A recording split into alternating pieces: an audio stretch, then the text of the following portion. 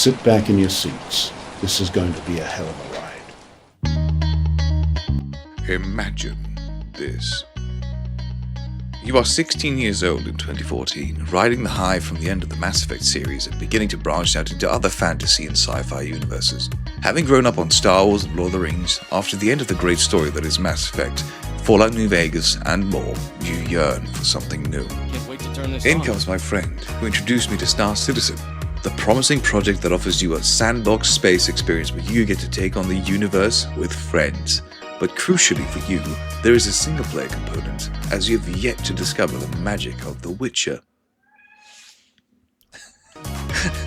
Oh my god, bro. Oh, hell no, man. What the Squadron42 offers on the tin that which you so desperately crave.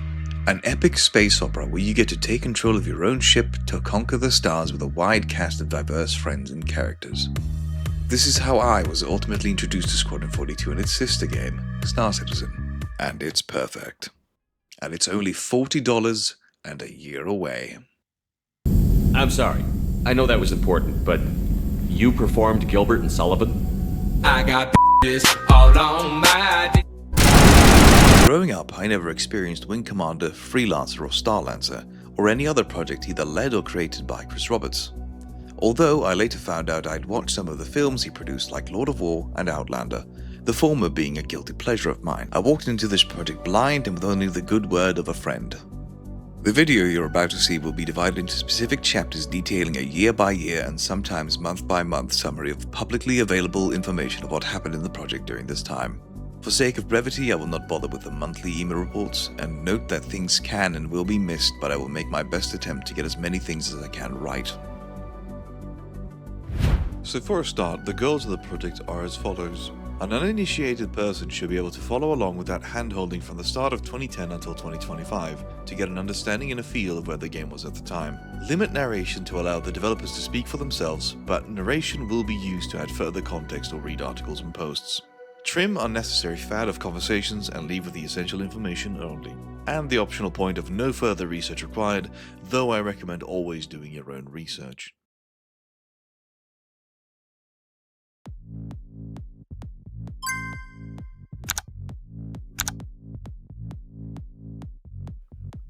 As we begin our exploration of Squadron42, it is crucial to understand who started the project, that being Chris Roberts. Chris Roberts was born in Redwood City, California on May 27, 1968 to an English father and an American mother. Although being born in America, Roberts spent most of his childhood in Manchester, England, hence why he has that peculiar accent of his. The way I look at it is, a much simpler, shorter thing that we were playing around with an idea earlier. I think I'm going to do I won't show that just yet, Dave. When we get to the next time. So poor little Chris Roberts went from hell in America to hell in Europe. Anyway, Chris Roberts made his name in the gaming industry by starting off as a young lad in England, creating games as a hobby in the BASIC language, eventually getting so good that he started getting his games published in magazines, and sold his first game at age 13. The game was called King Kong, and making such a game at age 13 is quite impressive, which shows the start of the maverick he would become. Later at age 19, his father became a tenured professor at the University of Texas. Chris went to visit his parents in Texas and decided that he liked Texas and the weather, so he decided to move there himself. Due to his interest in video games, he eventually started to rub shoulders with other local video game enthusiasts and found himself employed by Origin Systems, which happened to be run by Richard Garriott. Richard Garriott is of course incredibly famous in his own right, and the bastard has been to space, but he's beyond the scope of this video, but I highly recommend you check out his life work. Even his dad went to space before him. At Origin Systems, Chris Roberts' developer will become his masterpieces, the Wing Commander franchise. Although I'd like to go into more detail on the Wing Commander series, the video is long enough and information on Wing Commander will be strewn about during the course of the video. It is however important to note that Squadron42 is or is going to be a spiritual successor to the Wing Commander series, and we will see some returning faces like Mark Hamill. I'll bet you stay up late nights just polishing it, huh? No, as a matter of fact, I have majors who do that for me. And John Rhys Davies. This is Colonel Christopher Blair reporting. And of course, the games share a lot of narrative, gameplay, and story DNA, which we will see later in the video as well. Chris Roberts later left Origin Systems in 1996 and founded his own studio, Digital Anvil, in 1999. Digital Anvil developed 3 games during its decade in operation, which was Star Lancer, Freelancer, and Brute Force. Freelancer will, however, have more focus on it during this documentary, as it lays the foundation for future concern in regards to Chris Roberts' tendency to scope creep and long development cycles. We will hear more on the development of Freelancer from Chris Roberts himself later in the video. Freelancer started its development in 1997, and Digital Anvil was eventually bought by Microsoft due to financial troubles and having blown past the original 2000 release year. And they essentially forced out Chris Roberts due to the problems in the production of Freelancer, though he remained somewhat as a consultant. The scope had grown vastly from what was originally planned, and Microsoft had to change the scope of the game so it could actually be completed. Freelancer was later released to great reviews. Chris decided to, in his words, take a break from games development in 2005 and instead moved into the film industry. He'd always had a great interest in film, having rather obviously grown up on Star Wars. He had previously had a foray into the films industry with his movie Wing Commander, based on the game franchise. The movie was a famous box office bomb, and critics were not kind. During this time, Chris Roberts produced movies through his companies Point of No Return Entertainment, which went nowhere, and Descendant Pictures, founded in 2002. He produced movies like the previously mentioned Outlander, Lord of War, Who's Your Caddy, and others. All these films were funded through a tax loophole in Germany and was closed in 2006, which led to a swift end to his producing days. I know nothing about German tax law, but this is the answer I got from an AI, so it must be right. The German film tax loophole, popular among wealthy German investors in the 1990s and 2000s, allowed them to deduct the entire cost of a film investment from their personal income tax, significantly reducing their tax burden. This practice was a form of tax-motivated financing where the investors would write off their investment in film funds, effectively getting an upfront tax advantage. However, the German government closed this loophole in 2005 with a new law restricting tax deductions to losses from ventures where the investment represented the investor's primary income. Whatever that all means. The gravy train stopped arriving at the station, so Chris Roberts started to return to his roots. The pre-production of Star Citizen and what would become Squadron42 was started in 2010 to 2011 after Sean Tracy was approached by Chris Roberts at the 2010 Game Developers Conference, where he was shown the CryEngine 3. And now we'll hear what Sean Tracy has to say about this meeting. And Sean is a CryEngine evangelist. That's right on. Would you like to explain what a CryEngine evangelist is? Sure. I'm always talking about how great the CryEngine is, how much I really like using it, how long I've been using it, what you can do with it, to the developers, trying to get them actually to use the engine for their games. I am Sean Criminal Tracy. I'm the technical director for content now on Star Citizen. I just thought this would be funny. All right, go ahead. Where'd you come from? How'd you come to Star Citizen? Oh, wow. It's sort of a long story, I guess. I was one of the very originals. Well, it was really interesting. Back in 2010, I think it was, Chris came into my office with Ortwin, and my office being the GDC CryEngine booth. And, we started talking about how to do a space game on the CryEngine. And this was back in 2010. And a lot of people, and hell, a lot of people still even now are like, well, CryEngine can't do that. I don't know how you'd ever do such large environments, how you'd ever carry around so many ships, because, it was mostly FPS engine. But what a lot of people don't see is all the other games that are being made on it. And my job at Crytek, I was the U.S. business director, so I was actually doing all the licensing of the engine to all the companies using it. So guys like Turtle Rock for Evolve. I'm trying to think of the ones that have been all announced because I don't want to break some NDA from Crytek or anything. But there's been a bunch of CryEngine games since then. ArcAge, that's a big MMO. So I already knew that there was lots of ways to actually get around this stuff. So Chris, being how he is. He wanted kind of some proof, basically. So we gave him the SDK. He started building up the Hornet. So that was the very first ship that he sort of built up. He implemented all these thrusters and things like this, and this was after our first little demo. Then we met up, I think it was about 6 months later, or it might even been an entire year later, and he came in with an implementation of his own ship, right? Flying around pretty much. He had asked us how to do a space environment, so showed him how to get rid of all the terrain, how you can just be flying around, things like this. So he came in, and we were super impressed with the fact that he did this himself, because I had dealt with so many different like CEOs, even tech directors that wouldn't write a single line of code themselves, right? So they would come in, they would just have to take our word for it and then go from there. So he actually did work within the vehicle system. He was super happy with what he was seeing there, and just wanted to know how to go a little bit bigger with it. Now, I got pretty excited about this, and one of the ways that I moved up pretty quick within Crytek is that I can put together a prototype very, very quickly, as you saw with the Planet stuff. Really, we just had the tech, but yeah, we'll get to that in a little bit. So then what I did, I recruited a guy named Hannes Apfel, who now works for us as well. He's the cinematics director, as well as Paul Reindel, and we were all still at Crytek at the time. And what I had said to them was like, listen, we really want to close this license. This will be an amazing game to have on the CryEngine. So what we did was put together that very first crowdfunding video that you guys saw. So that video changed very little, but what we did was we put that prototype together and we delivered it to Chris as is. Chris Roberts founded Cloud Imperium Games with Sandy Gardner and their business partner, Ortwin Freymuth, who I suspect is a wizard, in 2011. And now that the most important introductions have been made, we will be moving on to allow the developers to speak more and more for themselves, and we will begin where it all began at GDC in 2012.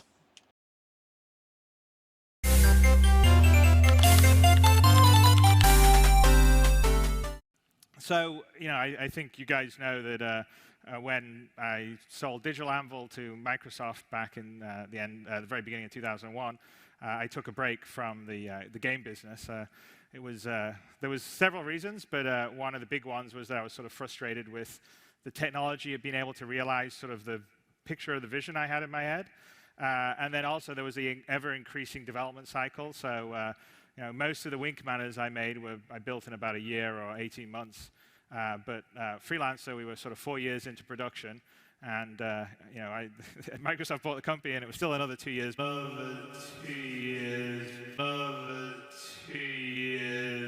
Before it came out. So sort of 6 years between releasing and people getting to play the game that you've been working on sort of was feeling too long.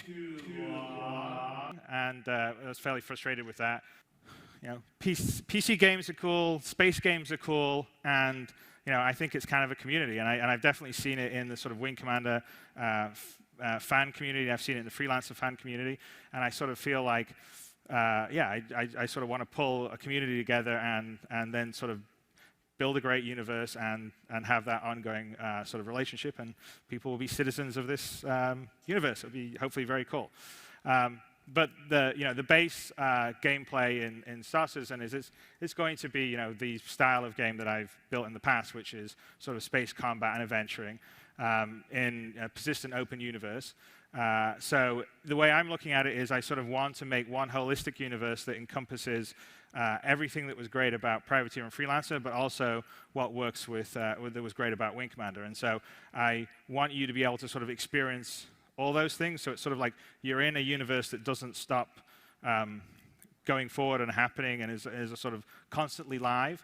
But you want to play your single player story campaign off on the side, you can absolutely do it. So sort of the idea is, in this universe, for instance, you can sign up for your military duty, which is one of the ways to earn citizenship, and that, in essence, is playing the single-player story narrative campaign that's the Wing Commander experience, and that's the typical branching mission setup that you would have in Wing Commander, because, of course, if you're in the military, you can't just sort of take off and fly off to another planet. It's like you'd be going AWOL. But the idea is that particular experience we're calling Squadron42, which was sort of what that cinematic trailer was about. And the 42nd Squadron of the Imperial Navy in this universe is sort of a legendary fighting unit. It's very much like the French Foreign Legion. In fact, that it's always in the toughest areas, trying to hold back the sort of alien hordes that are threatening humanity, and they somehow managed to pull out in against all the odds, and to actually be accepted into this squadron is a pretty huge deal, and sort of gives you a sort of certain level of status. It would be like being a Navy SEAL or something. So the goal of the narrative campaign is that you fight the battles very much in a sort of Wing Commander 1, Wing Commander 2 narrative branching style, and then if you manage to succeed at the end, you'll be invited into the squadron, and then when you finish that, you'll be able to muster out. You'll have some credits in your pocket, and you'll sort of have the status of being an ex-member of the 42nd Squadron. Right. But we'll definitely sort of have a really cool multiplayer on the sort of campaign narrative side. And then in the open world, we're sort of focusing a lot on how you and your friends can fly together. And so like an example would be if you're flying from one planet to another planet and you get attacked. Our site is having millions of hits and is overloaded, so everyone out there, please be patient. We'll try and get it back up when I guess we can. So.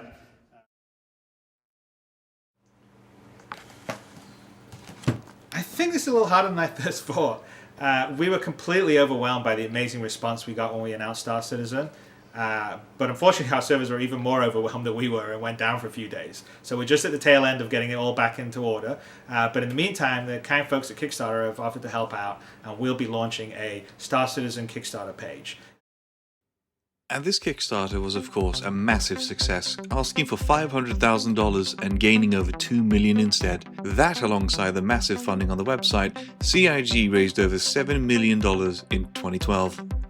So in summary, what is Squadron 42? Squadron 42 is the sister game of Star Citizen, a massively multiplayer online game which seeks to revolutionize the gaming space with its massive play space and high fidelity. You will hear that word a lot. Squadron is intended to be the single-player introduction to the Star Citizen universe and further expand upon the depth of the universe for the player. Okay, so you're up here. So I'm actually on the bridge of that carrier, and walk around. I guess I'll. Oop. Fell down too many stairs. Down more stairs. I guess if I go out the side here, I can sort of show you. You can see out onto the actual main carrier there, but I'm going to cheat and sort of walk myself to the hangar bay really quickly. So here I'm sort of on the hangar bay, and so one of the things that I'm kind of happiest with the sort of level of fidelity that we're doing here. I'll sort of we'll spin around, but so my kind of regretted in Wing Commander 4 that we cut the cockpits out, mainly just because we didn't have the time to get them all done. But yeah, I mean, the whole thing is modeled fully in 3D, and everything that you do, and I'll get out and sort of.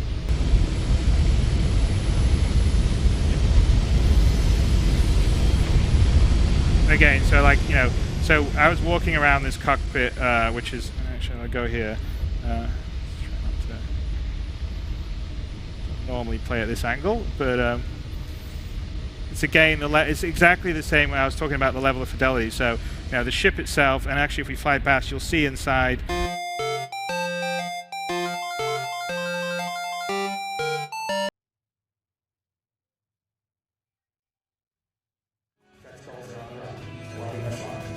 Two big targets. 6,000 clicks out. Alpha Wing, we need to hit kickstart. Beta Wing, we'll be swarming the outside website.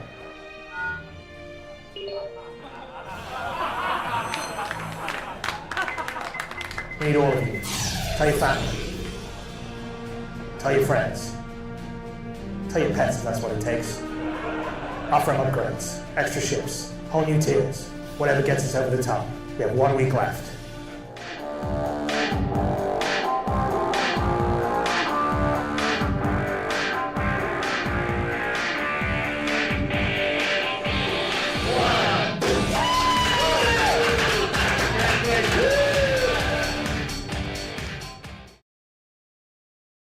Okay, well.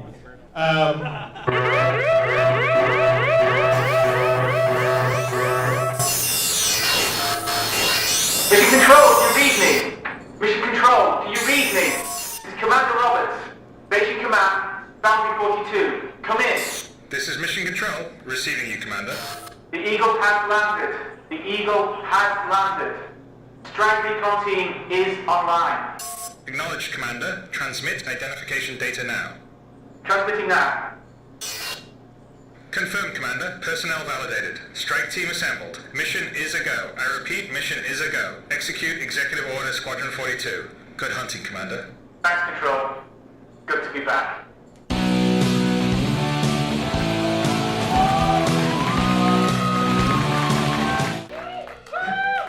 So I'm happy to announce that my brother and actually some people that I've actually been friends with since I was 3 and worked on my very first games and have worked on games with me pretty much my whole life and were a large part of what we did at Digital Anvil and even for Origin, have left their current place where they were working. They were basically Traveler's Tales making Lego Star Wars for the last 6 or 7 years. Before that, they built games like Star Lancer, and before that Privateer 2, and also worked on some of the Wing Commanders. So we're sort of upgrading them to real spaceships instead of Lego spaceships. But they're an incredibly talented group. So we're actually going to be opening up Cloud Imperium Manchester, which will be the 3rd of our internal studios. And their focus will be on the single-player aspect of the whole Star Citizen Squadron 42. So they're going to be sort of the lead studio on Squadron 42, even though the other studios are all going to support them. So it'll be a combination between all, but they'll be actually doing the brunt of the design and implementation side. And I can't think of a better group to do it. I mean, they've done some really great stuff before. They know this genre. We've all worked together, and I think it's just going to make Star Citizen Squadron 42 a much better game. 2013, of course, marks the founding of Foundry42, the studio mainly focused on the game Squadron 42 at CIG. Later, the studio was renamed simply into Cloud Imperium Games. But now we have an elephant in the room, which I'm going to address now. Foundry42 would of course be led by Aaron Roberts, the brother of Chris Roberts. They had previously worked on games together like Star Lancer, and it's no surprise they did, as Aaron is also quite experienced in game development himself. Sandy Gardner, however, most were not aware of, is the wife of Chris Roberts, which became an early controversy when CIG was accused of nepotism. Sandy was employed by CIG to manage the marketing side of the company, which does make sense as she does have a master's degree in marketing. The lack of clarity about their relationship at the time was rather odd. Because I bought myself a Cutlass package. See you back in LA. Thank you, Miss Gardner. Thank you, Mr. Roberts. Like Chris openly admitted himself, plenty of friends and former colleagues were recruited by CIG, but the nepotism charge would never really go away.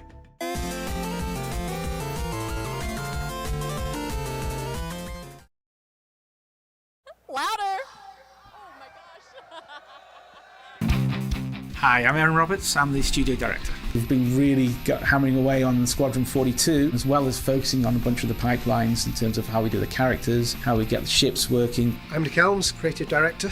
I'm Luke Presley. I'm a designer. Been working on things like lobbies, leaderboards, game modes, new game mechanics. I'm Paul Jones. I'm the art director. Hi, I'm Ian, and I'm lead environment artist. We've done Arena Commander, we've done Broken Moon, Dying Star, Squadron 42. You know, we're just working like crazy on missions 1 to 10. From what we've accomplished this year, I'm personally most proud of getting levels out to you guys. I mean, these levels are so big. So what we're showing now is Shubin's facility called Archon. Now, Shubin Interstellar is a corporation, a mining corporation. The facility that you can see is the Archon. Now, this thing is big, like 6 kilometers big. And currently it's in its grey box phase. So you're seeing full mesh detail, no textures or shaders. Just the physical act of making these levels was initially so hard because the CryEngine was custom built for small environments. And we had to render big space scenes. That's a big achievement. For me, it's got to be the fact that we're trying to achieve something pretty special. We're aiming so high in terms of visual fidelity, in terms of what we want the player to sort of feel and be evoked in the gameplay that they've got. It's quite the challenge, but at the same time, when you're faced with a challenge, it's something you kind of have to sort of endure and get through, because at the end of the day, we're going to provide an experience that's just going to blow people away. Going forward, loads to do. The big one for us is Squadron 42. We're looking to have the vertical slice working for the end of this year, and then of course next year we plan to release the first chapter of Squadron 42 for you guys. This coming year is going to to be a real busy year. Squadron 42. As much time as we can put into it, we've got to get that mission 1 to 10 out. We will cram in as much detail, fidelity, finesse. I mean, what we got planned for Squadron 42, it's such a high vision. You know, we're doing everything we can to deliver that. We're going to totally knock it out of the park. One of the larger teams we work with are actually the guys at Moon Collider who've been doing a lot of the AI work for us. So you remember all the space combat stuff they've been working on, which has been really cool in the last year, and you've seen from them in the past. But now they're actually not only improving the space combat, but also they're starting to work on a bunch of stuff for the persistent universe and basically for Squadron 42 to bring the actual characters and the AI and the people to life in the game. So one of the really interesting things they're working on right now is what we call smart objects. And smart objects are basically places and locations that we basically design can put down, which the AI or the characters in the game will interact with. So a character will know, or an AI will know where to go to sit down, will know where to go to serve someone, will know where to go if he's buying something. So when you're going through the game, you actually see a living, breathing environment, which is what we really want to create with the persistent universe. And also, all this kind of stuff will run through Squadron 42 as well. So when you're on a capital ship and you're going through life on that capital ship, you'll see people actually performing tasks and doing interesting things.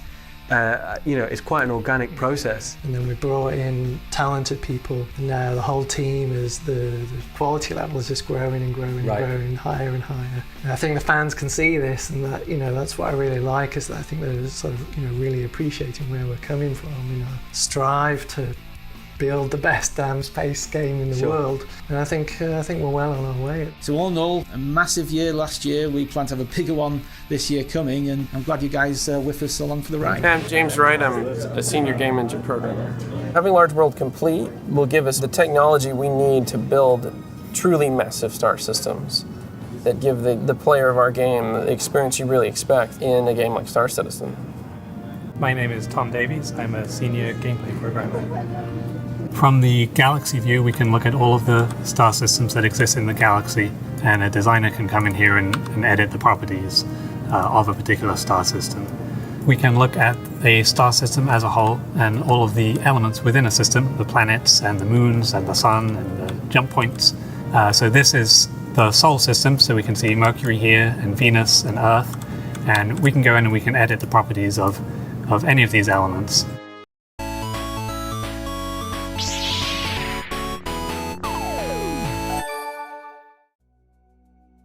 Mark Hamill joined the project in 2015 and became a massive boost for the popularity of the project. For Wing Commander fans, however, it was not necessarily a surprise, as Hamill played the lead character, Christopher Blair, in the game series.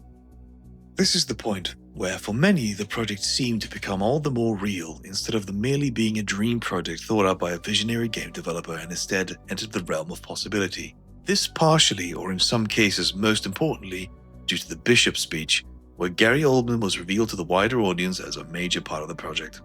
This is happening, this is real. If Mark Hamill and Gary Oldman is in it, then this thing must be coming out, one way or another. 2015 marks the ramping up of marketing for Squadron 42, with both cinematics and behind-the-scenes footage of the numerous A-list actors in action, alongside their interviews. We will be taking a look at some of these interviews to get a feel of how the actors perceived the project at this time.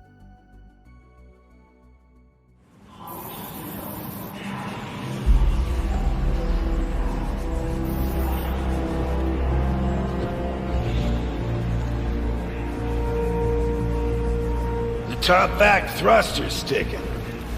We checked it, sir. Didn't see anything. That means either you missed something, or I'm wrong. We'll check it again, sir. So tell me a little bit more about your character in Squadron 42. Well, I play Lieutenant Commander Steve Colton. He's a lifer, kind of blunt guy, not a people person. They say he doesn't teach as much as hammer people into shape, but he's a true believer in the cause. But he's the sole survivor of his very first mission. His entire crew was wiped out. He was the only survivor, which got him the nickname Old Man. They say prematurely in the script, which maybe they're being kind. I mean, I certainly feel I've grown to play an old man, but mostly it's because he got the nickname because he was the sole survivor of this horrendous massacre.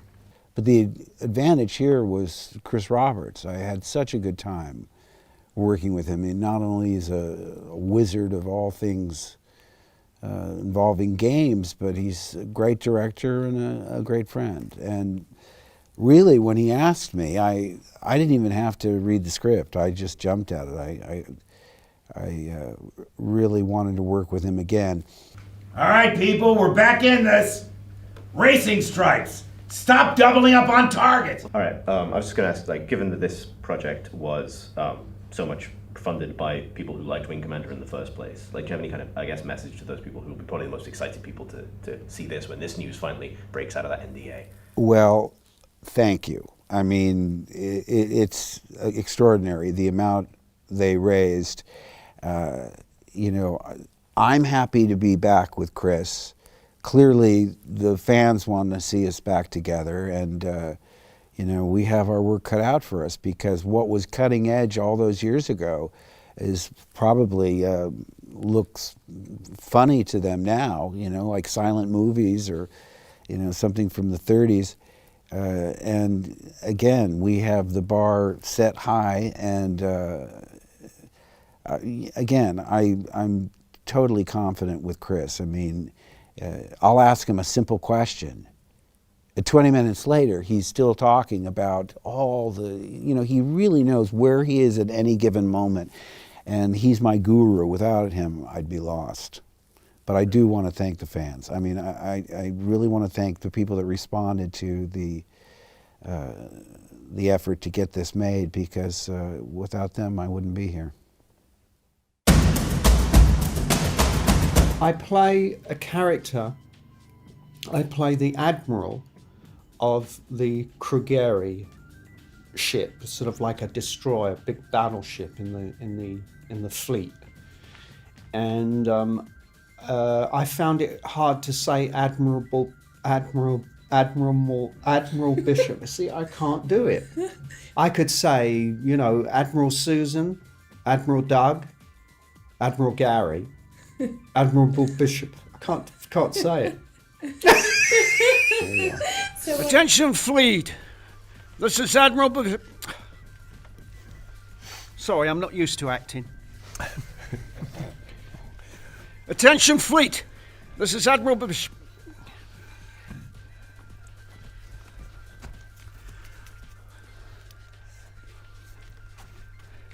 Attention, fleet. This is Bishop. You are ordered to immediately withdraw. What was the inspiration for the portrayal of Admiral Bishop? Admiral Bishop. Admiral Bishop.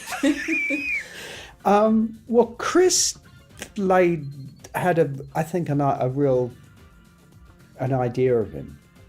Well, more than an idea of him, really.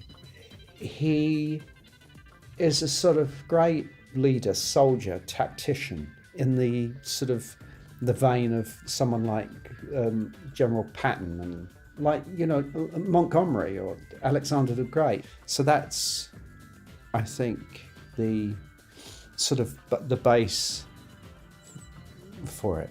And then you make it your own. You can look to either characters in history, even sometimes you can actually look to other actors. You can have, it's like a sort of what I call a springboard. It's a point of inspiration. Right. Oh, Chris mentioned that I guess there was some line where you're asking if anybody would like to leave. And I guess it was so powerful that a couple of the actors were leaving. And then Chris was like, no, you're actually not supposed to leave. Okay. So. Or abandoning ship. Yeah. Yes, if any of you wish to leave. Yeah. Yeah. I think yeah. But it's all new stuff. I mean, we're doing things. I've got a vague idea of what I look like. I've got a vague idea of what I'm wearing. I have a somewhat good idea of this, the sort of bridge of the ship that I was in. But all this stuff is just, it keeps evolving. I mean, we're fighting this enemy, the Vandal. I actually only saw today what they look like. I mean, I could just imagine that they were ugly, like nasty guys. Right. I mean, that was enough. Mhm. But I actually, for the first time, saw what they look like. And what do you feel then is the future for these types of projects like this, characters through motion and performance capture? Well, I can't speak for, I mean, I can only, from personal experience, and I can't speak for other people. I mean, from what I gather, Chris is a bit of the sort of George Lucas of this stuff, or potentially could be. You can suck my scrotum or you can let me die. Hey everybody, it's Sandy Gardner, and I am here at the EPK for Squadron 42 with John Rhys Davies. And I am here with Sandy. Ooh. So it's great to have you back after all this time since Wing 3. And how is it? Oh, it's lovely to be back. It's even more complicated for us simple-minded actors now than it was before. Chris it's been 18 years. He was a young, very competent game producer and beginning director, and now he's a hugely competent and successful game producer and a very, very competent film director. I think we could intimidate him, back then. Now he just knows that we're scared stiff because we don't understand what the heck we're doing. Chris is not the young boy whiz kid that he was. He's just a young whiz kid with an extraordinary attention to detail. He always had an extraordinary patience. And what comes across, of course, he likes the people he works with.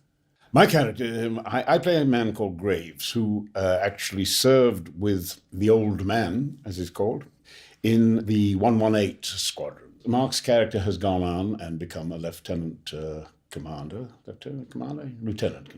and I just wasn't getting the promotion that I thought I deserved and decided, Civvy Street would be a lot easier.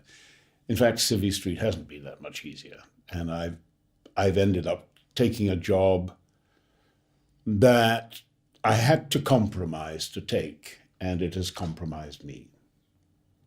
I really am enjoying doing this. I think it's very important, and I think you are going to experience something you've never experienced before, either on film and certainly not in games. Sit back in your seats. This is going to be a hell of a ride. Jack Houston was in Outlander. That's all I wanted to say. All that time. But farming? Really? Man of your talents? So we are experimenting with the Vandal physicality, and part of that is zero gravity. We're using this rig which has got a bungee on it because I can kind of move from stations within the spaceship with a kind of grace of a cat, but with a sort of not completely zero gravity, but with a sense of being able to move and make big leaps and bounds with it kind of effortlessly, really. So the team we had were the guys that did the rigging for Gravity, which obviously they did a really nice job on the Zero G, and so we were using it to sort of do a low G environment, which we were thinking that the Vandal Kingship has, and to allow the Thul to move around pretty quickly and do sort of bigger, more live jumps. So it was fun. I was enjoying it. He's so great with performance capture. I mean, he's pretty much the guy that wrote the book on it. It's his company we were working with, which is great. It's been great, actually. I've really enjoyed it. The team, they're fantastic. Can't quite feel my inner thighs anymore, but hey, all in the pursuit of art and happiness. So we have Andy Serkis playing Thul, who ultimately will be the sort of main antagonist, and then we have Patrice. He's playing the Okurai, who is the leader of the clan. Good exercise, good creative freedom, a bit like being in a theatre workshop, lots of fun. Patrice is trying to find a kind of centre for his character, and I'm going to do the same. We're going to be hooked up to the system, so we'll be actually able to see the avatars for the first time just right now coming up.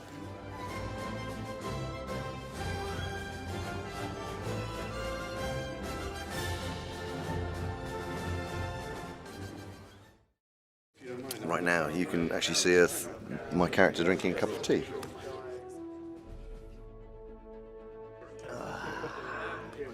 Because all good Vanduls need a cup of PG tips at the end of the day. The scene that we're doing is them on the bridge, starting the battle against the UEE fleet.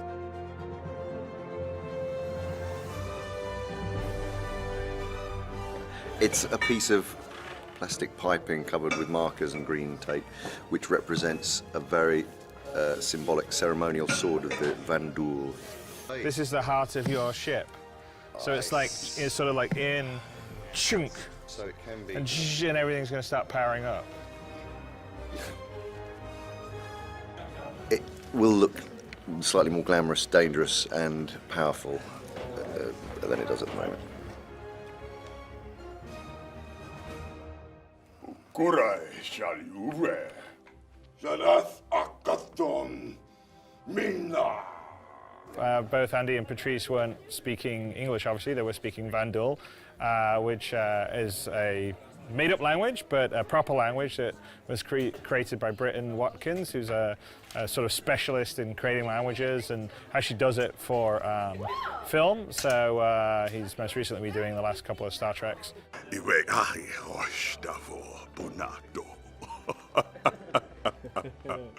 Konglang, apparently, that's what it's called. Constructed language. We had good direction, and of course you had the great Andy Serkis. Yeah, the language is very guttural. It's kind of lots of sounds, and there's a lot of that going on.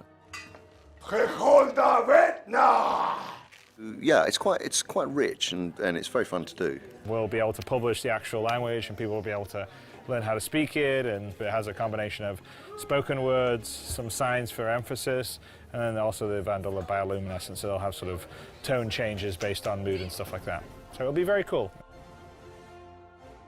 Yes, it is a wrap on Andy. Thank you, Andy. Thank you. It's nice to have got to this point, actually.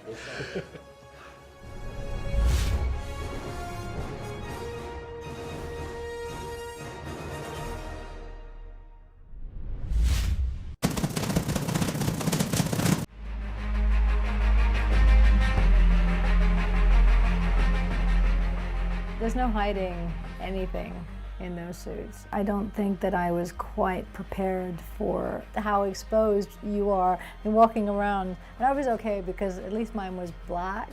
The only thing to do really at that juncture is just to laugh at yourself, laugh at the situation. It was kind of fun. It was Gillian's last day. She was great, playing Rachel McLaren, the daughter of Admiral Bishop, who's played by Gary Oldman. She was a good sport. We ran around, did all these crazy motion sets with her, and so she was game for everything. It was made extremely friendly and comfortable very, very quickly by the other actors and by the director and the crew.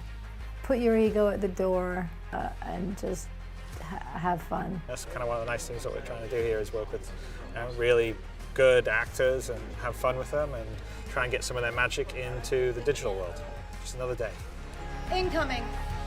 Stay sharp. You know, I look like Sandy the squirrel from SpongeBob. It's just strange to be doing, very, very serious scenes with serious actors when you look like that. Whatever technology was attached to us is picking up every single emotion. It really kind of focuses your mind on that this is a serious situation. You've also got Gary Oldman and Mark Strong. Yeah, we were going through a list of actresses that we thought would be believable as Gary's daughter and a strong person that would be able to lead the ship, because you have to believe that this person is in command and is confident, all the things that I think Gillian can do really well. Never gets old, does it? Sir. It is.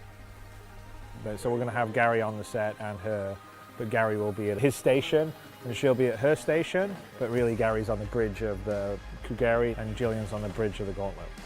I ordered you to fall back. Can't do that, Admiral. You're dead in the water and we can help you. In our room was the plywood furniture, and on the TV it was already surrounded by the ship as it will look. That is just completely new for me, and I think a lot of people too. It took a lot of kind of explain, oh no, don't you get it? That's what is going on here. And everybody goes, oh my God. her gun handling is much better than like Other us. people don't Yeah, name she looked good. I mean, like, hey, you could capture the combat set if you want. Contact! I need some cover now! I think I held a gun on the fall, but when I used to shoot guns on the X-Files, it was a Sig Sauer. It was a proper issue metal heavy gun, and these were pieces of wood stuck together, painted gray. I shot at huge aliens. Initially, I was running around in my suit and shooting to a degree, and then Chris said, hang on a second, let me just show you what these guys See, that's actually the size of the creatures, so they're pretty big. Shit, yeah, and this will work on them? Yes. Taking fire! Contact! Contact! Well, I had a huge amount of fun, and it wasn't embarrassing enough to not come back again. It's a great day. You have fun? Pretty amazing, yeah. Okay, Like a dream that's come good. true. Julian Anderson and Space Marines and aliens. And it's fun to have like great actors and also people you've sort of seen growing up. I think they're going to bring the world alive, and I think it'll be an experience that people haven't had in the game before. I think it'll make the world much more immersive. We're about to have company. Here they come.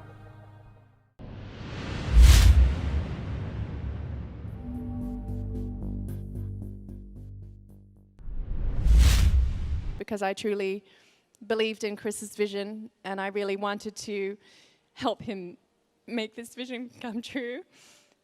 Being his wife, as you all know, it's not a secret.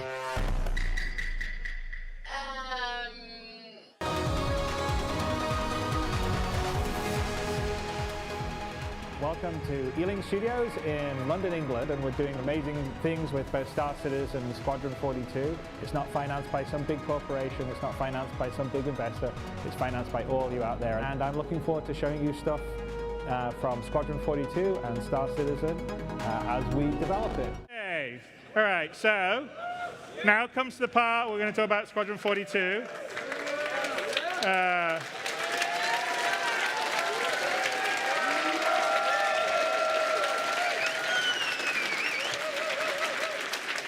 So we want to show, so we've sort of had some news articles on the website this week that have talked about various things that have happened in Vega. The beginning of Squadron42 takes place right where this attack is. I think I'd like to show you a video of a scene that happens in Squadron42 in the wake of the attack. So let's put the lights down. And let's play the video.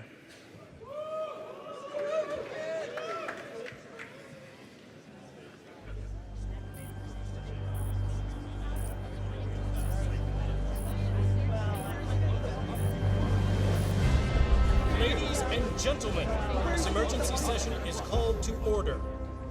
Admiral Bishop, you have the floor.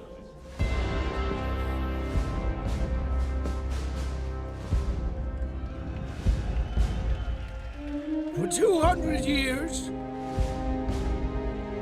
we have battled the Vandal. We have caught these attacks, raids, or skirmishes or incursions. But I am here to tell you that we are at war.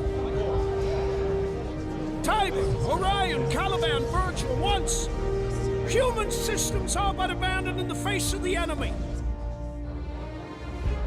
The Vandal are at our gates. Weapons bared while we hide and cower. Retreating as they burn and decimate everything around us. We cannot let the tragedy of Vega happen again. We cannot give the Vandal any more ground. To defend this empire, we must attack. And we have to be committed to that attack, whatever the cost may be. We have to rebuild our fleet. We have to use the power of human innovation to reclaim these so-called red systems and strike back at the enemy. This will not be an easy fight. It will cost us. In resources, in credits, in lives. Well, some of you may be asking why undertake such a thing, and I can tell you in one word. Victory! For if there's one thing the Vandal has taught us, it's that without victory, there can be no survival!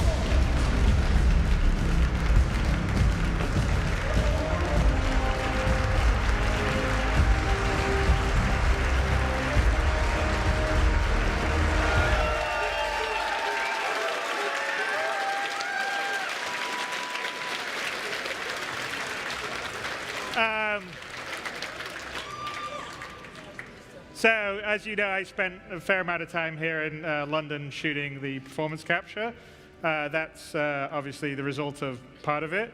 I have to say that it's an incredible privilege working with people like Gary Oldman and the rest of the cast that we had, because I think they're going to bring a whole nother level of emotion and performance to the game. One thing that we thought would be interesting, because we, like everything we're trying to do here on Star Citizen, we're really trying to push the technology. So that scene is 100% CryEngine, running inside CryEngine, real time. So we've pushed the faces. I would say probably Rise was the best real-time sort of face tech up until now, and this is sort of another step.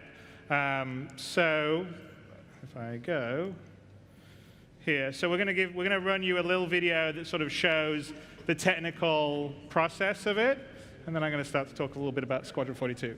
So let's run the video for folks to kind of see what went together to deliver that.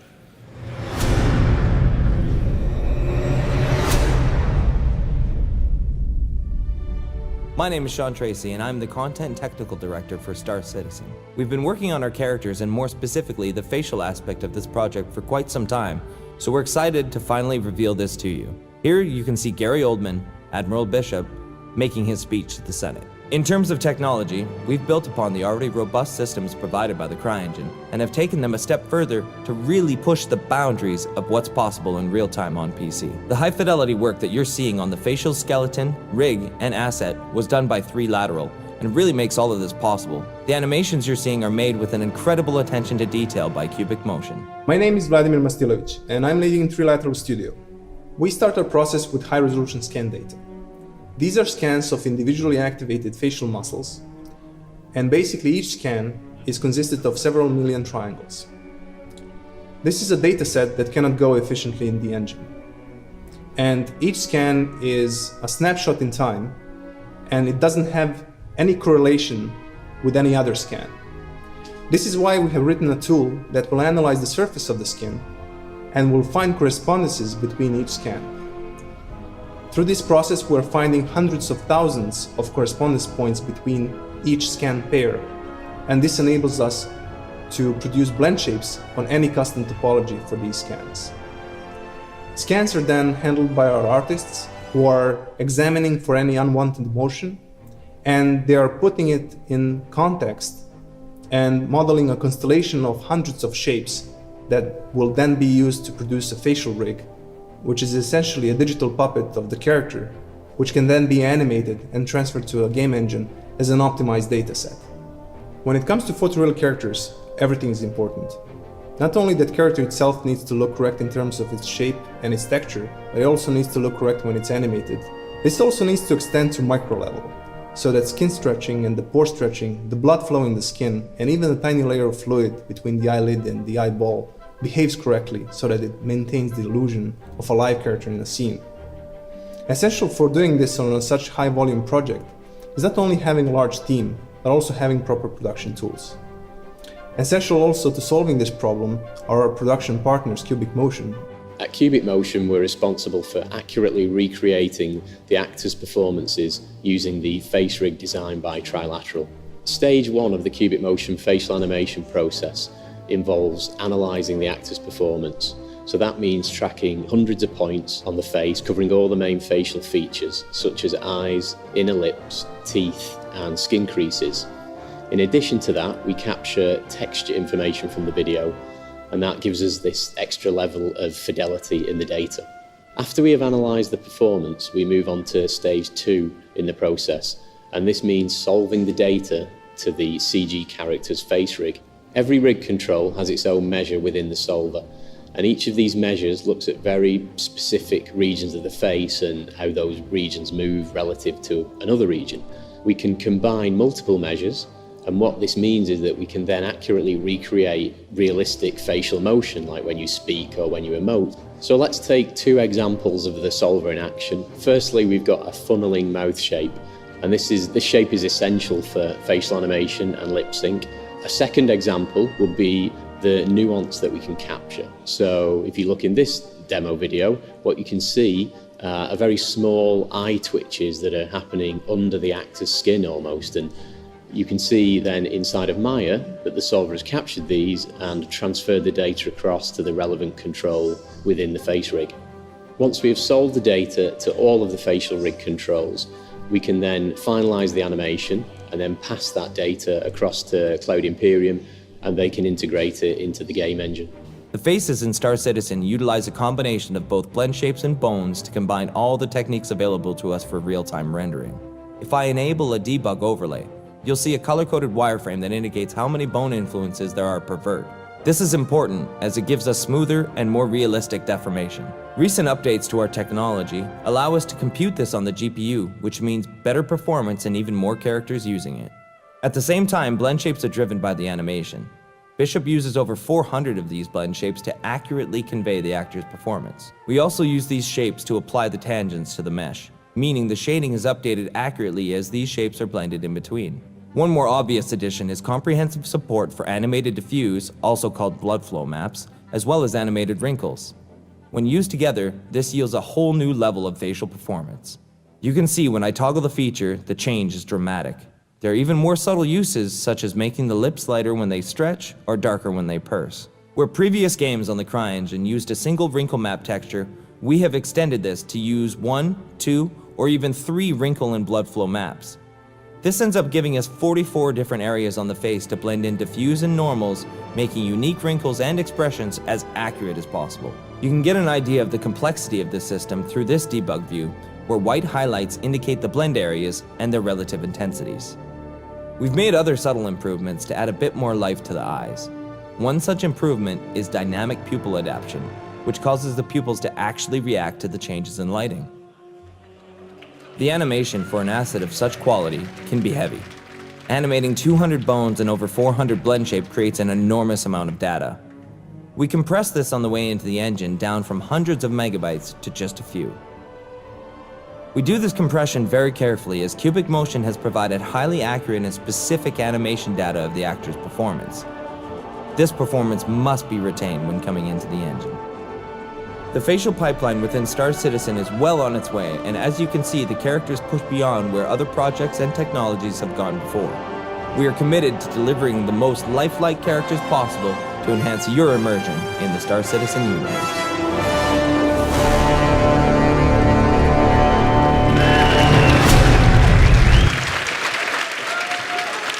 So that's just one example of the level of fidelity that we're pushing for. I mean, I think it goes without saying, I wasn't thinking that I would be able to do that when I launched the crowdfunding campaign in 2012. But as I made a pledge quite a few years ago when I said we kept on raising money, I said I'm going to take the money we raise and I'm going to put it back into the project, and we're going to make the project bigger and better, which is true for Squadron42 and true for Star Citizen. And so the level of the cast, the technology we're pushing for the characters to put you in the story, and just generally everything we're doing in both Star Citizen and Squadron42 is reflective of that. So, you know, just to talk a little bit about Squadron42,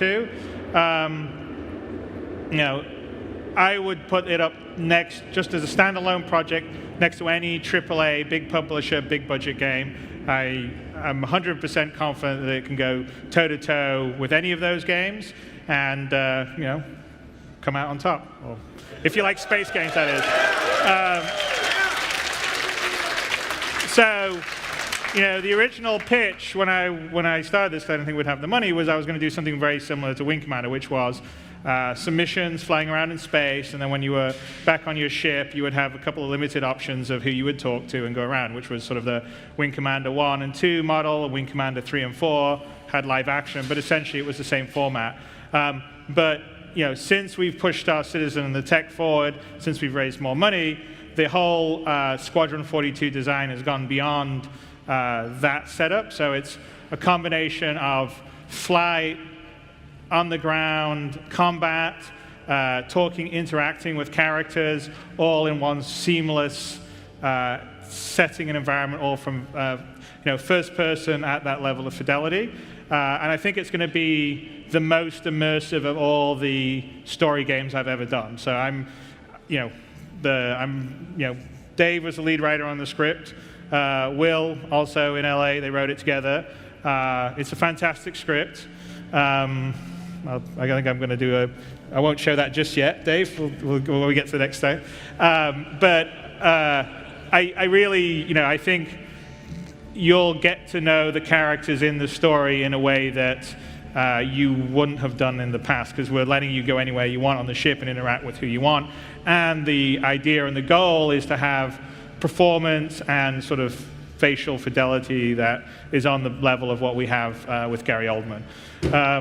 Outside of that, you know, because we've got the large world, we're setting Squadron42 in a large world environment. So we're making it not just linear missions. It's also sort of sandboxy, where you'll have optional missions you can do besides the narrative for the story. So there's going to be a vast amount of gameplay. I mean, we're very confident. So go to the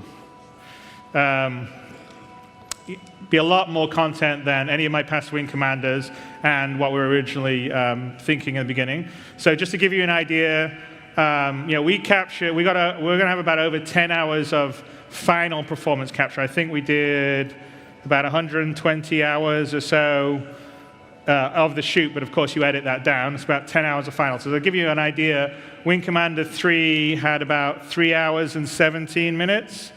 And Wing Commander 4 had about 4 hours and 13 minutes. So we're over twice the amount of scenes and performance that you had in Wing Commander 4. Facial animation is all being done using the pipeline that we just showed. I'm going to show you something in a little bit, which is earlier, much more work in progress. But you know, the Gary Oldman he's the sort of gold standard. So all the main cast are done to his fidelity level. And then the secondary cast are just a slight tab below them, but they have most of the same features. So they're going to have animated diffuse and all the wrinkle maps and stuff like that. So we have this sort of dynamic conversation reputation system. It's also a system that we will take across and use inside the persistent universe. And we're doing some stuff for Star Citizen that leverages off this that will allow you not only to sort of do sort of missions that other people give you or other AI, but also have sort of story missions and more kind of adventure interactions in the persistent universe. And that will kind of come out of the story conversation system we're doing for Squadron42. You know, I think one of the big keys was, one of the reasons why we have about 10 hours of scenes, which is obviously a lot more than you would have in any kind of movie, is normally in a film, you just stay with the main characters and the main action. But since this is your experience, we don't know what you're going to do. We don't know who you're going to choose to talk to, what you're going to do aboard the ship. So we went and actually spent time with every one of the secondary characters, and they have their own stories, and they have, you know, they can tell you about their hopes and dreams, and they all have arcs. And so the idea from an emotional standpoint is that you hopefully, as a player, will sort of pick and choose who you want to interact with, who you like, who you'll talk with, and then when things happen in the story of Squadron42, because obviously it's a fairly boring story if nothing happens, and you know, things happen to people, you'll actually have more of an emotional connection than you would traditionally do in a game, because we're allowing you to sort of pick and choose who you're going to interact and sort of spend time with. So I think that's going to be pretty good, and you can sort of define who you are through your actions and interactions. So I'm going to show you a little video of kind of just a shoot for the behind the scenes to sort of set up what we will demo right after this. So here we go. Oops, Go back on that.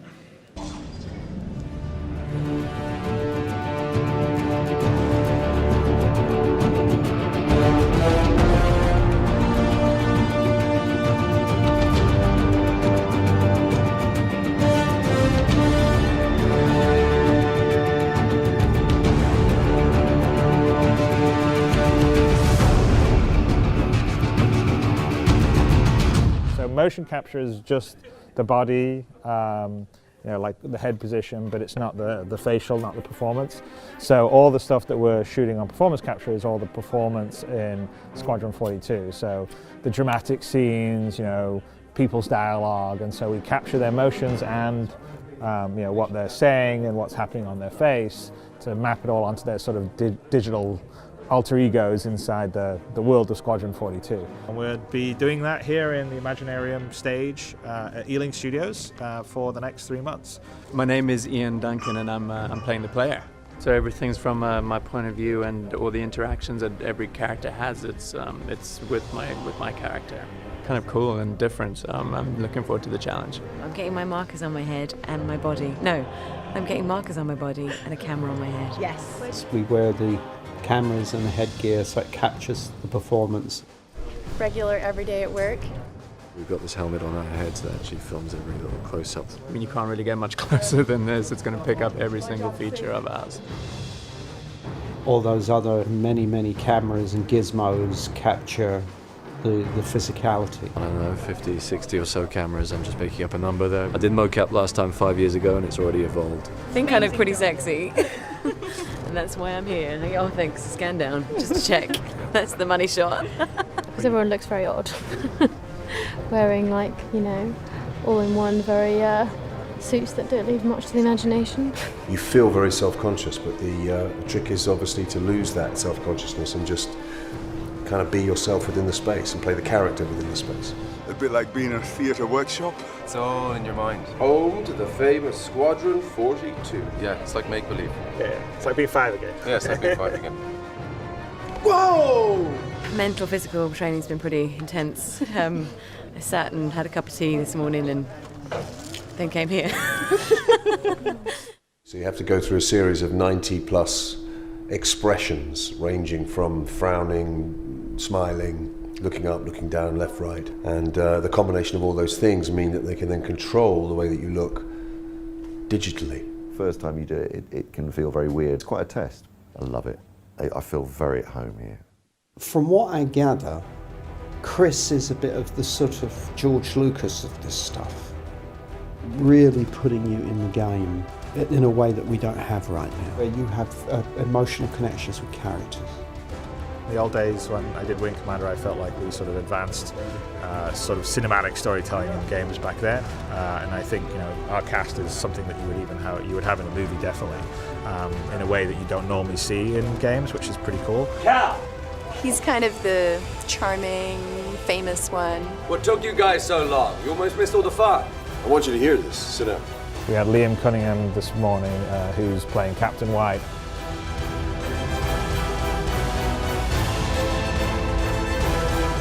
I think Bishop's going to be a great character. Gary's awesome to work with, and he's bringing a lot of nuances to it. Some of you may asking why undertake such a thing. I can tell you in one word. Victory! Kid, you better be on your way. A little bit starstruck.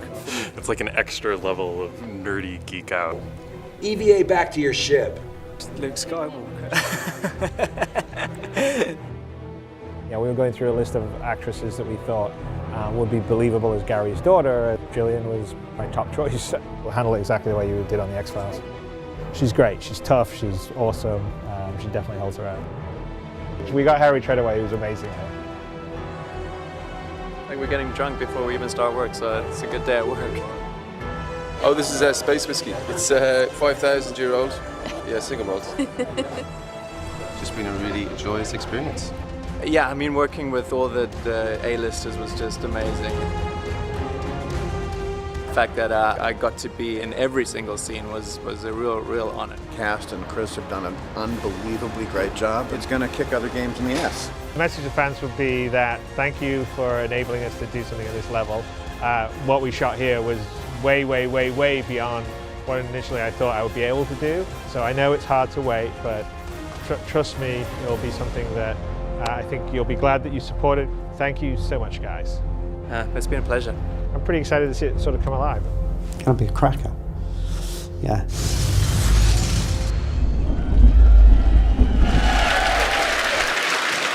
And I think, Dave, you want to bring up the scripts?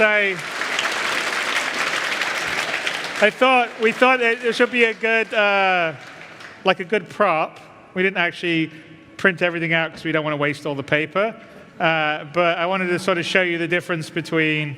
Okay, so this is outline. This actually is an outline of the script, but it's 116 pages. So this is like a normal film script you normally shoot, and then this is essentially what Wing 3 was, Heart of the Tiger. As you can see, it's a lot thicker because you have obviously a lot more options. And then this was Wing 4, which was a little longer than Wing 3, but not significantly. I think it was about 411 pages versus 324. And then that's what we shot for Squadron42. And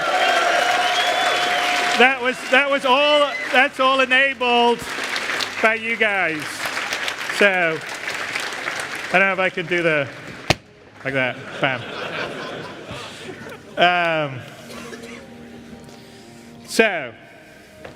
Sorry, Dave, I should have picked that up. Oh, no. But yeah, no, so there's going to be a massive amount of game, which is obviously why it's going to take a little longer than we originally thought, but I think it will be worth the wait because, we've got an incredibly talented team here in the UK. They are leading Squadron42, and I know, I'm always blown away by the work and the attention to detail. I think you've seen a lot of it, like in the Gladius and the Retaliator. The UK team has been doing an amazing job, and Squadron42 is sort of one of their main missions. They're also helping out on most of the other parts of the game, including sort of Star Citizen, SC Alpha 2.0, and the FPS side. So what we thought we would do here is we're going to show an early part of Squadron42 where you first transfer onto your first posting, which is Idris Corvette. Frigate, sorry, I'm back. Idris Frigate. I know, we upgraded it. It went from like whatever it was, 100 and something meters to 250. It's quite big, as you'll see. And this is actually where you first arrive on the ship. This is all running in real time in the engine. There's a few performance issues. Also, I want to call out that the characters, so what you saw with Gary Oldman is where it's going to be at with the main characters, and the secondary characters will be fairly close to that. So what we have here is sort of some of the characters, but they're not finished off. They don't have all the diffuse maps. They don't have some of the love that Gary had, because Gary was sort of our proof of concept to push it. But it's to show you interacting, moving around, some of the concepts of the conversation stuff. There will be some glitches and stuff. This is the thing that started us a little late, that we had a break with the build, and so that's why we rushed here a little late, and that's why we didn't exactly start on time. But I think it will give you a good idea of what it's going to feel like just being part of Squadron42, being on a ship. For me, it'll be a whole nother level beyond what you've been able to do in Wing Commander. You'll be able to wander around, talk, make friends, do what you like. And the actors that you've seen that we were performance capturing, we do the full 3D scan of their faces, bring it into the game, capture their performances, and instead of watching something passively like you would have done in Wing 3 or Wing 4, you're actually there in the scene, talking to them, moving around them, and they will react to you. So the last bit of caveat is that we have a whole bunch of next stage sort of AI in terms of what we call subsumption. I think we've talked about having their own sort of schedules. There's some very rudimentary beginning bits in here, but it's nowhere close to where it's going to be when it's finished. Also in terms of them reacting or tracking you, there's some technology that we're still working on that isn't in here that will make that much better and lifelike. So imagine this is a sort of very first stage, and we'll be a lot closer in terms of the fidelity to what you saw with Gary. Not quite to the Gary fidelity all the time, because obviously that's a dedicated cinematic scene, but that's kind of the quality. All the tier 0 characters, so like Mark Hamill, Mark Strong, all the casts we mentioned there are what we call tier 0, and they're the ones that have the 40,000 polygon faces with 3 sets of wrinkle maps and diffuse maps, and so that's the Gary level. Then the tier 1 characters have 2 sets of wrinkle maps and diffuse maps, and their faces are like 10 or 12,000 polys. But they look pretty good. I mean, so to give you an idea, the Rise faces were about 10,000 faces or something, and they didn't have the extra set of wrinkle maps or the diffuse map. The diffuse map's what happens when you scrunch and your face gets more red and stuff like that. And so that actually will make a big difference for some of the stuff that I even show here, because if you're, say, pale skin, that makes a bigger difference than if you're dark skin. Having said that, let's show the Murator. So you ready, Liam, back here? Okay, here we go. And I will warn you, there are some dialogue sync issues in a part of this, but here we go, let's watch it.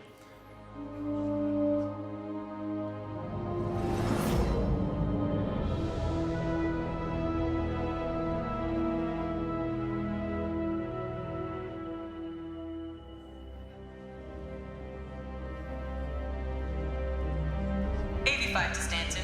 85 to Stanton. Got a late transfer and a last batch of supplies. Requesting permission to land. Stand by. Hold for landing assignment. You're clear to land. Copy. On approach.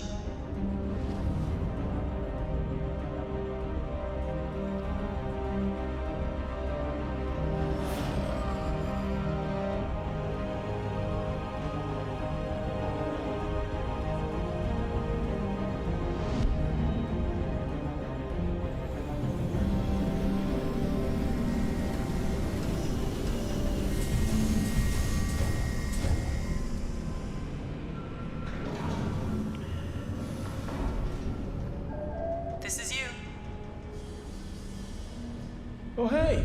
You must be the new pilot. Geez, they really got you jammed in here, huh? Welcome to the Stanton. I'm Eugene Morrow, Chief Engineer. Out the way.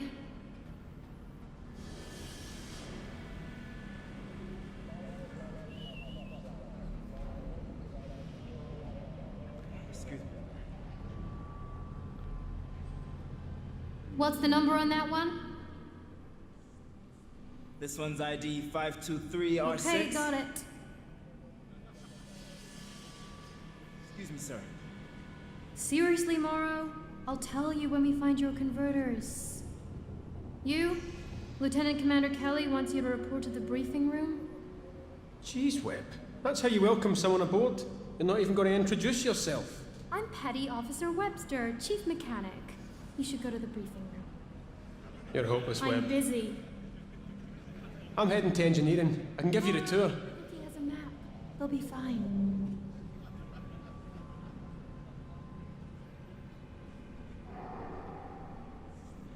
Tour sounds great. Great! It'll only take 2 seconds. I'll wait for you by the stairs. All good. So you think they're gonna last longer than Heater? Anybody will last longer than Heater. Old man hated Heater. Question is, will they last longer than Lowball? Well, standard bet. You're on.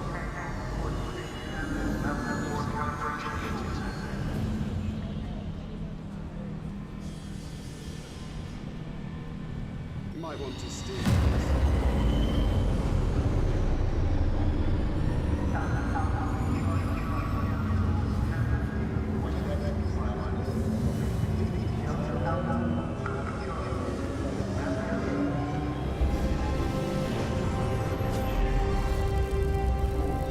All set. Let's go. Sorry about before. Webb's great at her job. She takes a little while to warm up. I've been here a year. She only asked me how I was doing for the first time last week. The only person I ever see her hang out with is Kelly, and I'm pretty sure all they talk about is work. Anyway.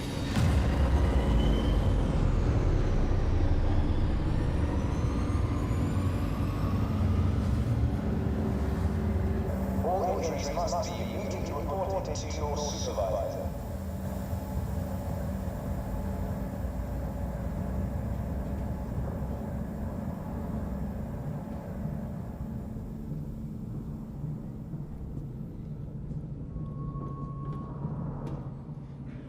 is flight control. And this gentleman here is the one and only flight operator, Aaron Sitow. Hey, new pilot, right? I'm sure you'll hear this all day, but welcome aboard the Stanton. I'm going to be the voice in your head while you're flying. Don't you worry, though. I'll be gentle. Oh, did you hear about Claude? He's on PD. What did he do? No idea, but apparently he really ticked off Kenny. Connie's not going to believe this. Flight Ops. Flight Ops, this is AV1. Come back. How'd it go? AV1, this is Flight Ops. I've got you. Just waiting for some traffic to clear the deck, but we can... We better get out of his hair. Next stop, the main deck.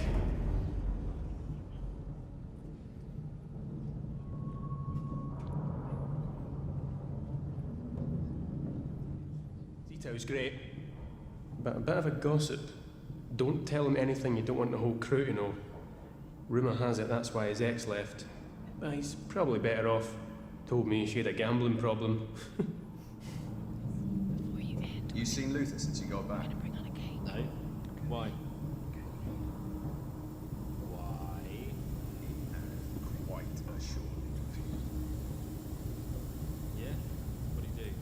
Try to figure out a new way to minimize power leaks? Or did he go real crazy and run simulations on the latest conduit systems? He got banned from Tasha's bar.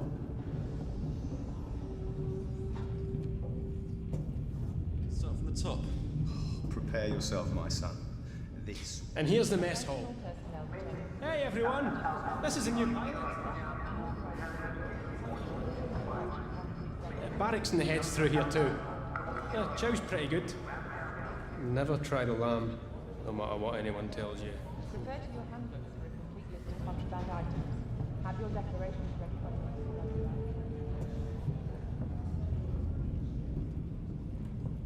the There you are. Did you get the converters? White wants an ETA on that relay. Right. I might need you to grab them from Webb while I finish taking a new pilot to the briefing room. Connie, new pilot. New pilot, Starman Connie Hayes. The Morrow Experience Tour. Lucky you. I'll go speak to her. Ah, you're the best, Connie. Oh, remind me to tell you about Claude later. I'm sure you will.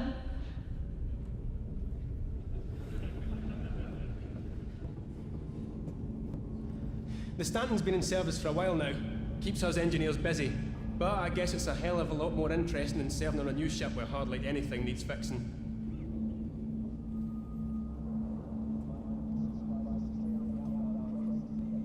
Actually, little known fact.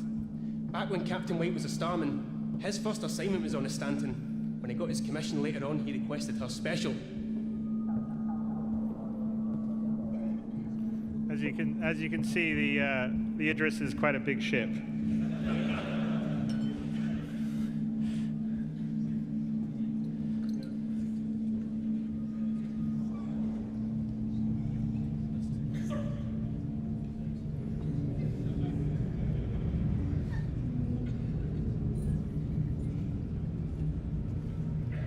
Hey, Joaquin! You hear Claude's on punishment detail again? Apparently Kelly said this is his last chance. Oh, what'd he do? I'll tell you about it later, after I finish giving the new pilot a tour. You two haven't formally met yet, right? Starman watching the stagger, sir. Hey, I better get this to the doc. I want to hear the rest. Joaquin's a great guy. Amazing to think he was fiending on Widow a few years ago.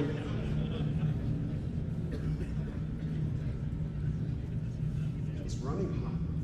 There's something missed. The junction right, but for some reason it's spilling. Woodrow just sent me an update. It's getting slurry. This is me. But if you just keep heading straight on, round the bend and on the left is the briefing room. Check your mobile if you get lost. And feel free to swing by later if you get some time. So, well, let's show the engine room here if we can. That'd be kind of cool. That's actually it. Pilot, I think we're going to be best friends.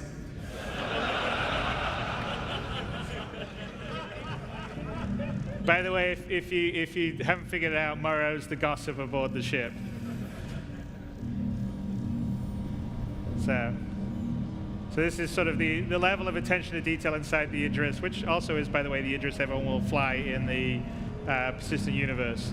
And this has been built by Nathan Disley and his team at Squadron Foundry 42, not Squadron 42. So a whole bunch of really talented vehicle artists have all been working, building Beatrice.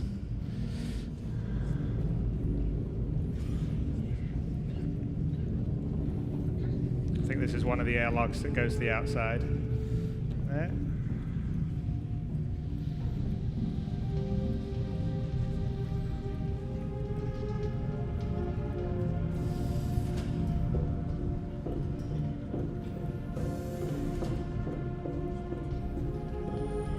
At ease. Now, Captain White likes to meet everybody who comes aboard his ship, but I wanted to have a quick word first. So why don't you take a seat?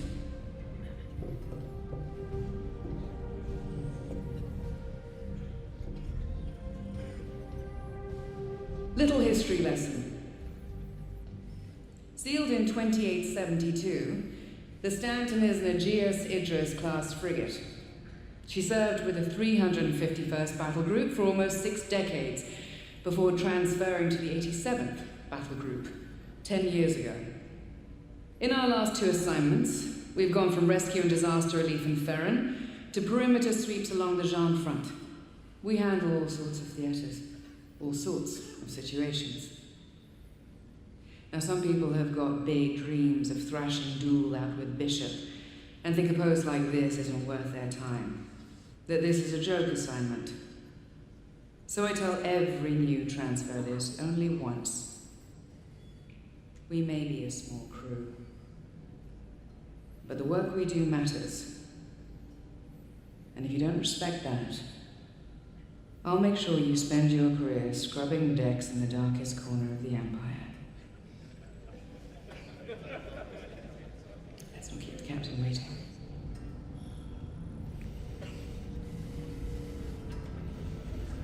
All right, so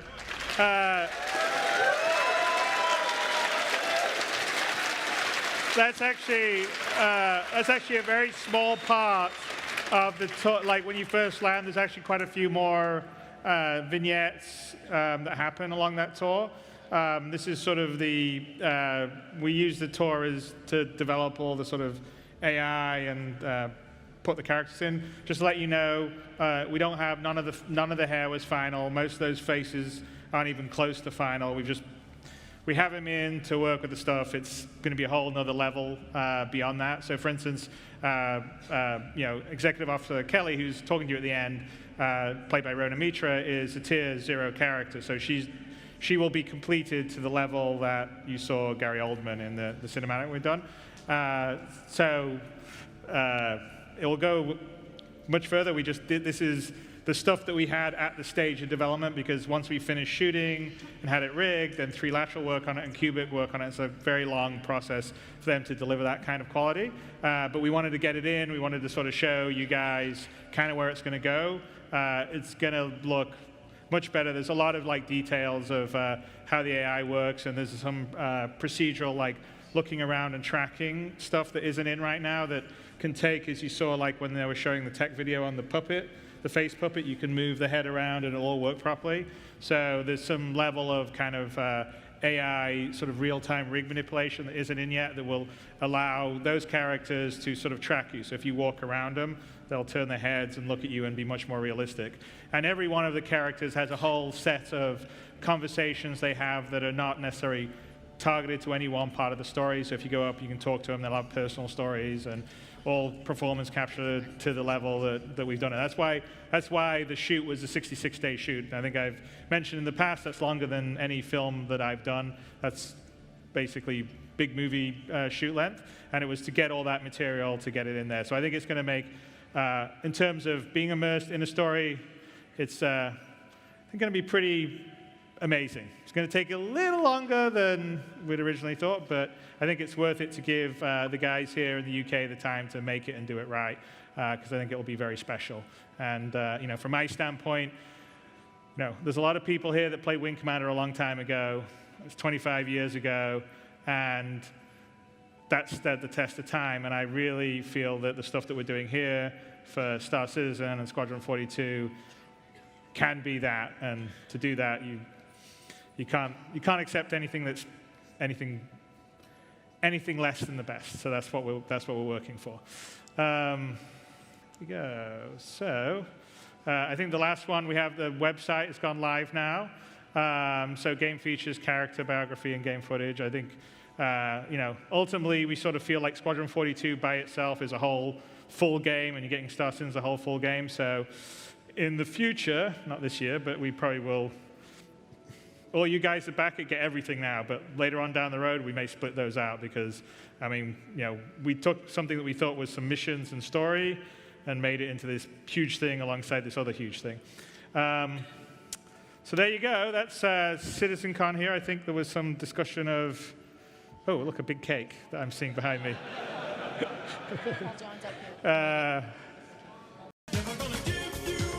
You sure about that?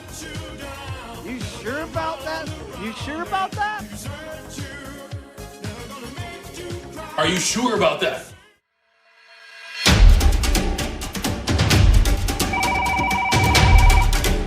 My God! Okay, it's happening. Everybody stay calm. What's the procedure, everyone? What's the procedure? Stay calm!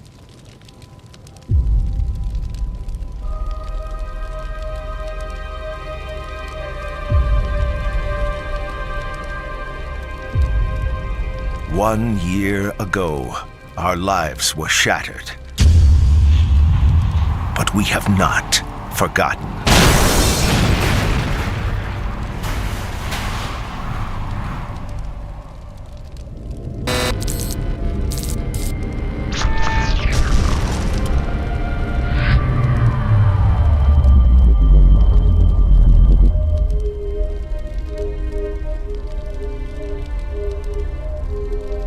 United in the face of the Vandal threat, we have dedicated ourselves to creating the universe we have always wanted. A safe and secure UEE for all.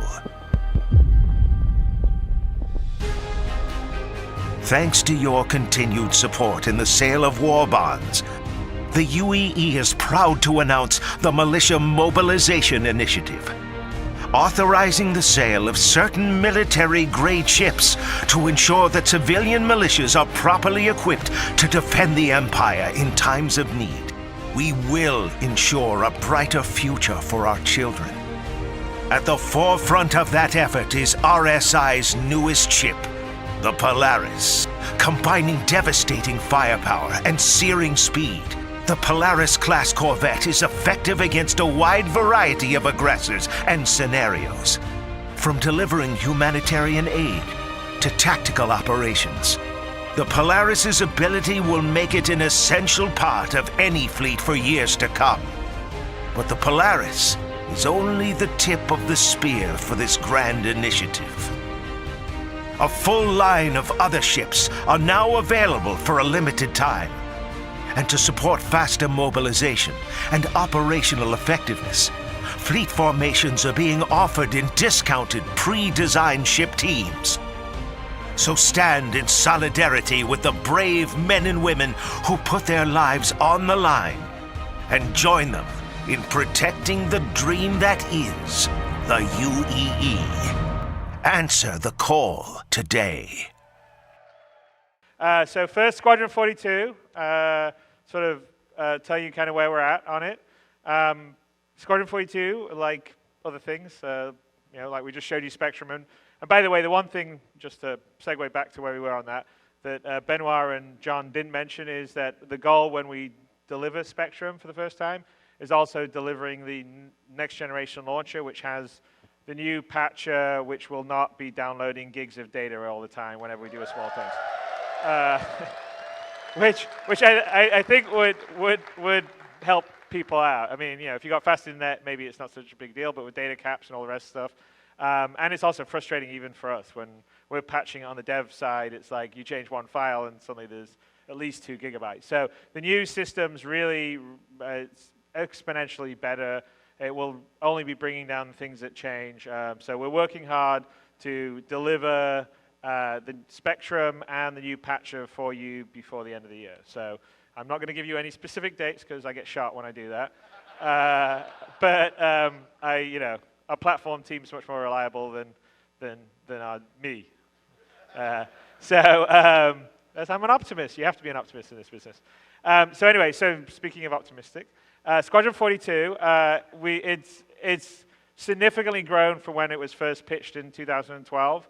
So to sort of get you where we're landing at, because we're content and sort of feature locked now, we have what we call chapters, which is chapters in the story. There's 28 of them in Squadron42 Episode 1, which is equivalent to probably about 60 plus missions. Most of our chapters are multi-part, so if you compare it to a Wing Commander mission, they're usually 2 to 3 missions in length. So there's flying around, down on foot, or talking to people, all sorts of stuff. Obviously it has an A-list cast that you all know about. There's a few people we haven't told you about that will be a surprise that we will unveil later on, because we have some other people that are part of it, which is pretty cool. We have 340 speaking roles in it, which is insane, because most movies have maybe 30 or 40 speaking roles. And state-of-the-art facial scanning and mocap. We showed a little bit, I had a 10 for the chairman, we talked a bit about that, and we're really making great strides on that, and the goal is to be as good or better than anything else you've seen out there. Of over 20 hours of performance capture, which is not a small amount, and it gives you an idea of the play amount you're going to get when you've got that much of sort of people talking to you as well as action stuff. Dave and Will, who are, I think, here in this. Where are you, Dave and Will? Hands up. Over there. Okay. Incredibly talented. Wrote 1,255 pages and have been steadfastly there with me last year and this year shooting. And I have to say, they're absolute rock stars. I mean, we were. I think we only just finished writing all the stuff for Squadron42 earlier this year when we were doing the final shoot, which we did earlier this year. But it's, I think, a really fantastic story, so I can't wait for you guys to actually experience it and play it.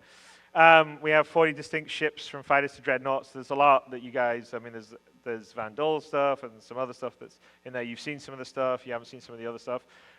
We have some really beautiful handcrafted environments built by the environment team that we have, enhanced with some of the new procedural tech. So one of the things we've been doing is some of the new developments we've been doing on the Star Citizen front, we've been bringing back into Squadron42 to expand the gameplay. I'm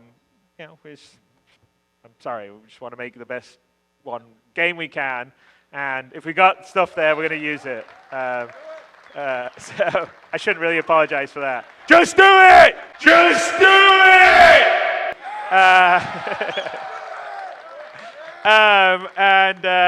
We're really working for like systemic space and FPS gameplay.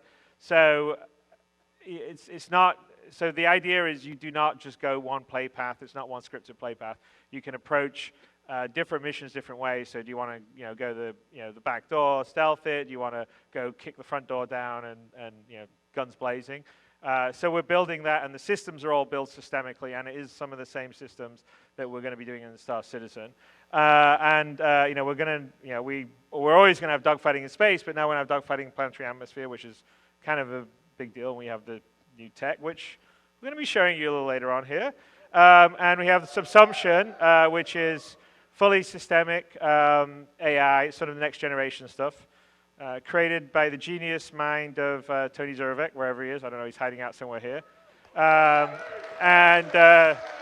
The big AI team behind it, led by Francesco Riccucci and his guys that are implementing most of it, and the designers that are doing it. But it's going to allow for being, say, on whatever ship you're serving on, say the Idris or a Bengal, and the crew's going about their day, having schedules, doing lots of different things, fixing things. It's going to be very cool.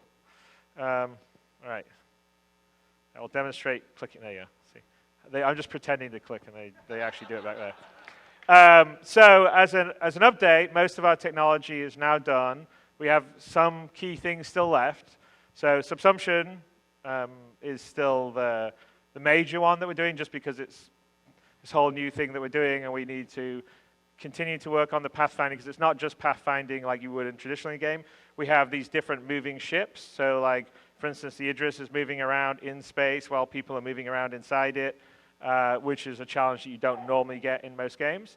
And that has to work. Animation integration. So we spent all this time capturing these actors at a huge amount of fidelity, and we want to make sure that the fluidity of the animation going between actions and everything doesn't feel sort of like the typical AI, which is like this, and then it then does that, right?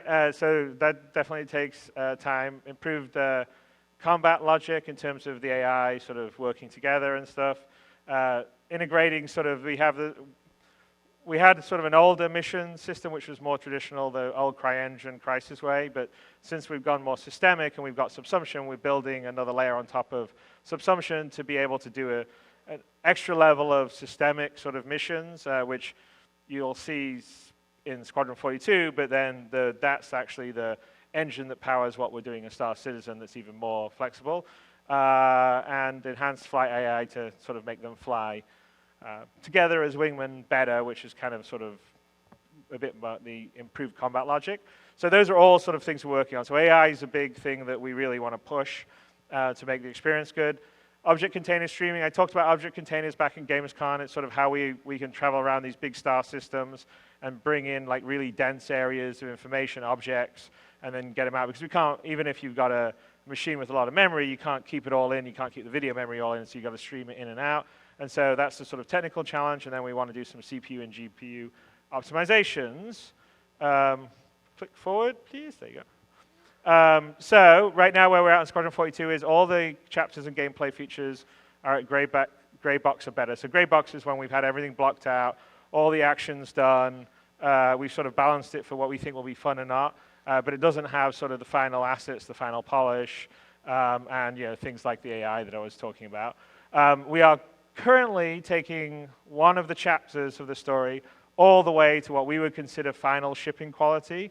The idea would be to flush out all the technical integration and polish issues you would get with that. And that was actually, I gave an interview, I don't know, 3 weeks ago, probably spoke too soon, and it's saying, we're hoping to show you a Squadron42 mission, and we're not quite there yet. So we got very close. The team worked really hard, but we don't want to show it until we say, this is what it's going to be like in the final game with all the polish. And for our standpoint, we don't want to show something too early on Squadron42. We want to show the final stuff. So I know that's a bit of a bummer, but it's important because I think Squadron42 itself is going to be in a fantastic experience. But there is, work in progress. Star Citizen, yes, I think work in progress on Squadron42. I don't really want to do because I am accused of being a bit of a perfectionist, but it does need to be a great experience. And well, I'm hopefully going to show you something that will make you forget what I just said. So we'll see. Maybe not, but then you can just buy me lots. You can buy me lots of drinks afterwards, or I'll drink lots of alcohol or do something. But one of the keys is that and I think Aaron said it in the video, and I feel that way. Is we want to do it right. It's really important to do it right. What we're enabled to do by you guys is to do it right. Because if we were in a typical situation with a publisher, they would say, well, no, you've got to make the Christmas window, get it out, and da-da-da, and then you can patch it with you can do some patches, and then the DLC, and don't worry about that people won't think it's quite as polished or whatever, and it's got a bunch of bugs. And no, that's I don't think anyone, because everybody's, this is what you guys, it's what I want. I spent all this time. You guys have obviously spent a vast amount of time supporting and being there, and let's make it right. Like, why spend? Yeah, because you remember. I mean, look, I got to tell you, I was, there's quite a lot of things that I was like looking forward to Uncharted 4, and they're like, oh no, it's gonna be February, and I was like, oh damn it. And then I played it, and I didn't give a shit that I was playing in whatever it was, March instead of back in November, because it was a fucking great game. And so, sorry, pardon my French. So that's really important for us. So that's my long-winded way of saying that as much as we wanted to have Squadron42 for this year, is not going to be this year, because from the polish we need to do, it still needs a bit more time. But we will be showing you this final, this mission polish level in the near future. So, and I'm hoping that will be before the end of this year, but I'm not going to promise that because I get shot by people when I say that. Okay, so that's Squadron42. Let me move on.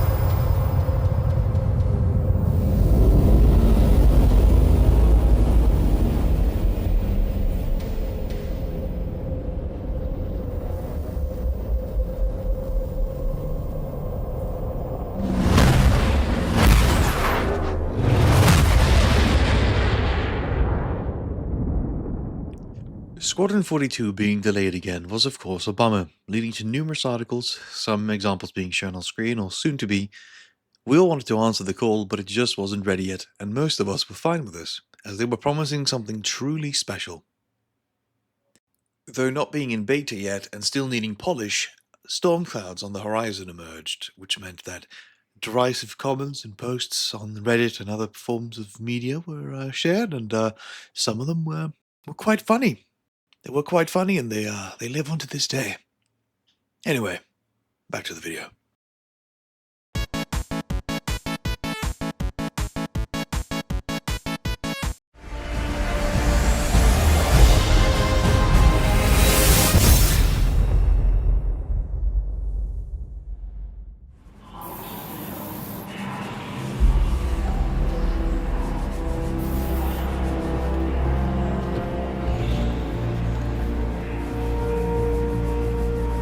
Top back thruster's sticking. We checked it, sir. Didn't see anything. That means either you missed something, or I'm wrong. We'll check it again, sir.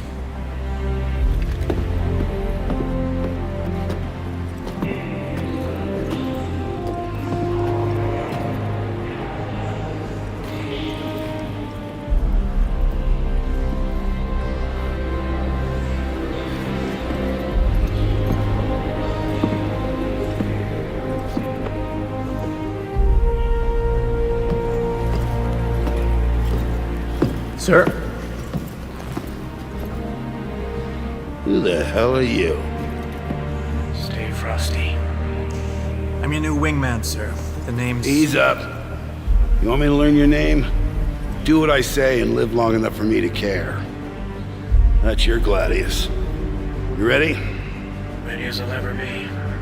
We'll find out, sir. Let's go.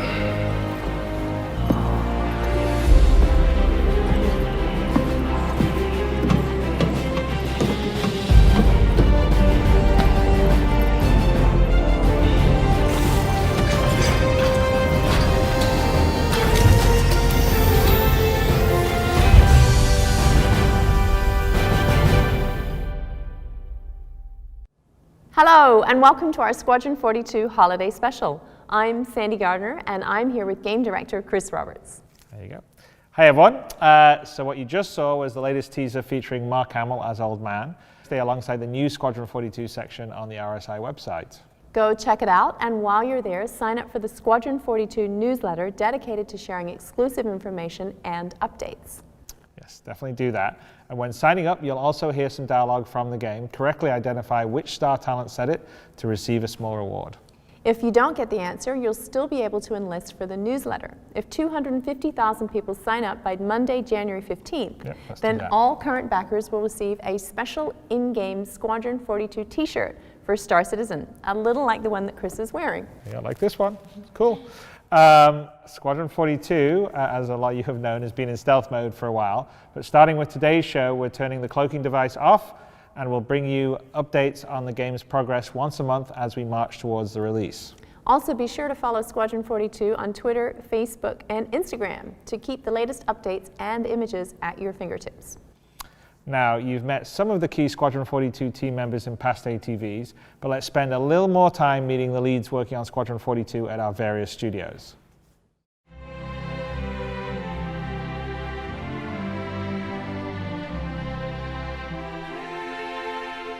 Hi, and welcome to the Squadron 42 holiday live stream.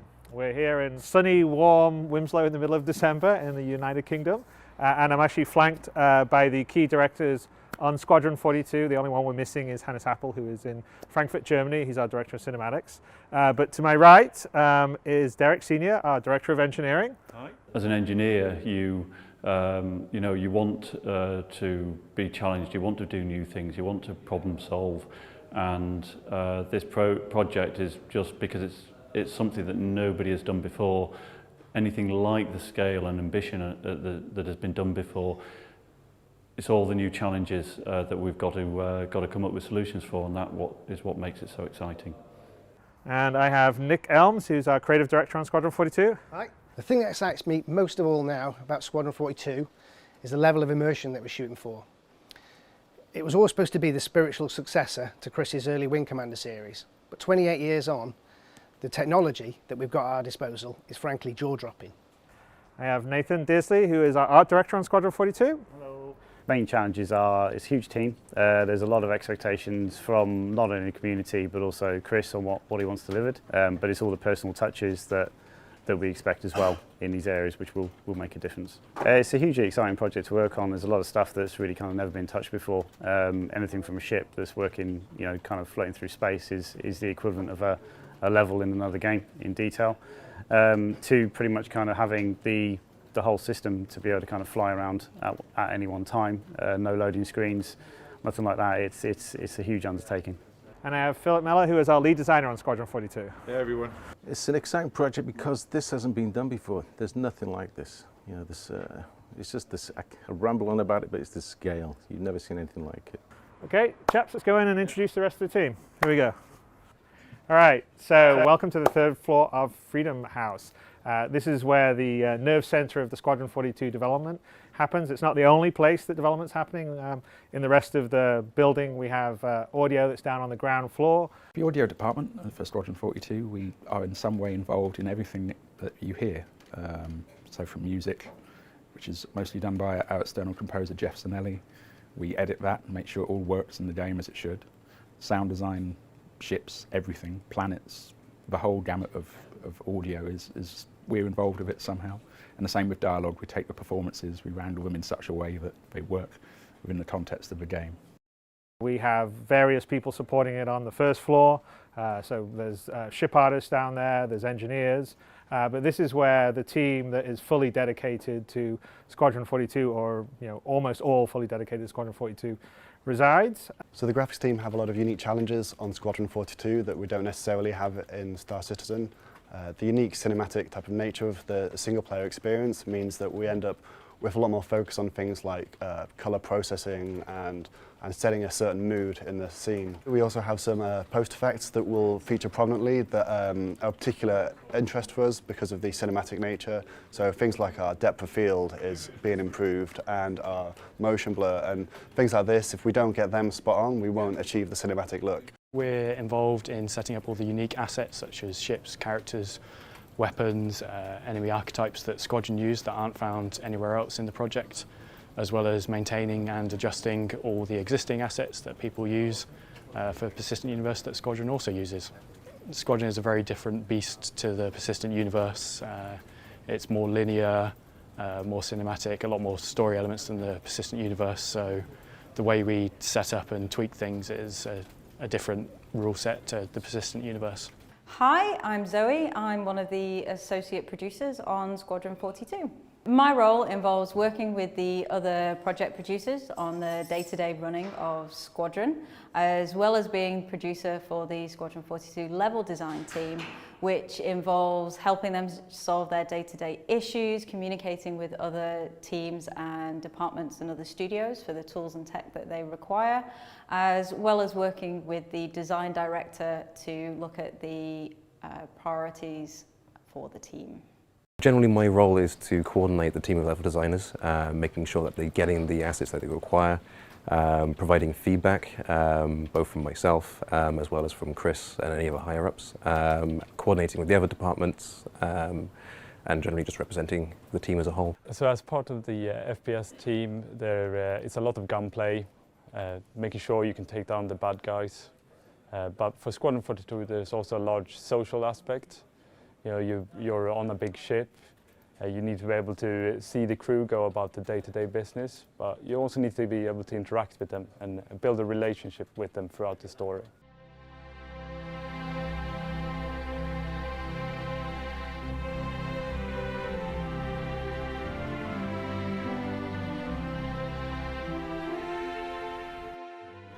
Welcome to the Frankfurt office. I am Brian Chambers. I'll give you a quick tour and introduce members of the team that are primarily focusing on Squadron 42.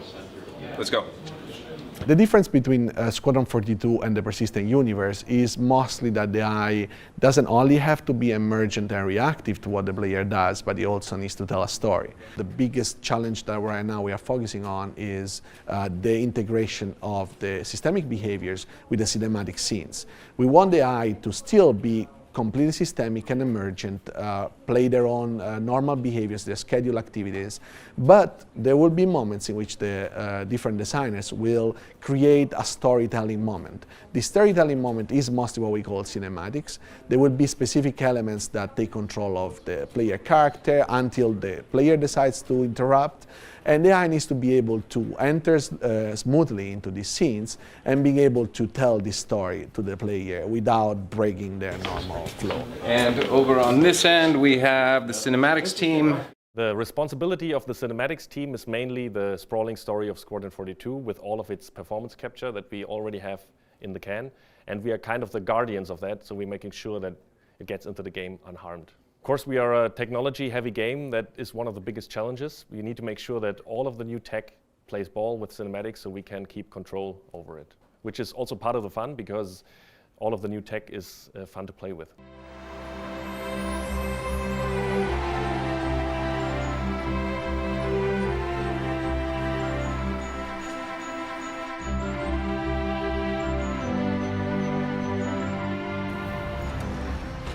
Hello and welcome to sunny Los Angeles, which is also a lot warmer than Winslow in the UK. And we thought we'd introduce you to some of the team members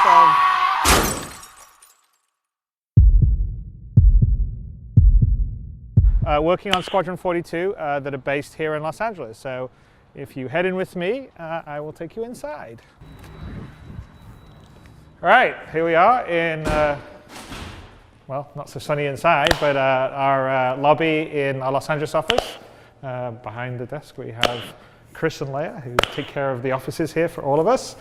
And let's just go through the infamous door into Development Wonderland. All right, and to the right we're going to go. This is towards the development area and offices here. The other area is towards the community side and the marketing and business side. Not as interesting, especially for Squadron 42. So here is the design and programming side of our development area. And if we head this way, we'll go to a very important part of Squadron 42, which is the writing room. So here we come into the writer's pit. So probably know quite a few people here from Lawmakers. But here's David Haddock, who's the lead writer here at Cloud Imperium, and Dave and Will Weisbaum here both wrote the Squadron 42 script together over quite a while, and about 1700 pages. I think a few other of, I don't know, Adam, or sure, have you contributed a few things for Squadron? Lots of wild lines. So lots of wild lines from Adam. Mike is our newest member of the writing team. He just started about a week ago, and you know, Cherie from Lawmakers, and she takes care of all our Confluence pages. There's a lot on Squadron as well as Star Citizen. But this is where it all starts. This is where the magic happens. And it springs from the imagination of Dave and Will. I think I'm most excited about basically that kind of taking down the boundary between what was previously cinematic and what was gameplay, like having that ability to sort of walk around the ship and see all of these sort of side characters living lives and having sort of storylines that don't affect the main story but are just there for the people who are interested in that kind of thing. Just making it feel believable and like kind of a cohesive world with like lots of layers and lots of things going on. Right hand side here is well, Sean Office, who's our Director of Content. I'm responsible for all the pipelines that get any of our digital assets into the game. So whether that's a character coming through, whether that's an environment piece, prop, anything that basically comes out of a 3D package and goes into the engine, I'm responsible for that process and making it fast and easy. Because the Squadron 42 vertical slice that we're going to show is very, very character-centric, there's almost 100 characters, unique ones, within there. We've been focusing mainly on the character pipe. The biggest challenge of working on Squadron 42 as compared to the PU is that it's just a raw amount of characters. I think in Squadron 42 there's probably like, I think we have at least 150 characters. I know that in the VS we're showing at least a minimum of 100 characters. So that kind of gives you the scope of how much that we're really trying to put into Squadron, and especially what we want to show you guys in our vertical slice. One of the things I'm most excited about in what you're going to see in the Squadron42 demo is the combat AI. And this is very work in progress. This is really our first big drop of this. But what we're seeing now is we're starting to get them to where they're reacting to us, they're running into cover, they're popping out, they're shooting, they're repositioning, they're talking to each other. And this is very early stage sort of stuff. So animation-wise, we've been going in and cutting up these assets, readjusting their timings and things like this. But what it's doing is it's giving us a basis from which we're able to start looking at and going, okay, well, we're going to reshoot this, we're going to repose this, we're going to add in, when guys are getting into cover, we're going to add different ways that they get into cover, where perhaps they'll scramble into cover and things like this. Animation is not really a self-contained unit. Because we're making a game, there's so many different aspects that feed into animation and that animation feeds into. So for instance, from the art side, art creates a character, content tech puts the character skeleton into it, and we do an animation. But that's not the end of the process. That animation then needs to go into systems that layer those animations to play in a certain way depending upon how you respond to the animation. And game code is involved in this. The AI code is involved in this. So if I want a character to go from point A to point B and I shoot at that character, it's not just an animation that's playing, it's also the AI logic, the pathing between it, the blending of certain things, various different layers of animation that are playing all at once to create sort of the final result. So the section of Squadron42 gameplay we're about to premiere begins aboard the UES Stanton a little later in the story than when we showed the Moritor as you start your shift. So let's check it out.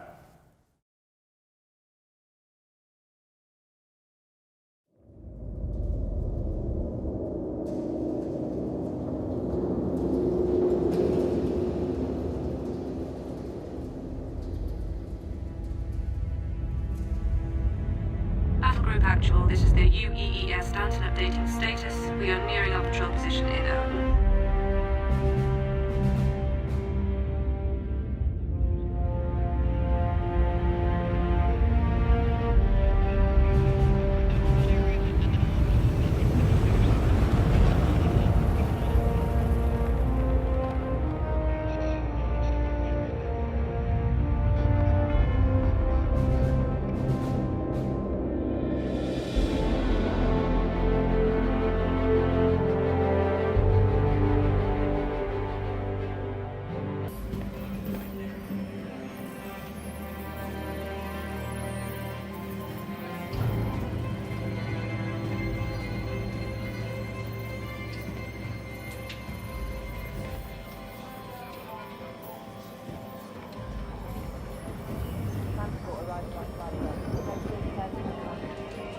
These idiot Shubin pilots are flying way too close.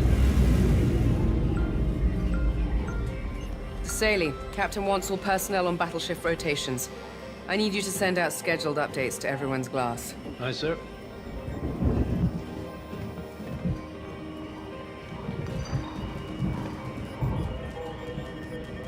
These OMCs seem to be riding pretty noisy. Let's load in a few more of the sweep trackers into the proxies. Standard boom. Got it.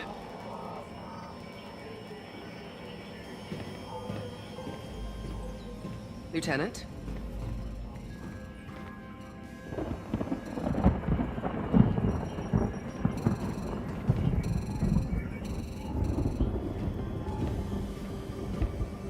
Oh, hi. Nice to meet you. My name's Lieutenant Valen, comms. Oh, sorry, Lieutenant. Back to work. Stanton here, Chimera. Go for priority comm traffic. Lieutenant? Copy that, Chimera. Cap 2. How's it all?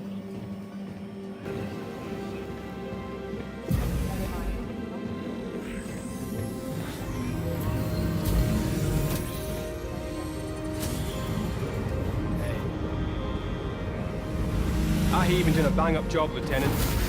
Well done.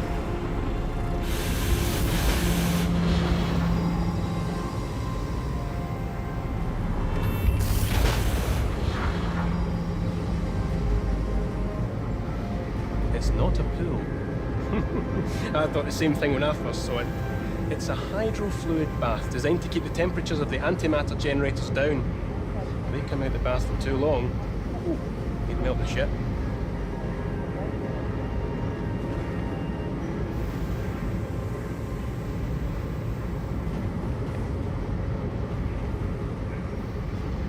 Those energy conduits are probably one of the more vital pieces of what we do. See, generating the power, now that's the easy part. The trouble is, getting the right amount of power to the right place at the right time without blowing everything up.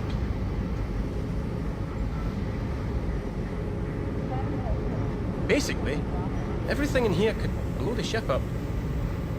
We should probably get a raise.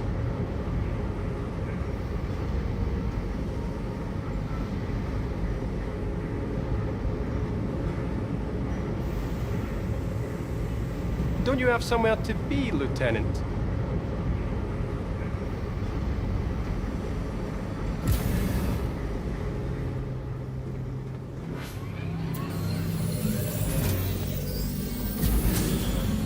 Share the offer, Captain, but you've done enough already.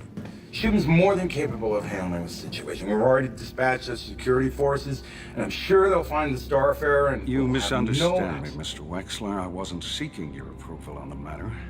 I was merely informing you of my intent out of courtesy. While your involvement is welcomed and strongly encouraged, it is entirely optional. Our involvement, however, is not. These OMC attacked a Navy ship in UEE space, and until the threat is neutralized, the Stanton will be remaining at Shubin, and we will be assisting in rescue operations. You're not listening, Captain. Shubin Interstellar is a very important company in the UAE. It's a company with many, many connections. I'm sure that High Command's gonna be very disappointed to hear this overprotective thuggery. Well, I look forward to hearing from them. Thank you for your time, Mr. Wexler. Well, you were right, Colton. That man is a complete ass. Why protest so hard against our help? Well, you'd be surprised. A lot of these distant stations see paying protection to various gangs as a standard cost of business. Wexler knows that with us here, we'll be forcing a fight. That means unknown risks. Which brings us back to the mission at hand.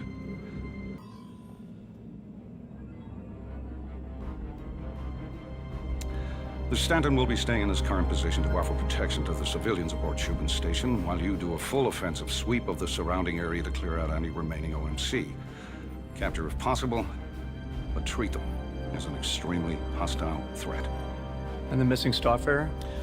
That will be your secondary objective. We've arranged your patrol in a search pattern around the wreck site. As soon as you clear the coil, I want you to contact Agent Trail. Hopefully we can find where the Starfarer could have headed after the attack. Webb, what's the word on scanner upgrades? Just finishing, sir. We should be better able to handle the interference from the coil now. Well done, Webb. Hopefully that'll help you find the Starfarer and any outlaws still lurking out there. As soon as you're ready, I want you to launch and begin your sweep. Once the prisoners arrive aboard, we'll see if we can get any useful information out of them and keep you updated. Good luck, and dismissed. I better get down to the hangar then. Adjust my loadout. See you down there, kid.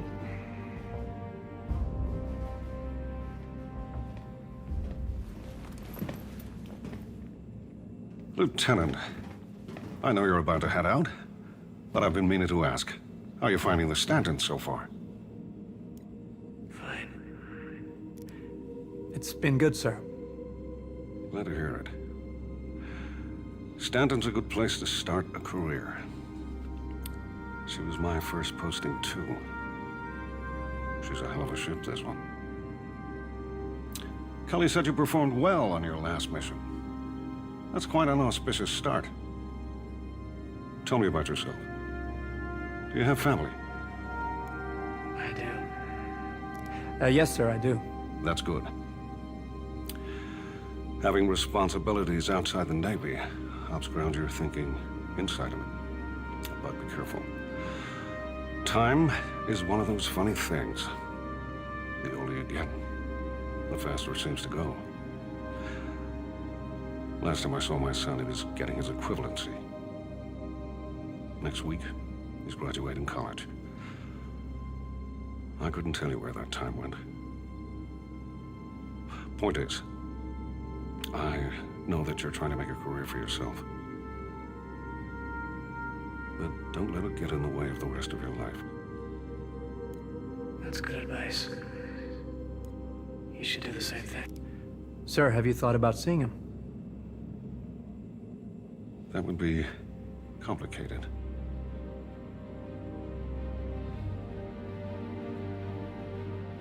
I've kept you too long. You're dismissed, Lieutenant.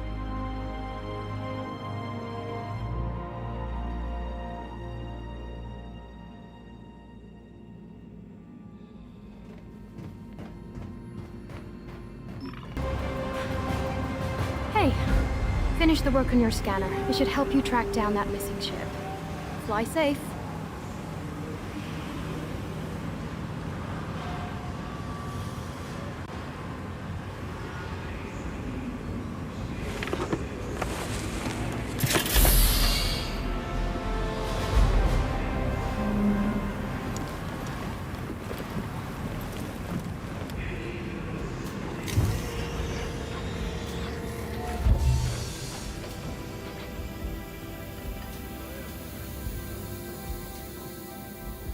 Hangar deck, stand clear for launch. Repeat, stand clear for launch. Aegis combat assist. Baron 2, hold position. Systems green.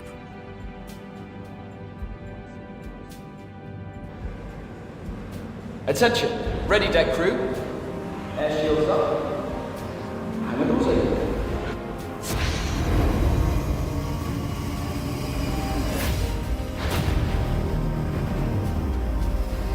Baron 1, you're up first. Copy that.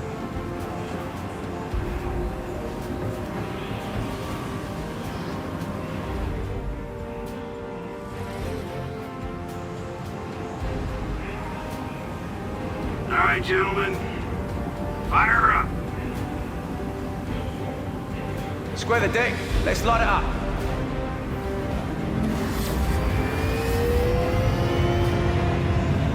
You're cleared for launch. On your cue.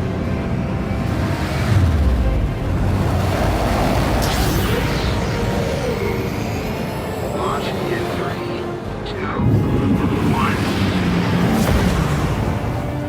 Baron 1 is away. Take off approved, Baron 2.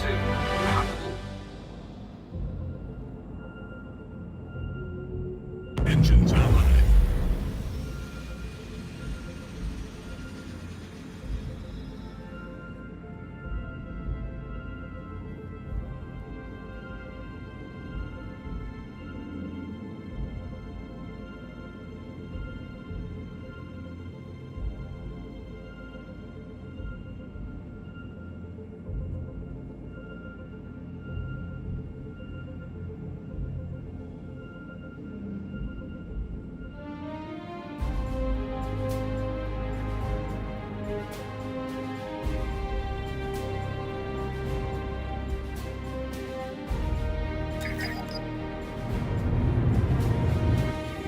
Launching! Contact.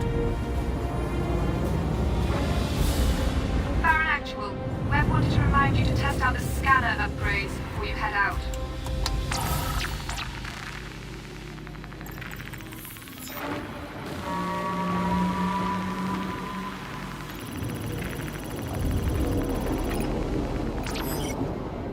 Still a mess, but gotta admit, it's better.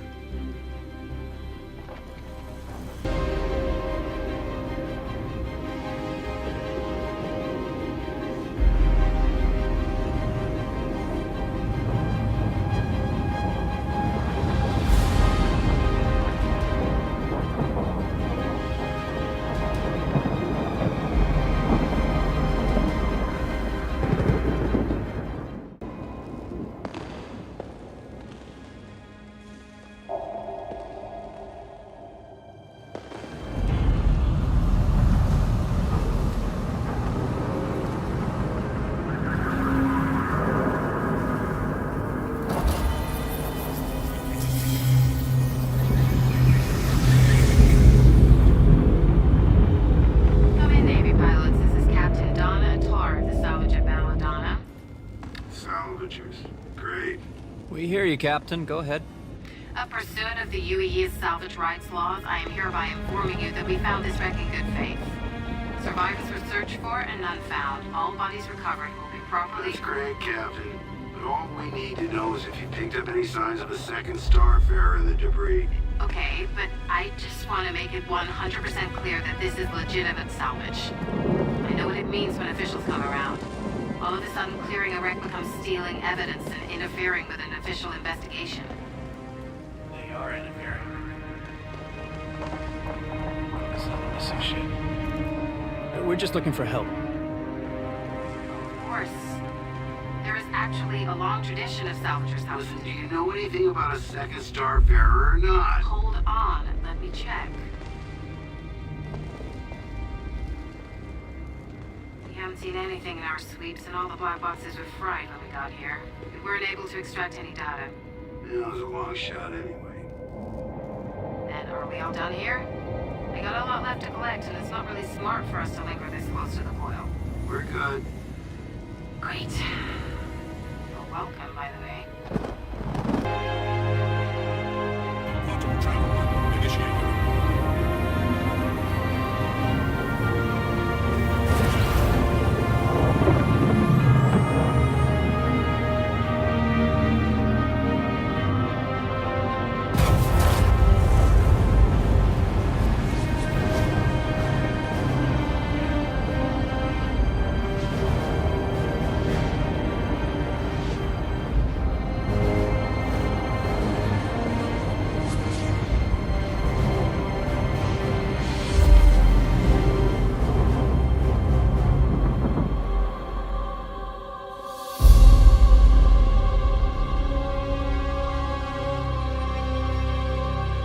Quantum travel complete.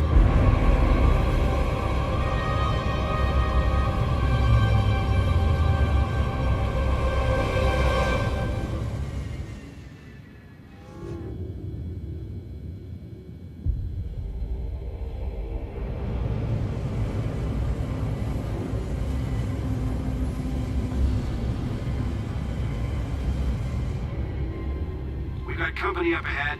Run a scan. Got a fix. You know, if I didn't know any better, I'd say Mercy Gutierrez from Goss is doing a basic patrol pattern. It says here she's 138 years old. Eyes up, Lieutenant. Something's definitely not right here.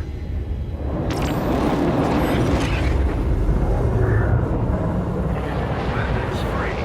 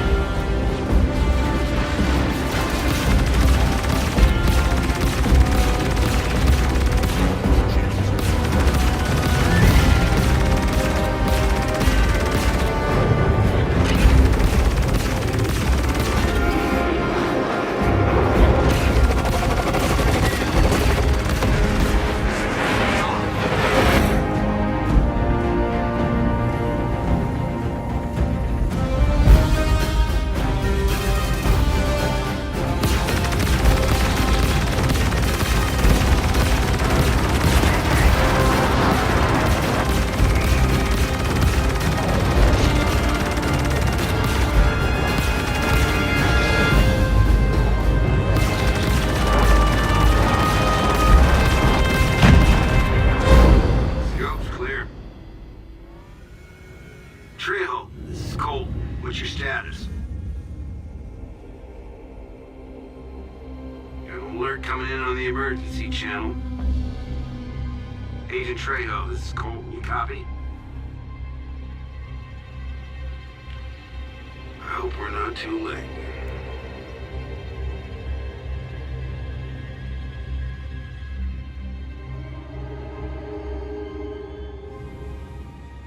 Agent Trejo, this is Colton. Come back. Trejo, this is Colton. Come back.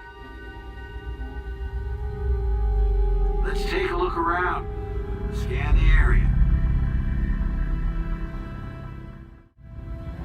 Hey, got something. Come on.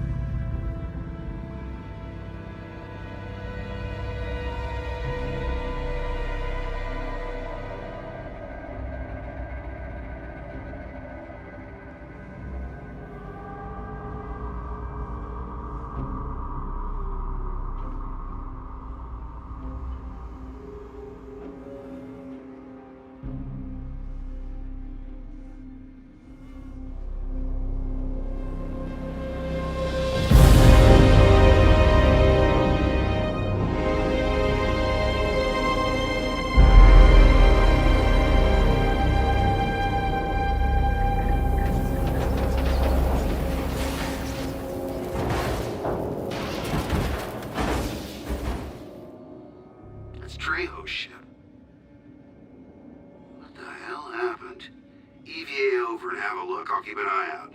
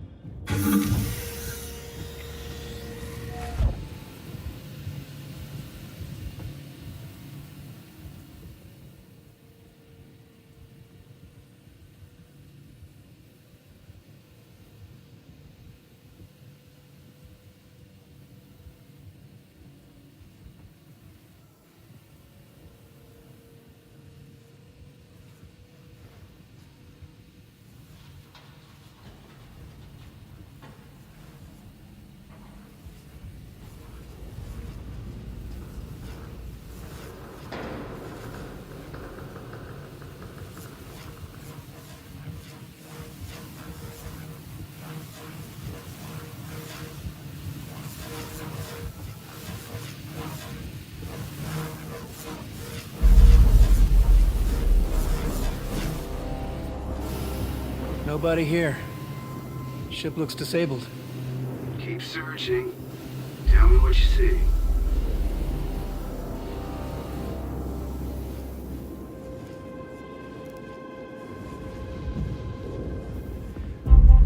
Found a data pad. Trejo wrote the word slavers on it. They took her. Damn it. We know she was watching the base. Did she leave anything that might help us? Well, let me check.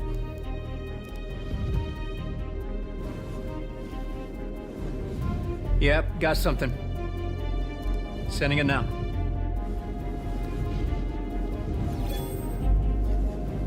Got it. Head on back to your ship, kid. I'll take a look at what's on these files.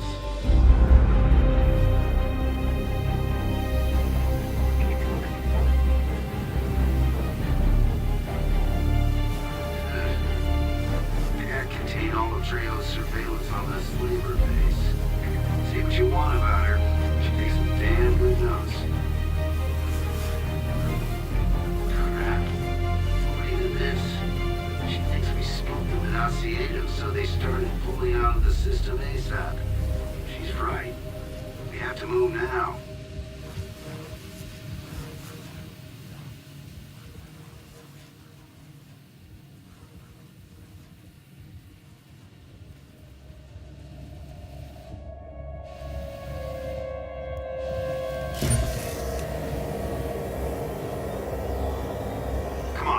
Let's chart a path down to the surface. We may not have much time.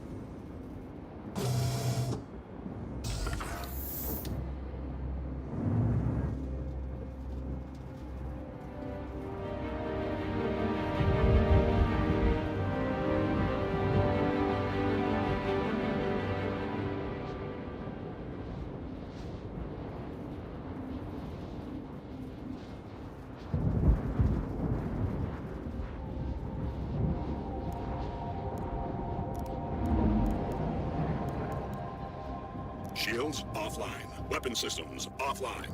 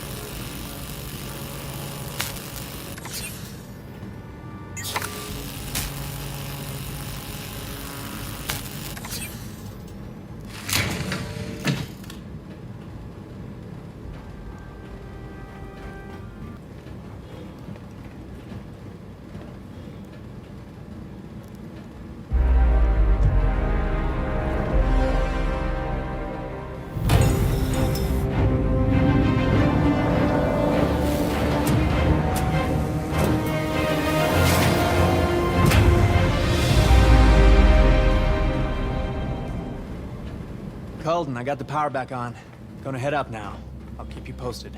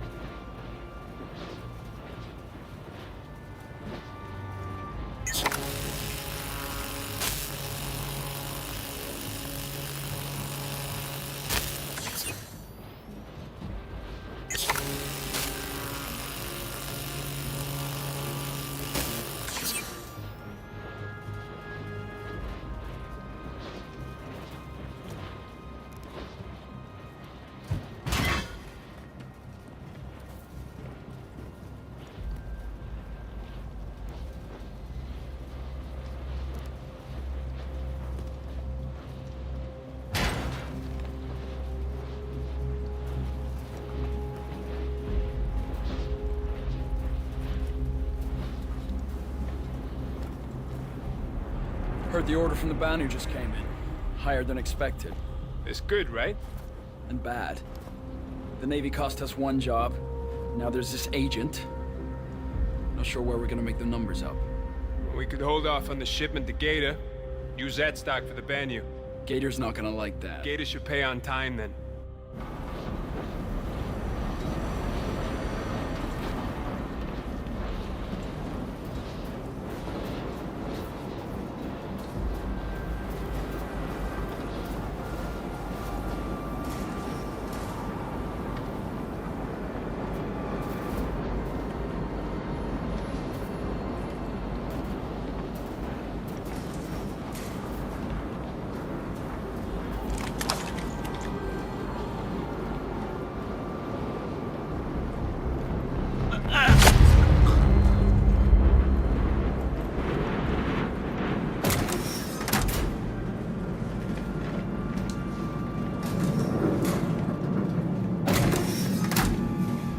Culden, I found the victims. Looks like they're prepping some more for cryo.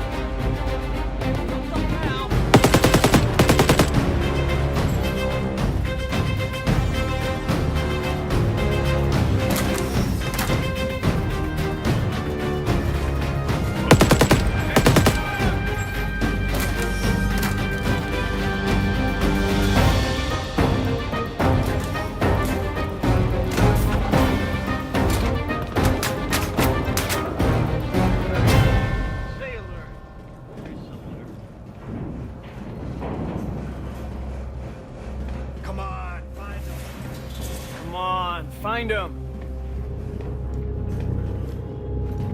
I lost him. Stay alert, you're here somewhere.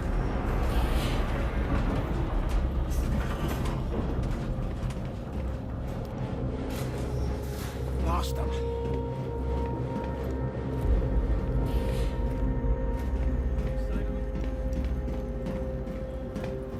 Keep looking.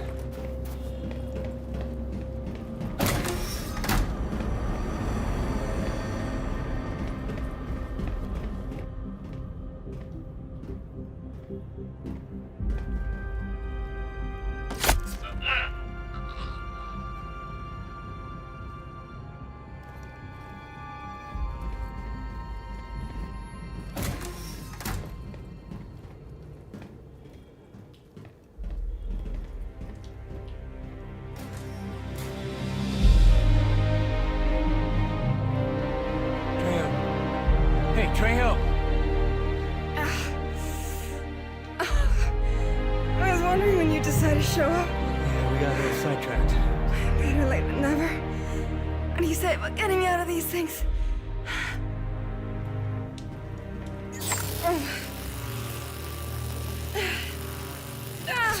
Damn it! Oh, you don't got any meds, do you?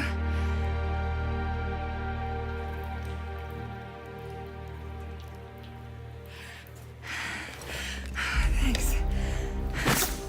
I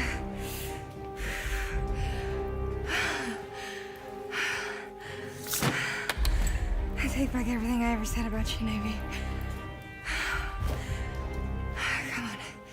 I know what they did with my stuff. Idiots keyed in the code in front of Found me. Trejo. We're on the move. Good work. Landing pad, we can evac her out of there. Agent Trejo, Lieutenant Commander Calden I'm said... not leaving till this is done. Agent Trejo is insisting on helping clear the rest of the base. Fine. Keep moving. I'll contact medical teams and her people to move in when secure. Understood. And Lieutenant, make sure Trejo understands this is your op. She goes off again like what happened at the Sting, I'm pulling you. Oh, looks like this is your show, Lieutenant. Lead the way. Now remember that this is still very work in progress and we have a lot of things to fine tune, but hopefully it gives you an idea of how fluid the story and gameplay will be in Squadron 42. You could be dogfighting at one moment and then engaged in intense ground combat the next, or back on your home ship spending time getting to know your shipmates. Speaking of ships, let's go to Jared for a special ship shape. Greetings, citizens, and welcome to a special holiday edition of Ship Shape, where we give a quick rundown on what's in the ship pipeline, who's working on what, provide interviews with developers, bring you the most up-to-date news on your favorite ships working their way to release into the Star Citizen universe, and sometimes, just sometimes, I get the chance to strut my stuff and answer some burning ship-related questions. I'm your host, Community Content Manager Jared Huckabee.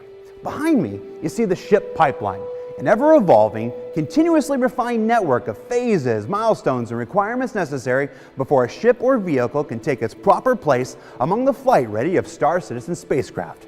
Whether it's from design to concept, from white box to gray box to final art and flight prep, this is the process meant to ensure you the best possible accompaniment for your Star Citizen experience. In this special episode, I'm excited to report on two ships that play pivotal roles in the upcoming Squadron 42, the single-player experience set within the Star Citizen universe.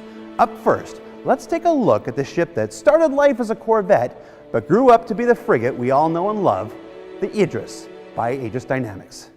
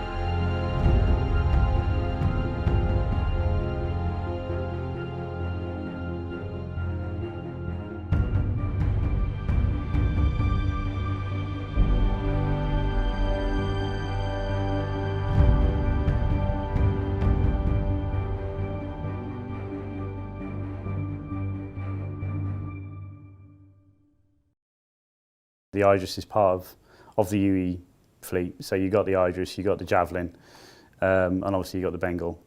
So they're the big boys, the big guns as we called them. The original kind of idea and concept came from a collaboration with Chris and Ryan Church at the time.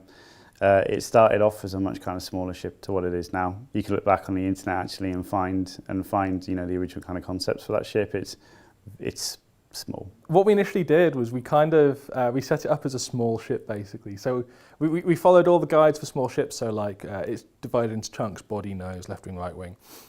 We put all the hard points on it just to make sure it could function like that. And then we started working towards setting up the interior. So we tried to get all the interior objects inside it. But then that's where we started encountering some of the initial early technical limitations, where loading the Idris was taking ages. We were using, they weren't object containers, they were something else, I've forgotten the name of them completely now.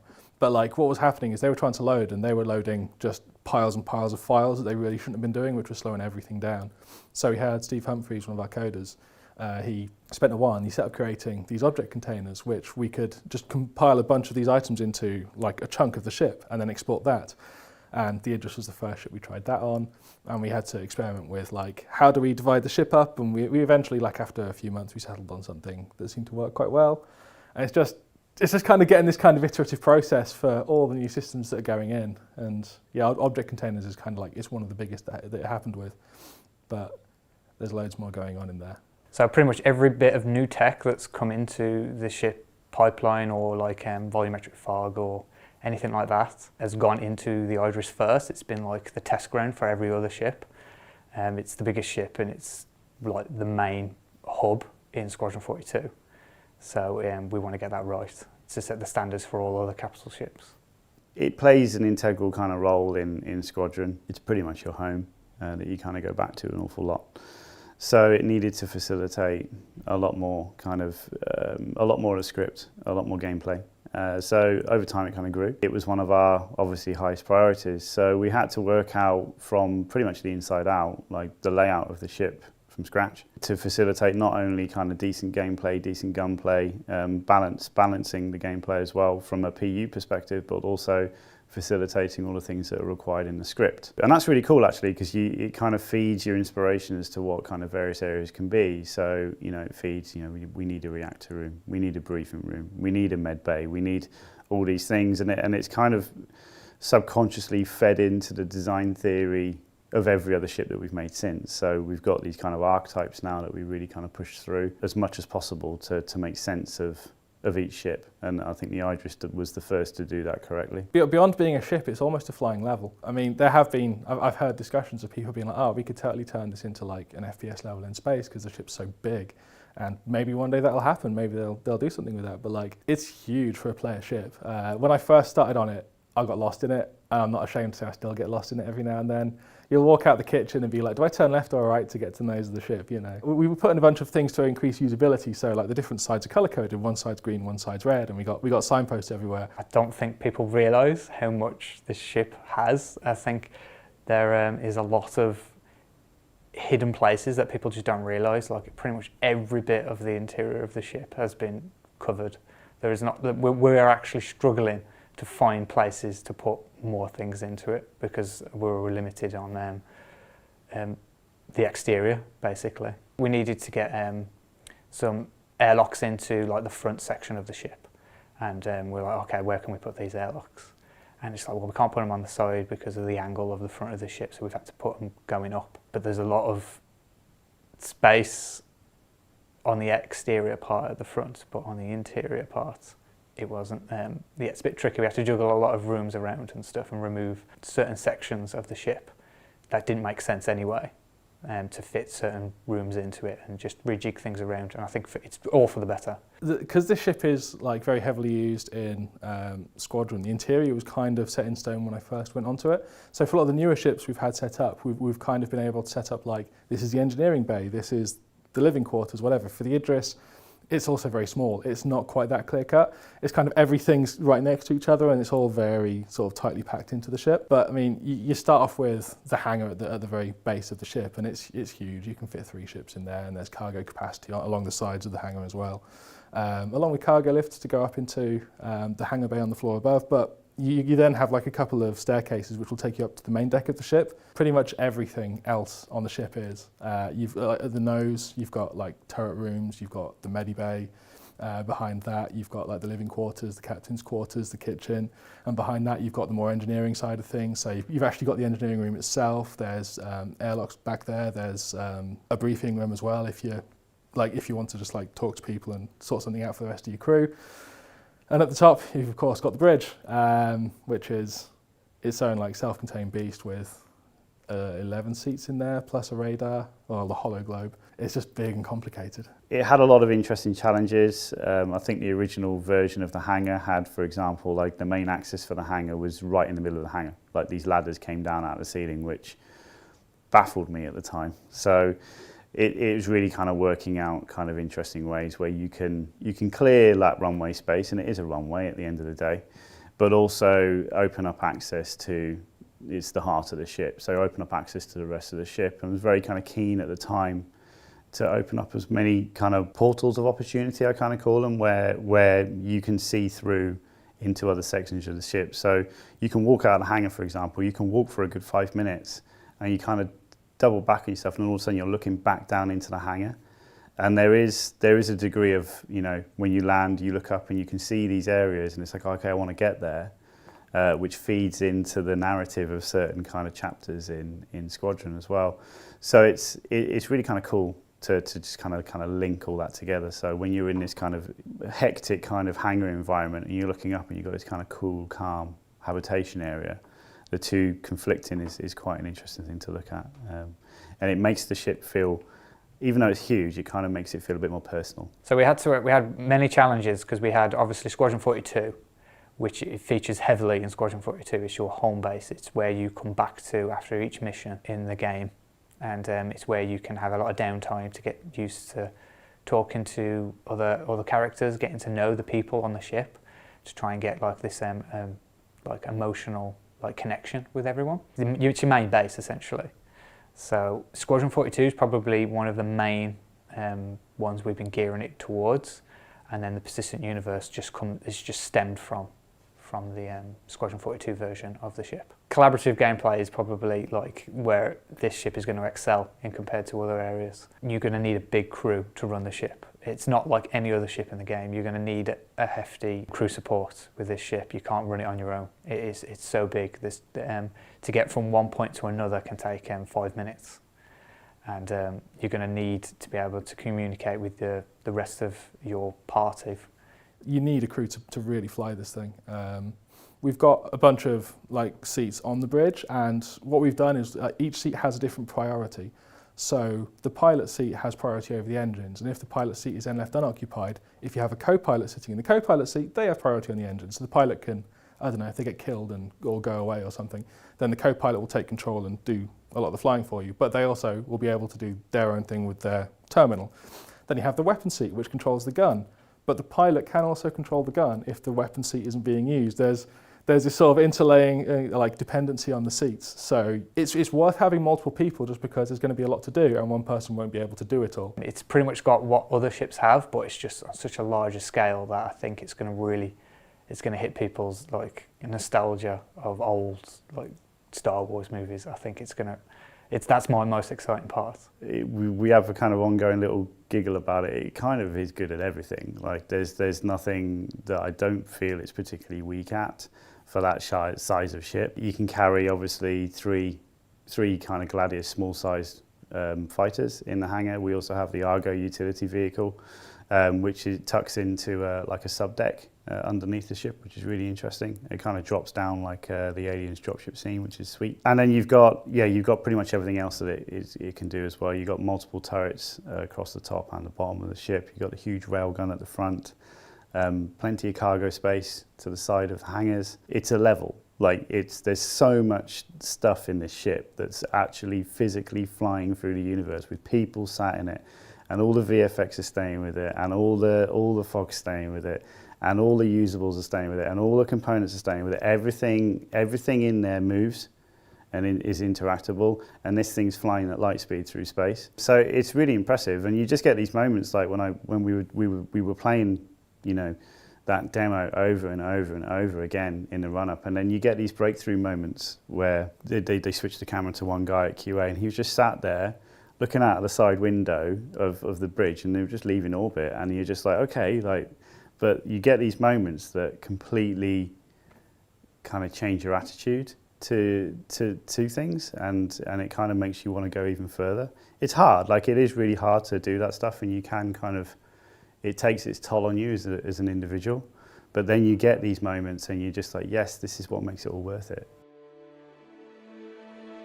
The Idris, originally envisioned by celebrated concept artist Ryan Church, is one of the signature ships appearing in the upcoming Squadron 42. I'm pleased to announce that much like the Javelin we discussed last month, due to its size, the Idris is in all of final art phase, where in the hands of the Squadron 42 art team, they're currently working on the various set dressings and special lighting setups necessary to turn it into one of the many cinematic locations you'll visit in the game. It's this combination of immense size and impressively cinematic Squadron 42 game needs that means there's still plenty of work left to be done before this vessel moves into flight prep. But you can be certain, when that time comes, we're going to let you know. Moving along to another ship playing an important role in the story of Squadron 42, let's take a look at the current rework of the little penguin that could, the Aegis Avenger. The Avenger is one of the original, way back in the day, ships that went into the game. It was actually me that kind of concepted that one. I think it was in record time back then. It's funny. The original uses it was essentially like an old school police vessel back in the day that got repurposed. It was at the time it was sort of very kind of favourable to bounty hunters because of its large cargo space at the time in the back. Over time that progressed where we've got, you know, several different modules that you can plug into the rear. So you've got the cargo space, the bounty hunter space, and the EMP stuff, which is super interesting. But as with all things in the UK, we decided that the ship wasn't big enough, so we decided it needed to be scaled up. It wasn't just for the sake of doing it. Like the main reason for that is since, you know, 3.5, 4 years ago, you know, the game's progressed an awful lot. A lot of the ship mechanics have come in that we didn't really kind of know about back then. So, for example, like the ship components have gone in, and by the time you put the ship components into what was a small ship, you've got no room to manoeuvre. And it was very tight anyway. The original Avenger had that kind of crouch space in the middle. So we wanted to get away, you know, do away with all that, and basically make the ship easily traversable either in gravity or in zero gravity, by expanding the middle section and kind of building that out so it can, you know, accommodate all the components from tech design. You can sleep there, you can walk there basically, rather than having to go into this kind of crouch pose, which created all sorts of collision issues. So yeah, that's all gone now. The changes we've been making on the Avenger is bringing the text up to high quality, adding a little bit more grunge, because it's kind of one of those workhorse ships of the UEE. It's the advocacy's main combat vessel, and we wanted to look like it's been around a bit longer and seen a bit of action effectively. So we wanted the textures to have a little bit more grunge, things to look a little bit more worn, a little bit kind of more used effectively, and we wanted just to polish up the geometry on the ship as well, just give it a slightly cleaner aesthetic without kind of losing any of the design cues that people enjoy about that ship already. The biggest challenges with the Avenger was scaling it up whilst not kind of distorting the design in any way. You still wanted the cockpit and spaces to feel quite enclosed, but we didn't want to change the proportionality between the bounds of the cockpit and the ship itself, because it's all quite intrinsic in the proportion of the design. So a lot of that has had some rework and some back and forth, but I think we're quite happy with where it is currently. The interior has got a lot bigger.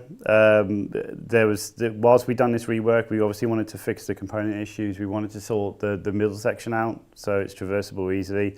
The cockpit's generally got a little bit bigger, so the camera's got a bit more room to maneuver in there. And we've also sorted the rear ramp out, so there's no collision issues there now, especially with the new compression system coming in, because we're finding with a lot of ships, once they compress, that whole metric that you work to kind of goes out the window, so you have to give yourself a bit more of a buffer to work with, which we've done here. So should you land quite heavy on the rear, you're still going to be able to get in that ship no problems. The Avenger, before we ever built the interior for it, wasn't meant to have an interior in the first place. I think it was just the cockpit, and then that was kind of retrofitted, and now revisiting the ship, we felt that making it a little bit bigger and making the space inside more practical was worth the effort. So we've gone back in and we've done those changes. Yeah. We've got the 3 different variants. We've got the Stalker, which has the prison pods in the back, and it's the one where you can put people in there. We've got the Titan, where it's the cargo ship, so you can put a limit. It's not got the biggest cargo capacity because it's still a fairly small ship, but you can put cargo in there. And then we also have the Warlock, which has replaced the entire back area with an EMP device. That whole kind of system came about really from the Retaliator stuff that we've done, where we started thinking about you have different versions of the ship in the game, should we say, without having to kind of going and redo the whole ship all the time. Obviously that's very kind of labor intensive and kind of it's intensive on the engine as well. So it's really about kind of swapping sections out as quickly as possible. So the EMP was, I think it was done 3 years ago now. And it's massive, it's the ship's main kind of weapon, shall we say. It completely replaces the whole cargo space or the bounty hunter space. Cargo space is what it is. I mean, it's just not too much more I can say about that. And then the bounty hunter, what's really interesting about that is the way that you can configure the rear of the ship. So you can have 6 of these pods, cryo-sleep pods, where you kind of chuck people in, or you can potentially have 3 on one side and then clear the other side for cargo, vice versa. So it's kind of quite customizable, which is kind of interesting. But it's also not incapable when it comes to combat. It's a medium-sized sort of ship, so it's quite maneuverable, and it will be quite versatile when it comes to finding yourself in a combat scenario. I think it's one of those where it'll make quite a good sort of entry-level fighter. So anyone that's just got into the game, you're quite enjoying you start a ship and you'd be like, oh, I want to move on to a bigger ship. I think the Avenger, if you don't want to spend as much as on the Gladius, say, the Avenger would be quite a good next step for you. And also, if you want a ship that can do a few things, it's get the Titan. It's got cargo space. So if you want to move some cargo, you've got a ship that can do a bunch of things, and it's not too expensive. I believe, obviously, there's going to be missions where you're going to have to kind of go out and capture people. Long-term solution with, obviously, within the PU now. I mean, that's definitely for Squadron. That's something that will come about. So those kind of mission types will, I imagine, turn up in the game. Like I say, I'm not a designer, so I don't want to speak for those guys. But also, I can imagine that there will be wanted signs up for various people, like real players, so if you can catch them, which makes it quite exciting and whatnot. So yeah, you'll be slinging them in the back of the Avenger or the new Hawk, I imagine. So yeah, one or the other. I find myself wanting to put a giant bullhorn on top of it and fly it around the galaxy like I'm a blues brother in the Bluesmobile. Am I the only one? It's one of my favorite movies, don't judge me. With the continuing development of Squadron42 necessitating a rework on the Avenger, the ship is currently with the Squadron42 art team and in the final art phase, specifically the final modeling and surface tweak stage. Now when that team has completed their work, it will move back to the Star Citizen art team, where they will make any adjustments necessitated for the specific use within the persistent universe, before it then moves on to flight prep and then its eventual release into your hands. I just need to convince them to add an item port to the top so I can advertise my own rhythm and blues music review.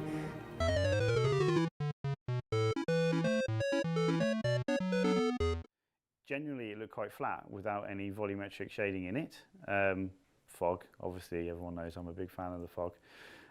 So we've already started using, can we use this technology to complement, for example, asteroid fields or, rings around a planet?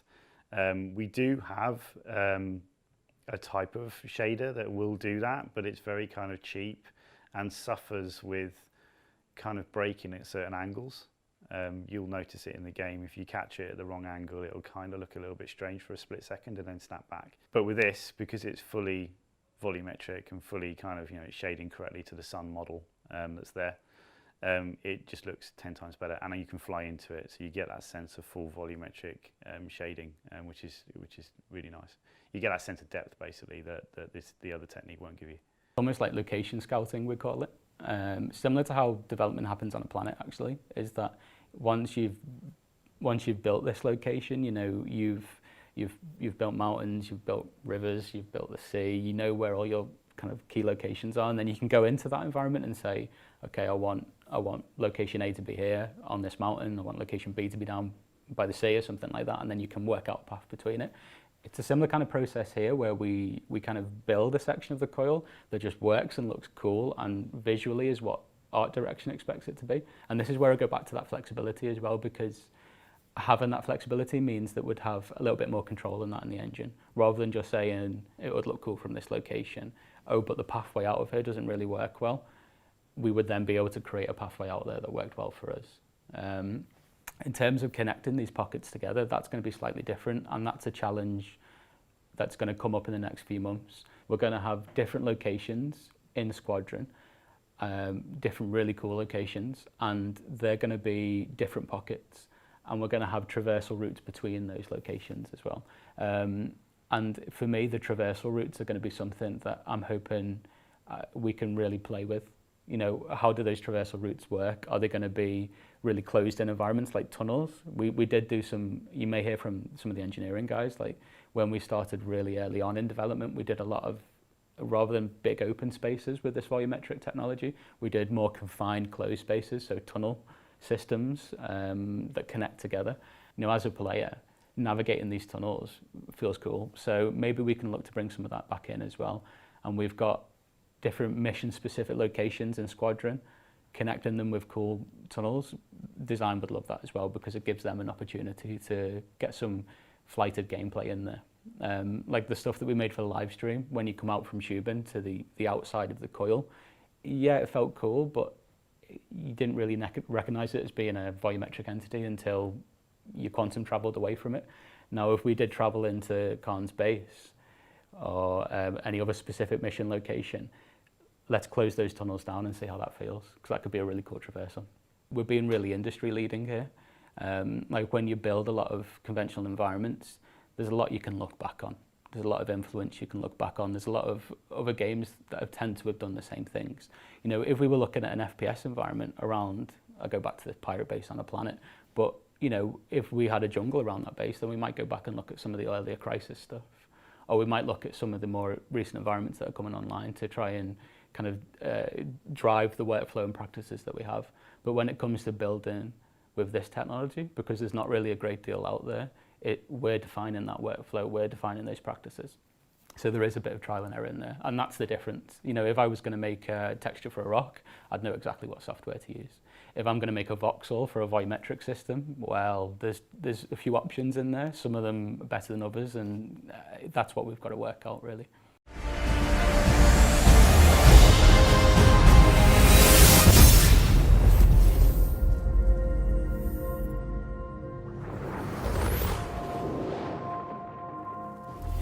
Hello, and welcome to another episode of Around the Verse. I'm Sandy Gardner. And I'm Sean Tracy. This week, we're back with another Squadron42 special. We'll take a look at the all-important gameplay story animation team, but first, let's check in with Nick Elms over in the UK for this month's project update. Hi everybody, and welcome to April's Squadron42 update. The GFX team have made a variety of visual improvements to the glass shader, making it an altogether more versatile tool, suitable to as many assets as possible. A simple unlit mode has been added, allowing the glass to be used on visors and ship canopy interiors without distracting reflections and glare. The refraction effect has been improved with the enabling of glare and blurred refractions, allowing us to achieve effects like sandblasted or frosted glass, condensation, grease and fingerprints. Combining the refraction capabilities with the unlit mode is making it possible for us to create some convincing dynamic visual effects. We can now fog out the edges of the visor, for example, if you're out of breath. We can ramp up the glare if you're looking at the sun in a dirty or damaged helmet. We also improved the crack effect and synced it with the health entity so we can realistically smash UI screens. The VFX team have been working on the screen interference system that will feature heavily in many areas around the coil in S42. Although still in early R&D, we are adding more drama and situational reaction to the cockpit experience with these effects that add interference to onboard computers and readouts. Lots of things in space can mess with your instruments, and the static storms pulsing through the coil aren't doing pilots any favours. As you can see, this adds an element of environmental storytelling to the rather limited view of the cockpit interior. And even simple effects like these add narrative tension as well as added challenge from a gameplay perspective. Staying with VFX, the contrail system has had additional focus this month. Details like the unique contrails seen when flying through the coil add more layers of detail and immersion to the environment. As we saw a few months back on ATV, the coil is almost a character itself. It's a really singular environment, and it takes a bunch of seemingly small components working together. Visuals, audio, special effects and game mechanics to create what's coming together as a really compelling experience. It's important, while implementing all these design elements, that the area retains its disorientating, intimidating personality and represents a challenge for the player, but remains fun and intuitive in terms of gameplay. As we saw on a different episode of ATV, the crew of the Idris frigate more than doubled in size from what was originally planned. We've had to make some design tweaks to accommodate the extra hands on deck, with a glaring need for additional officers' quarters. We've now added pilots' quarters linked to the main crew quarters on the Idris. As you can see, these digs are a considerable upgrade from the double bunks in the main room that we saw back in the vertical slice. They really help to make the Idris interiors feel like real lived-in spaces. The gargantuan Shubin engineering facility is a great example of the really impressive levels and physical spaces in the game. You can see how the scale of it and the atmosphere, from lighting to layout, further carries the visual storytelling so important to the medium. A lot of Squadron42's narrative is affected by and centred around the Shubin Mining Company, and as we were developing the story and looking at the level design, what started out as a relatively simple mining platform eventually morphed into the massive facility you see here. It even necessitated the inclusion of a monorail system as seen in last month's update, to make getting around faster and more convenient. Another key location seen in the December livestream was the old Chemline facility, long out of commission. We're working on a new control room prop set for it, and these assets represent the brains behind the operation, so to speak. In their day, long before the events of Squadron take place, these systems were top of the line, with hardware and software working in perfect harmony to keep the operation running smoothly, efficiently, and most of all, safely. Time, as it does though, has moved on, and these once high-end systems are left dormant, gathering dust and slowly decaying. Safety might not be a word best associated with them now. We've been testing a prototype to allow players to manually inspect the FPS weapons that they are currently carrying. When in this new inspect state, the item is displayed centrally and can be rotated, allowing the player to view each side and any attachment ports. The focus has been on pistols, stocked and shouldered weapons, as each type of gun has very different requirements when it comes to animation poses and the fluid transitions between them, as you can see in these examples of each style being tested. Building off the progress we saw in last month's update, work on the turrets for the massive Vandal Hunter ship continues. The organic design, seen in all the Vandal weapons and ships, manages to be intimidating and beautifully fluid all at the same time. Equal parts Deadly Viper and Blooming Flower. The Vandal have a very distinct look and feel that we're trying to make consistent with everything from their large-scale tech, like ships, to their turrets, and even their hand-to-hand weapons, armour and physical design. Everything about the Vandal is intense and visceral, and when players tangle with them in the game, it should feel markedly different than engaging with humans or other alien aggressors. That's all for this month's update.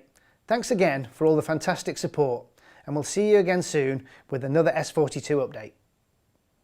Thanks, Nick. As you've seen over these last few months, the story of Squadron 42 is told through various mediums within the game. Last month, we looked at the way AI can convey character and story information through combat and other forms of in-game interaction.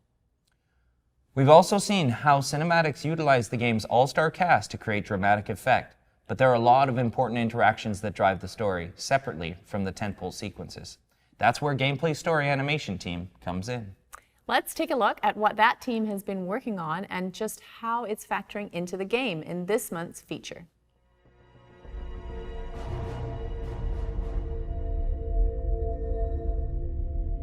In Squadron42, the story is quite vast and very deep. And to be able to handle this properly, we've actually taken the story itself and broke it into two different production teams. The first is cinematics, and they are primarily concerned with things such as the through line of the story, the major plot points that take you from the beginning of the game through towards the end of the game. Squadron42 is considerably deeper than just the main through points. And we wanted to build a more robust life, essentially, within every place that you're at in the world. And to be able to do that and to handle the production of that, we've created a second team, the Gameplay Story team. And this team is going to deal with things that may or may not be through line, but that add a greater depth and player experience to Squadron42. Yeah, Gameplay Story is different to cinematics in that there's often like a more interactive element. There might be an element of player choice or something else, like interacting with a cupboard door or something like that. Something that needs to happen in the world that means it's got an interactive gameplay element. It's something in between where it has an element of storytelling and cinematics to it, but it also has elements of gameplay mechanics. In Squadron42, the characters that you meet along the way that are on your battleship or in different locales, they all have their own lives. And you can interact with them and they will respond back to you or have conversations with you depending upon who they are and what their relationship is with you. This allows us to add a greater depth to the experience of Squadron42. You don't just feel like you are being pushed from plot element to plot element to plot element, but you're actually living within this world. You're living on that battleship. These are actually living, breathing people that you're interacting with within the Star Citizen and Squadron42 universe. Part of Gameplay Story is absolutely critical to the main story, so you can't really make progress in the mission until you speak to the characters and get the information from them, with them sort of telling you where to go and what to do next and stuff like that. But also there are other characters who are completely incidental that you can go and talk to, and you can find out how they're feeling or what they're working on or doing, and there's a whole backstory to them just to make the whole world believable. So, depending upon the choices that you make in Squadron42, different people will have different reactions towards you, and those reactions will change based upon the choices that you make.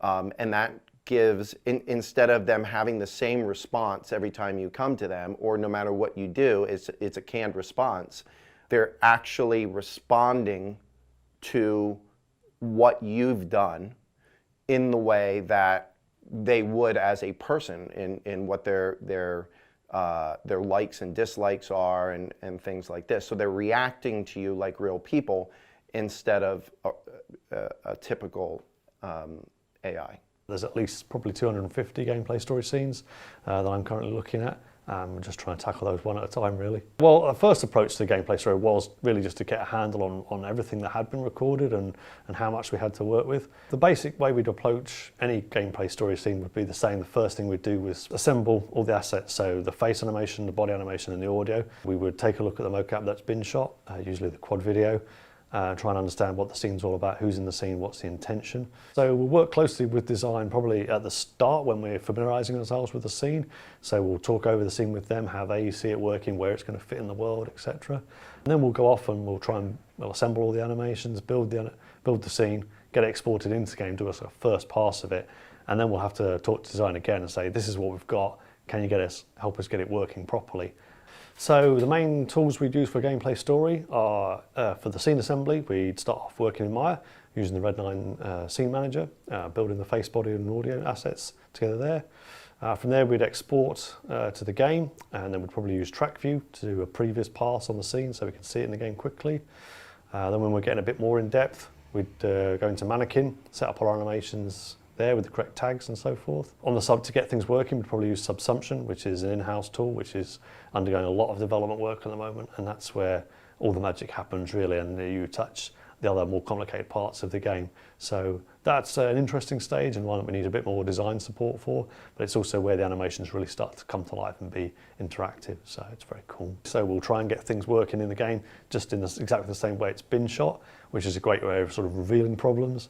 And then I'll usually just try and solve them just one at a time. Okay, let's start with the biggest thing. What looks worst about this scene? Okay, let's fix that, and let's move on to the next one, and the next one, and the next one. And so hopefully you're arguing about very, very sort of small details. And if there is anything that we don't currently have the tech for, then you're going to call that out and ask for help for other departments to bring them involved, get them involved and help you solve something that maybe hasn't been solved in the game before. Our first step would be to get the face, body and audio animations working in-game. That's reasonably straightforward. Once we have that, we can see what's been captured in-game, we can then decide how we're going to tackle the more complicated problems, sort of one at a time really. So the first steps are easy enough. After that, it gets a little more complicated. The motion capture doesn't always match up perfectly. Sometimes a performance has been pieced together 2 different takes of mocap, so quite often some of the animation work we'll do will be to sort of blend over those little cuts in the mocap. Sometimes we need to capture a new idle to go in place for when the player's taking their time to make a choice, so we might even need to do some fresh mocap for that. Yeah, usually it takes a lot of work to get it from just the initial capture stage into something that's fully working in game and every aspect and every branch working correctly. Another challenge that Gameplay Story needs to deal with is because we have these scenes that happen, they may have 1, 2, 3, 4 more characters playing all at once. Those characters are not playing through just a linear editor. Those they have lives before the scene and they have lives after this scene. And the challenge with that team is to be able to work with the performance capture and create transitions and the technical ins and outs for these scenes so that characters, when they're running under AI code, can make their way to the scene properly.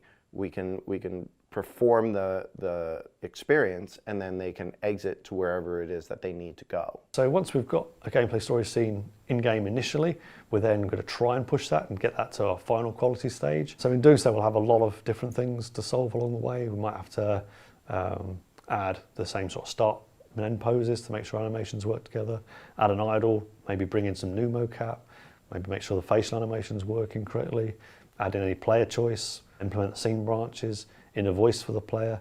If there's a look at, if the player needs to look at somebody or the character, need to add that in. And then sometimes transitioning to and from an AI character as well. So there's a lot of different things you have to solve one at a time, and we just start with the biggest problem and solve that, move on to the next. And eventually when you can't see more problems, then you know you're more or less done. I think a really important point within Squadron42 and Star Citizen and overall in animation on this game is we try not to focus on the word AI, even though in the reality of it, it is a AI or it is AI code. What we're trying to achieve is that this is a living, breathing world. It's a living, breathing universe, and everybody who is in it has their own likes, their own dislikes, they have their own backstories. Even characters that you may fight against, instead of treating them like just a random guy on the screen, that person got there somehow, and they have some sort of goal, and that helps us to drive how those characters react, whether it is in a combat space or in a space like the gameplay story, adding far more depth to the gameplay experience. I've worked in animation for a long time, so for me, animation is the light that that lights up the game. It's the most important thing for me. So yeah, I'm really keen on animation. I think it's if you look at something for the first time, the way it moves is probably the thing you'll see first. So I think it's hugely important. So I really enjoy working on the gameplay story, and I want to bring these scenes that have been captured into the game and bring that life into the ship, so that you're not just walking around an empty spacecraft, that there's real people there with real stories and interesting things going on the whole time. So yeah, no two gameplay story scenes are really the same. We have a massive range from simple little quick one-liners that are said during combat up to full scenes and multiple characters, up to sort of 12 characters filling a room at a time with very dramatic things going on. And then we have everything in between. A lot of scenes will be just sort of 2 or 3 characters, you know, talking or doing or something or working on something. So, you know, I'm still discovering as I go through different aspects to gameplay story. So it's there's a lot of variety in there, and it's very interesting.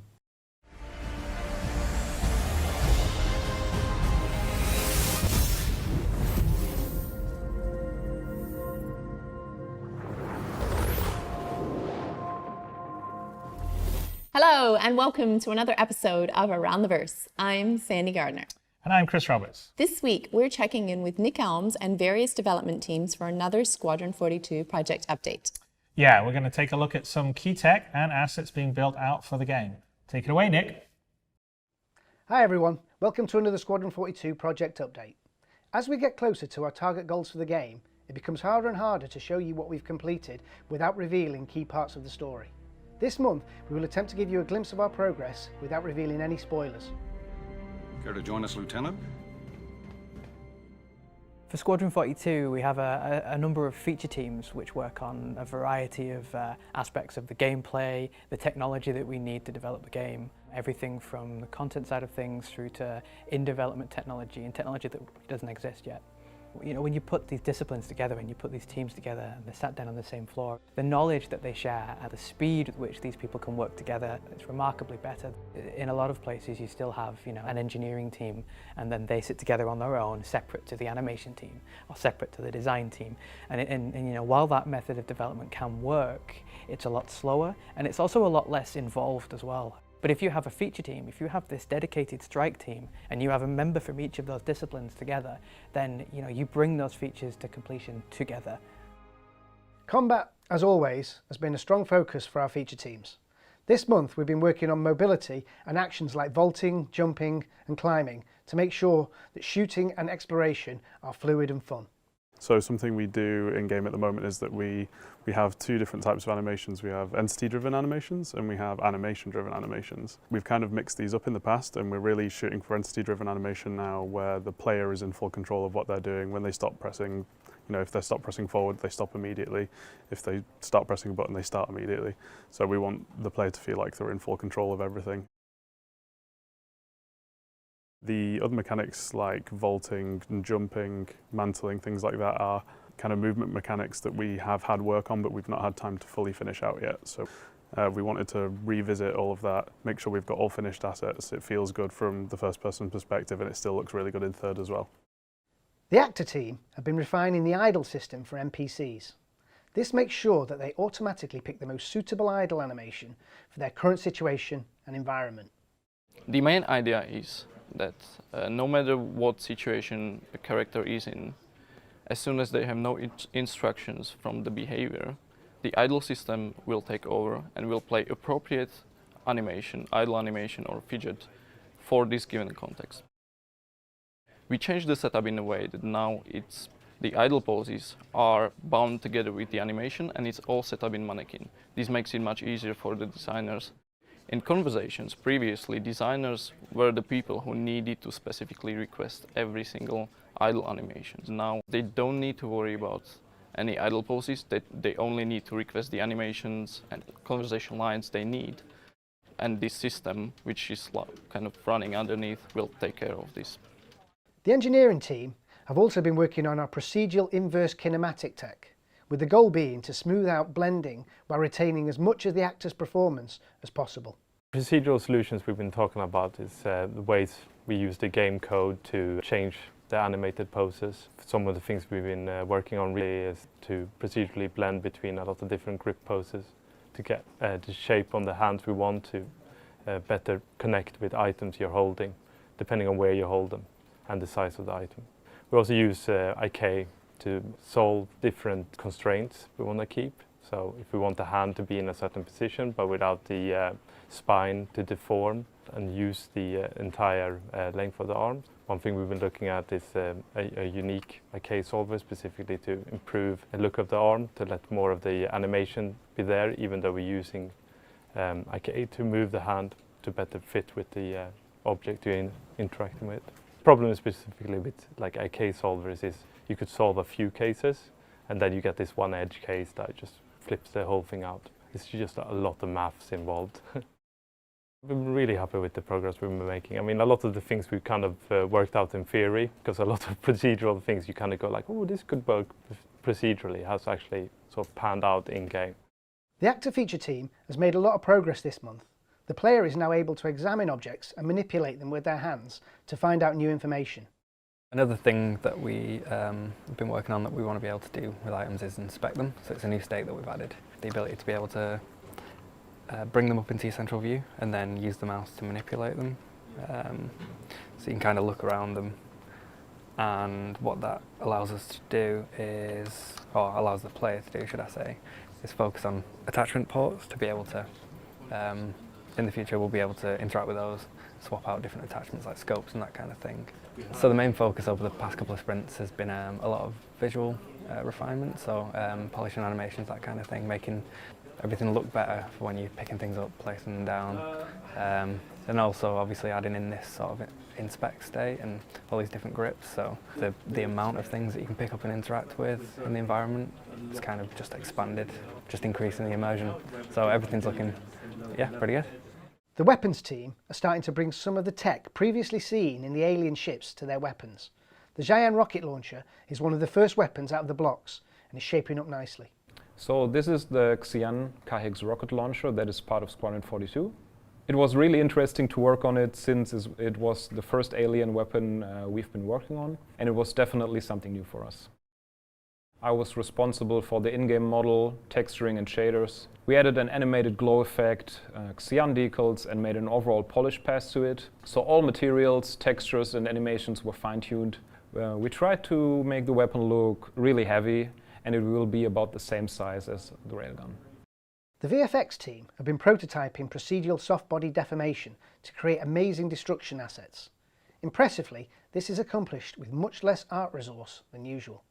This month we worked out how to take a standard wall asset, break it up and apply a soft body simulation to it, and then rig it for game so we can do deformation and like shearing of metal in game. This method will be used for the cinematic sequences where you see either a ship bend or crumple, or a piece of metal, like such as a metal wall, shear and break apart. This method is like a cheaper method of doing this bending process. We have another method for doing this, which is the geocache alembic way, but that is a lot more expensive. There's a lot more memory resources that is used there. So in conjunction with that and this method here, we can blend these two together to make very interesting and detailed destruction simulations. It's not often that we get to associate a team's work with the word rubbish, but this month we've seen the props team deliver loads of detailed work on the clutter and scrap that's built around the various abandoned spaces in the verse. Recently I've been working on scrap piles, and these have been using a mix of a Substance Designer and ZBrush pipeline. They make use of several techniques, one of which is using tiling textures and the other one is using unique props. I start by sculpting assets inside of ZBrush, which are then taken into Designer and splattered around and distributed in a procedural manner, and this works well from both an artistic and a production standpoint. This has been quite an interesting set to work on. It's been a mix of location work and regular props work.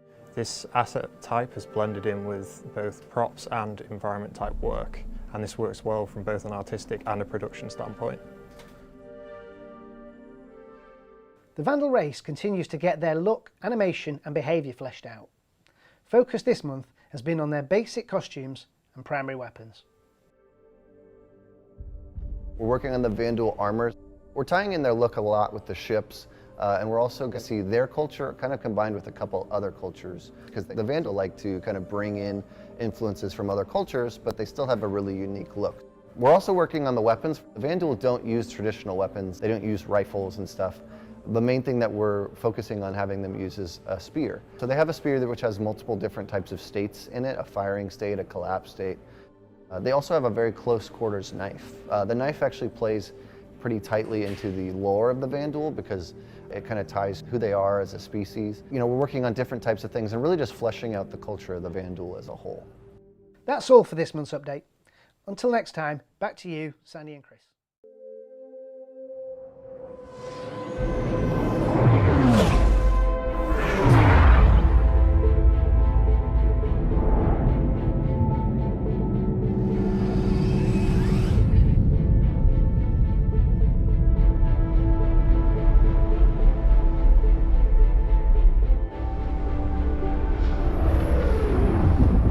I saw you apply to the Flight Academy again.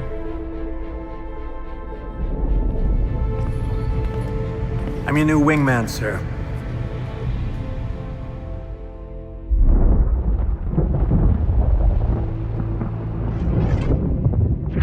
The coil. Local scum use it for cover to launch attacks. This is their turf, so move when I'm moving. Keep your eyes open.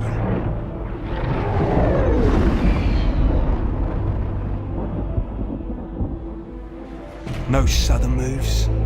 Who the hell are you? We're OMC. And OMC belongs to Satocon. Is that your boss? Are we supposed to be scared of him or something? Yeah. The OMC aren't the only ones listening into comms.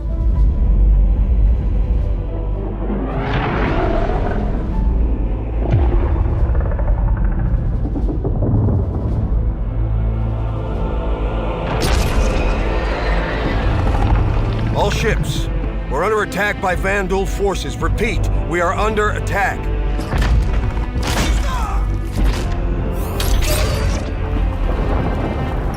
There have been battles.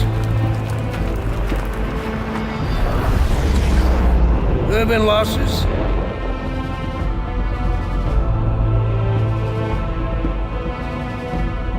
Each and every one of you has proven yourself time and again. We will not lose the system.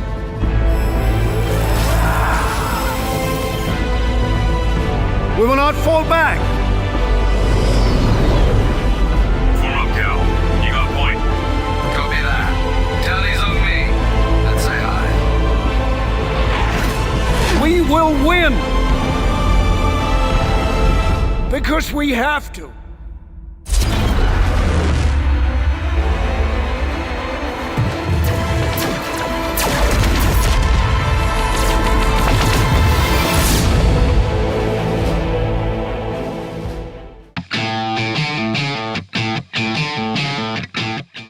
December 2018 marked a turning point in the development of both Star Citizen and Squadron 42, when Clive Calder, a South African billionaire, stepped in with his son and invested $46 million into the project.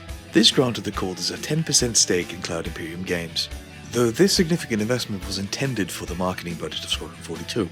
The Calders invested via their company Snoot Entertainment, founded by both Clive Calder and Jess Wu Calder in 2004, Jess being an unknown relation. In 2018, during the time of the investment, it was a joint venture with Clive Calder and his son Keith Calder. They appointed two board members, Dan Offner and Eli Klein, the former being the man responsible for introducing the Calders to Cloud Imperium Games, bringing the total number of board members to 5. Jumping to the future in 2025, the current members are Chris Roberts, Aaron Roberts, Sandy Gardner, Eli Klein, Mark Neach, and the one and only Ortwin Freyamuth. Mark having eventually been replaced by Dan Offner. The investment was and still is controversial and still gives rise to more controversy in the future, which will be discussed later. The argument at the time from fans was that this harmed the crowdfunding element of the project and caused fears of outside investors coming in and eventually ruining the intended goals of the project.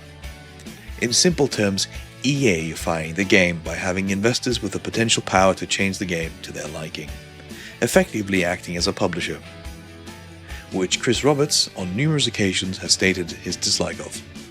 Chris Roberts, however, assured the community that CIG and the Calders very much saw eye to eye and that they understood CIG and their approach, as long as they understood how patient you have to be to follow and invest in this project. Though the point was also made that the investment was a good thing, meaning that the crowdfunded money could purely be used for development and the Calder investment on marketing. Thank God, a marketing budget. The game is actually coming. Something is happening.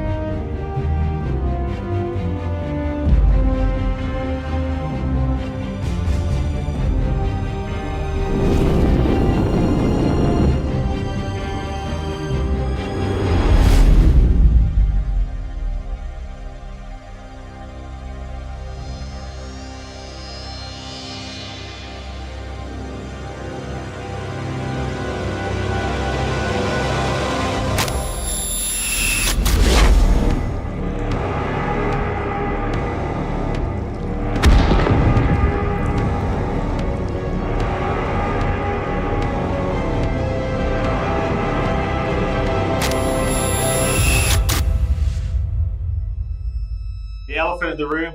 Finally, the Squadron 42 video's here. So, Take it away, Brian. we want to do. I mean, I'm partly guilty for one of the reasons why it's finally here, as opposed to a much simpler, shorter thing that we were playing around with an idea earlier. But Brian, do you want to maybe? Yeah, we initially planned to. Absolutely, we initially planned to. I was just gonna call up some of the guys, as I kind of casually do from time to time, record it, talk about our progress, and see what was going up.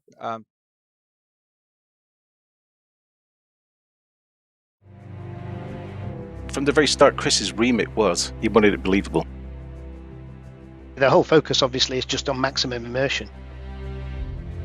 A lot of assets are kind of unique, and locations are unique. Everything really is different.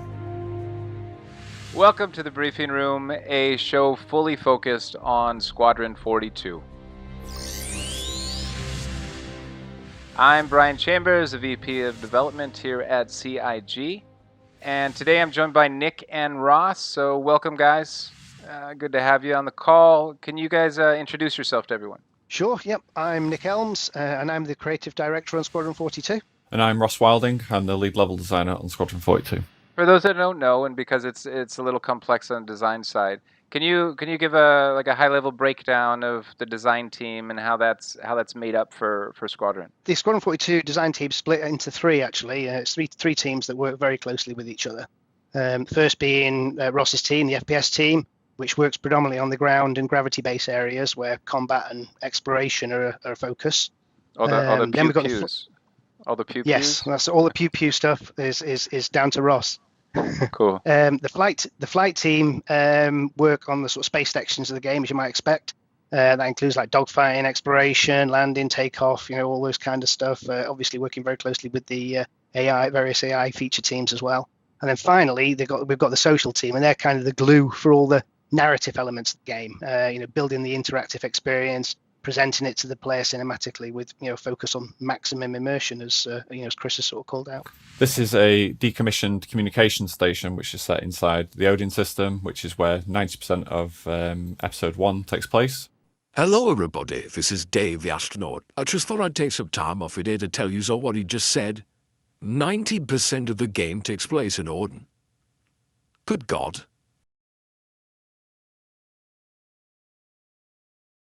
We actually visit this location very early on in the game, and it's probably one of the first times the player gets to kind of be let loose, essentially, and kind of have a bit of freedom. And for this reason, we've decided to basically keep this station quite small. It's actually one of the smallest locations we visit in the entire game. Not to say that it is small, because we'll show a little bit more of that in a little bit. Look forward to it. Let's dig in. So one of the first things we started when looking at Asiado is we wanted to kind of establish its identity. So as you can see here, this is a very early kind of block out of the exterior, which, as you can see, looks like a satellite dish. And this was something that actually came up in one of the early meetings. And part of this was because it gives us that kind of recognizable shape. The other benefit of it, as I've kind of mentioned, is Asiado is a very early section in the game.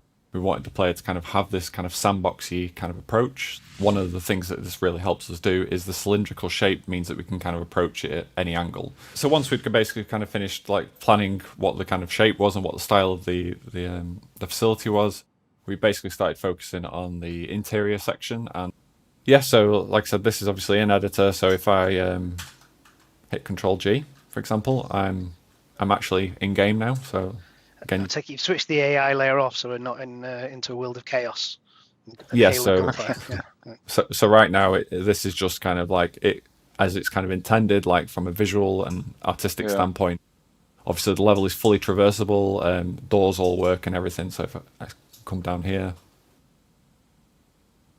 but one of the things, is that we're obviously kind of AI is an ongoing process, and like obviously live demoing it at this point, like anything could happen. So we're just trying to save ourselves a little bit of pain right now from showing too much stuff, basically. But you can again kind of come into there. You can see a lot of these kind of like personal effects and things that kind of add to the kind of life of the space.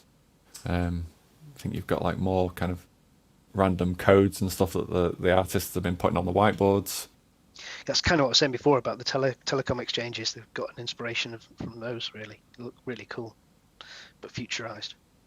Yeah, and these spaces, it does look really cool. And one of the other things that we're quite keen on for a lot of these spaces, as I briefly touched on, is we want to have a lot of kind of interactables and kind of things to do in the environment. So if you imagine you're kind of sneaking through this space, and it's obviously very kind of like there are enemies in here and you're trying to avoid them because you want to take a stealth approach.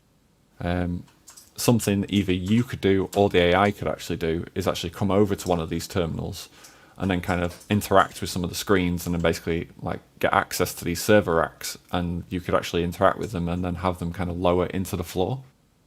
And suddenly what becomes like a nice place for kind of sneaking around with the stealth suddenly can become totally exposed with no kind of cover. Exactly. Yeah, it's like I was saying before, those things will become a stimulus for AI. So even if somebody's in the room next door, they might potentially hear that and go, what the hell's going on next door?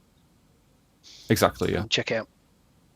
And speaking of next door, I guess as a player, that would make me mad if I think I'm being all stealthy and I flag the AI, hear me. Next thing you know, all my cover disappears to the ground. If you're switching heavy machinery on in the room next door, yeah. And this is the thing as well, is that, and this is kind of what moves into our steps as we kind of move forward towards release. Basically, is we're trying to basically get the AI to kind of do stuff that kind of feels like cool and original and obviously like compelling to the kind of experience, but at the same time not kind of like the player thinks they're doing okay and they're like perfectly stealthing around and then suddenly everything disappears. So this is the airlock, so I can actually cheat, seeing as we're in editor, and kind of fly down.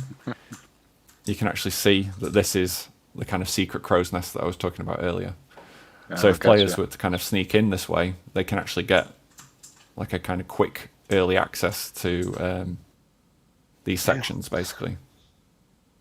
This is actually the other side, and something that I kind of talked about at the very start was the fact that Asiado was a kind of like decommissioned communication station, and obviously everything I've shown up to this point is kind of operational and kind of lights on and everything's working. So you can actually see here that this side of the station is a lot more kind of in darkness and it's kind of been left to kind of rot, essentially. That's cool. I was gonna say, and another thing, which obviously we're not going to be showing anything of this today, but we do have like some environments which are like infinitely bigger than this sort of location. So you can imagine like the kind of work that goes into a space that's this size, kind of playing in the game. I wanted to kind of basically bring up some map stuff and how we kind of tackle kind of like working out where the AI is going to go. So you can see in this screenshot, this is kind of an isometric kind of angle of the station where you can kind of see the different tiers. You can actually see part of habitation here. We don't actually have that gravity room right in the center is where we just were, right? Exactly, yeah, just down there, yeah. Cool. And then this is the kind of the mission control section. We do actually have the hangar off to the left, and the reason why this isn't here is because we're still kind of like making some tweaks to the hangar, so we're still kind of like finalizing some of the areas in that. But then if we kind of cycle through again, you can kind of see we've got the disc is the skywalk, is it? Yeah, it is, yeah. So you can kind of see, as we've already kind of covered, there are 3 main kind of tiers to the station. And then what we do is we essentially break it up into zones. So say in zone 1, you kind of approach this character and they spot you and they're an enemy. They would probably obviously alert their teammates. What would then happen is these 3 guys would kind of move over and kind of support them in combat, and suddenly the player is like 1 versus 4, for example. But what we wouldn't want to happen is everyone in the station to run to this point.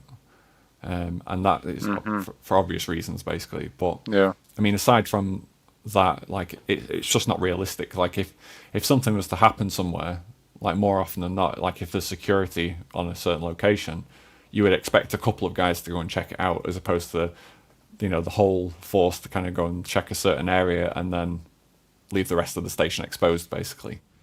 Could it ever get elevated, though, that, Zone 1's trying to handle it, and then just for proximity, Zone 4?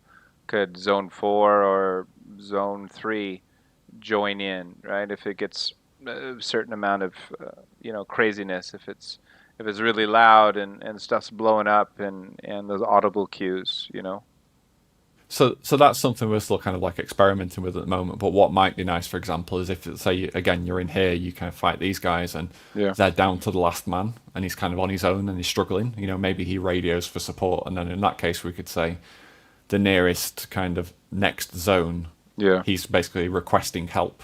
And then something else which we've not kind of decided yet for this location, for example, but something we may do in other locations is if an enemy or a group of enemies are struggling, perhaps they call in like dropship support, and then an extra wave of enemies could kind of actually come to the location. And in that case, we can obviously kind of make things more difficult for the player. So, how are you and the team feeling about it so far? About where it's been and how it's come and where you're at. To be honest, it's like at the moment I feel like everyone's starting to get quite excited about everything. Now we know what the mechanics are, and they're starting to come online. And yeah, my name's Philip Meller, and I'm lead design on SQ42. And my current focus has been on interrupt tech. Awesome.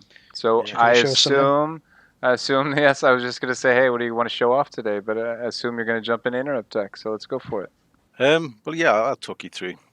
Start of the year, social team have been doing a big push on scene implementation. So at the end of end of last year, most of our scenes were in, but they were in a base fashion. So basically, with the scenes, the player has to play ball, and if the player does anything, the scenes kind of fall apart. Really, I'll give you a bit of background on the actual Stanton. It's a military variant of the Idris.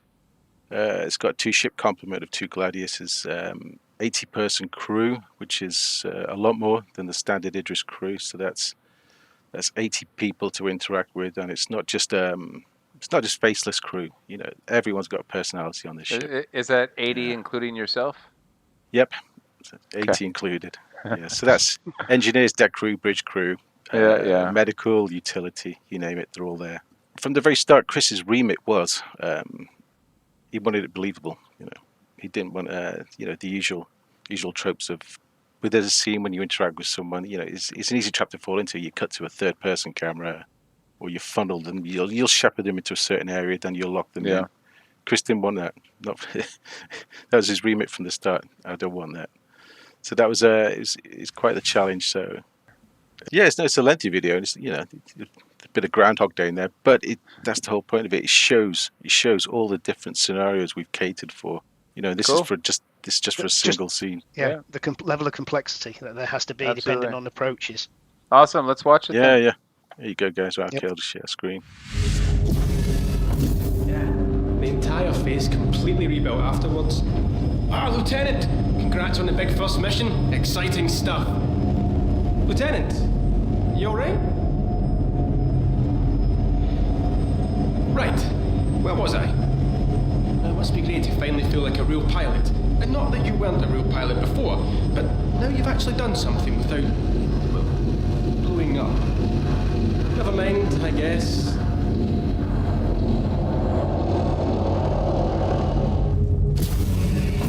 Yeah, the entire face completely rebuilt afterwards. Apparently the lieutenant looked completely different before Vega. Lieutenant! Congrats on the big first mission. Exciting stuff. It must be great to finally feel like a real pilot. And not that you weren't a real pilot before, but now you've actually done something without, blowing up. Lieutenant, you alright? Right, where was I? Speaking of pilots, did you hear what happened to Ishitaka last year? So, we were posted out in some backwater system. Oh, I forget which one. Maybe next. Anyway, we decide to go out drinking at this dumper of a trade station. Real dump. Never mind, I guess.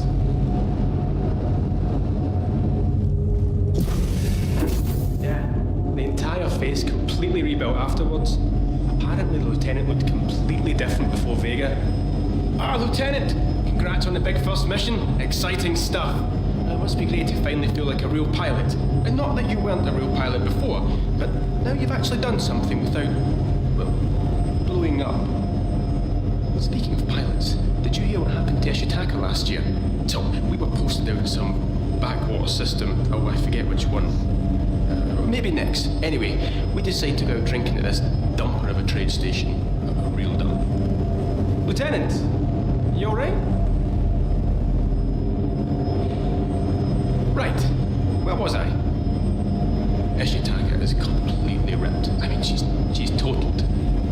face could do with a bit of an upgrade. Wakes up the next morning with a nose like the front of Freelancer. Never mind, I guess.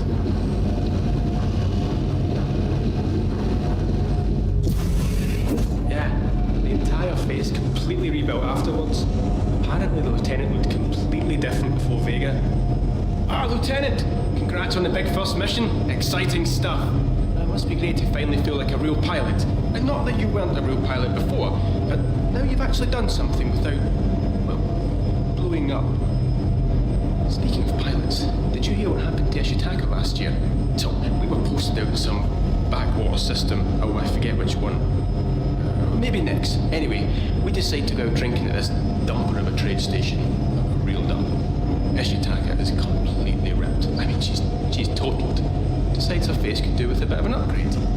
Wakes up the next morning with a nose like the front of Freelancer. Lieutenant, you alright? Right, where was I? The dog said she couldn't fix it. Said she wouldn't fix something that isn't broken. Never mind, I guess.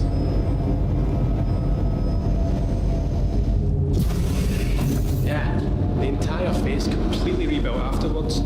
Apparently the Lieutenant looked completely different before Vega. Ah, Lieutenant! Congrats on the big first mission. Exciting stuff. It must be great to finally feel like a real pilot. And not that you weren't a real pilot before, but now you've actually done something without, well, blowing up. Speaking of pilots, did you hear what happened to Ishitaka last year? So, we were posted out in some backwater system. Oh, I forget which one. Maybe next. Anyway, we decide to go out drinking at this dumper of a trade station. A real dump. Ishitaka is completely ripped. I mean, she's totaled. Decides her face could do with a bit of an upgrade. Wakes up the next morning with a nose like the front of Freelancer. The dog said she couldn't fix it. Said she wouldn't fix something that isn't broken. Lieutenant, you alright? Right, where was I? Ishitaka had to walk around with that disaster for a month before she got some more shore leave. Lesson to be learned, Anyway, I'll catch you later. Ah, Lieutenant! Congrats on the big first mission. Exciting stuff. So that was his focus trigger, realizing he'd seen you, and this is the player. Can you see 180ing? Being fairly obnoxious. Right, where was I? And this, you've got the debug markers, haven't you? Yeah. From his feed coming out. Yeah, he's got an interaction trigger around him, and that's dynamically scaling depending on what the player's doing. So when the player 180s, it shrinks. When the player, return 180s again, here you can see it now. Goes back into it, increases, and then he actually picks up the conversation again. Exciting stuff. So it's that marker that's going out, and then if that's within proximity, it then triggers a certain action. Yeah. Yeah. Cool. So it's like a head look and then resume. Yeah. So the player maintains eye contact for say 4 seconds, for example's sake, and he picks up the conversation. Maybe next. Anyway, we decide to go out drinking at this. See the player's doing it again there. A real dump.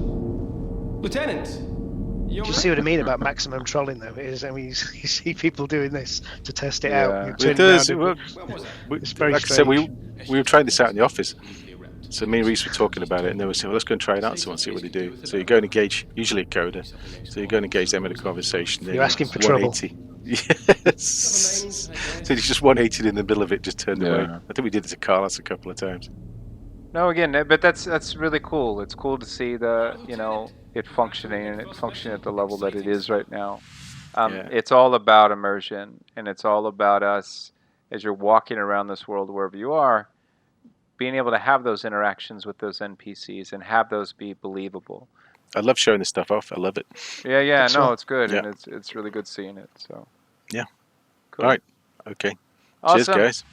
Awesome. I think we're getting to an end. Well, absolutely, we are. We're wrapping it up. So thank you, Nick, for joining us, for helping me out here. It was fun. It was great. Cool. So I appreciate everyone watching. I always enjoy when we get to show off some more progress and dive deeper into what we're doing here on Squadron 42. And to close out the show, I wanted to leave you with a video that our art director for Squadron 42 put together, Nathan Dearsley of Asiato.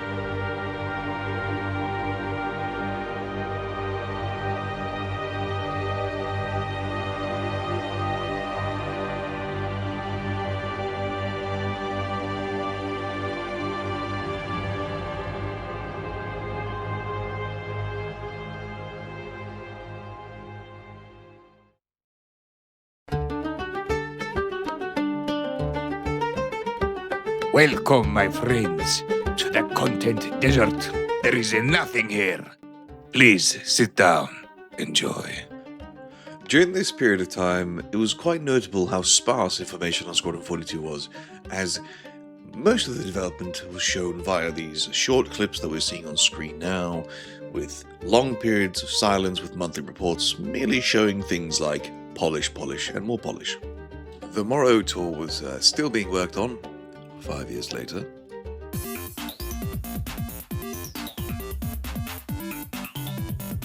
As we can see here in 2021, more polish on AI behaviors, and everything kind of came to us slowly via the monthly reports with polish, some images that were kind of cool to see, but never really anything of substance on the status of the game.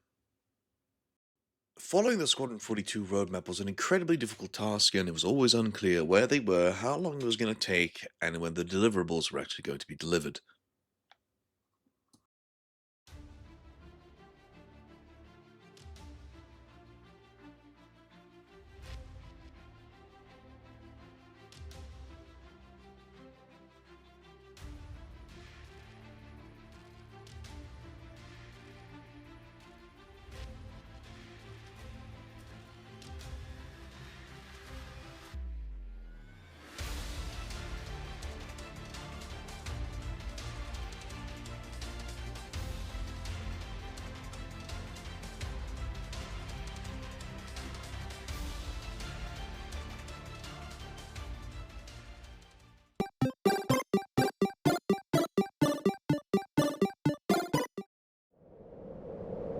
Welcome, my friends. One of the most significant things in Star Citizen and Squadron 42's development was the 2022 Roadmap Watcher controversy, where CIG got mad at the community for the community being frustrated with the lack of deliverables being delivered and the fact that we had heard no significant news about Squadron 42 since the missed 2020 Squadron 42 beta. And I don't just mean an update like, oh, we polished the AI for the 15th time. No, I mean actual gameplay footage or anything tangible for us to see or do. When? When? When? I don't know.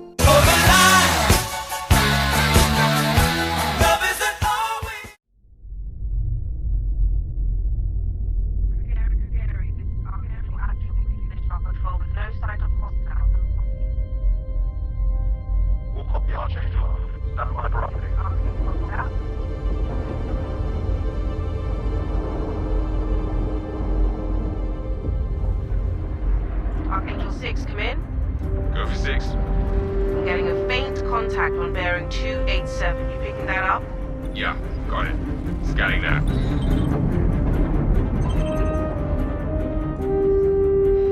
We're clear. Commercial vessel out of Vega 3. Reminder that civilian traffic is restricted under lockdown. Copy that.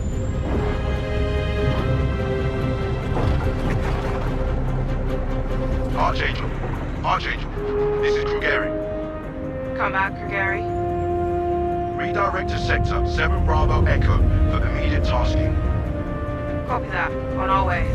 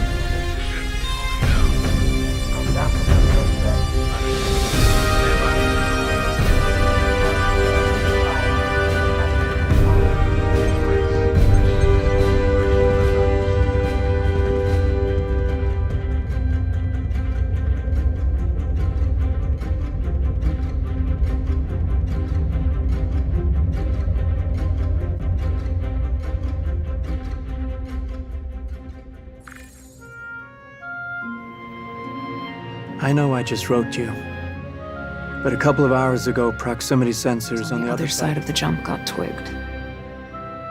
Word is it might be that clan we've been battling with. I guess that last fight didn't scare them off quite like we all hoped it would. Honestly, we've been out here so long, I don't know what to pull for anymore. I just wanted to let you know. I'll ride as soon as I can. Stay safe. Your loving son.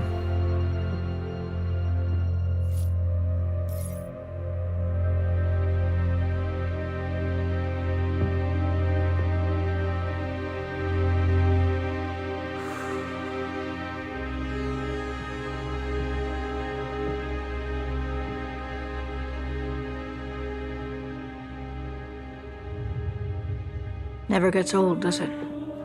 Sir. Eddies. I used to do the same thing when I was first coming up. Post up to the flight deck whenever I could to watch the launches.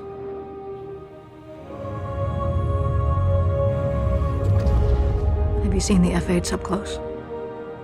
No, sir. The thing's a beast. Nimble, too. 12 maneuvering thrusters and 3 mains. It sure sounds like it. Sir. Captain McLaren, to the bridge. Captain McLaren, to the bridge.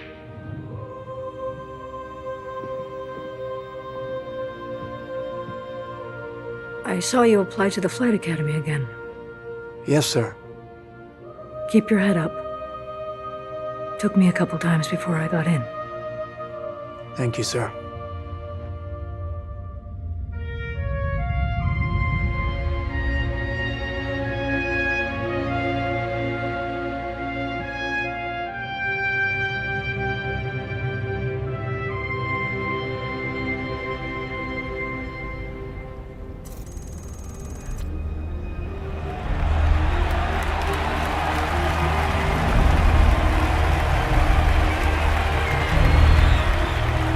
Welcome to Cloud Imperium Games Manchester Studio. I'm Chris Roberts, and I'm pleased to announce we have just passed a major milestone. Squadron 42 is now feature complete and has entered its polish phase. To celebrate this milestone, we've gathered some of our core leadership together to share what this means.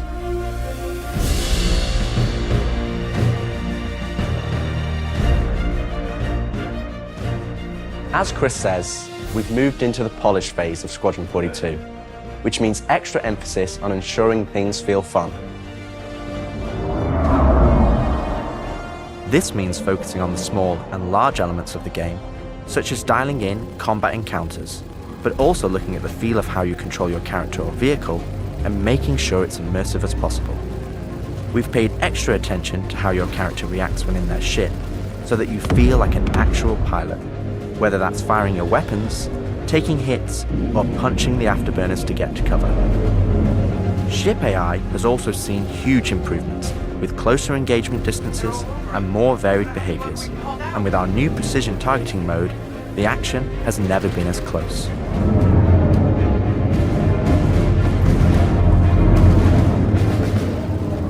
With the aim now on polish, we've organized the project into self-sufficient strike teams, so we can focus on individual areas to deliver the best experience.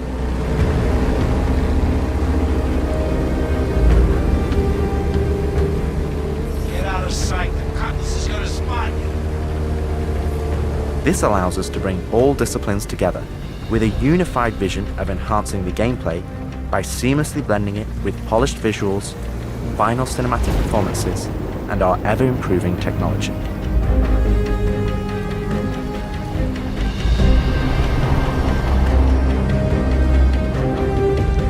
See the boat, kid. You're good to keep going.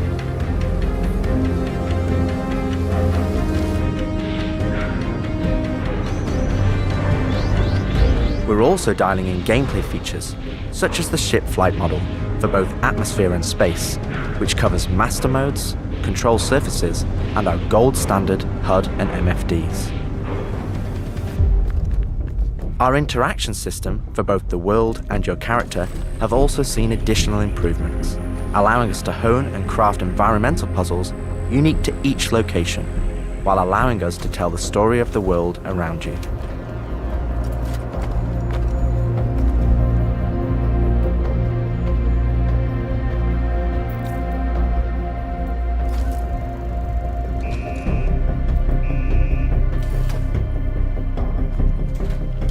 The military multi-tool is an essential piece of equipment for every pilot that integrates all attachments into a single handheld device and allows us to create really interesting challenges, including physics-based puzzles using our updated rope tech.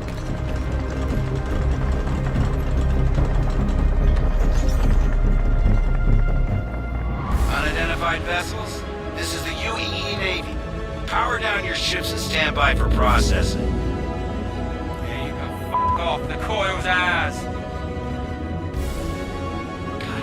Our scanning, targeting and marker system has also seen an overhaul, allowing us to highlight only the essential information that you need, such as key objectives, mission targets, and high-level scan information, while keeping your overall view as clean as possible. Damn skank!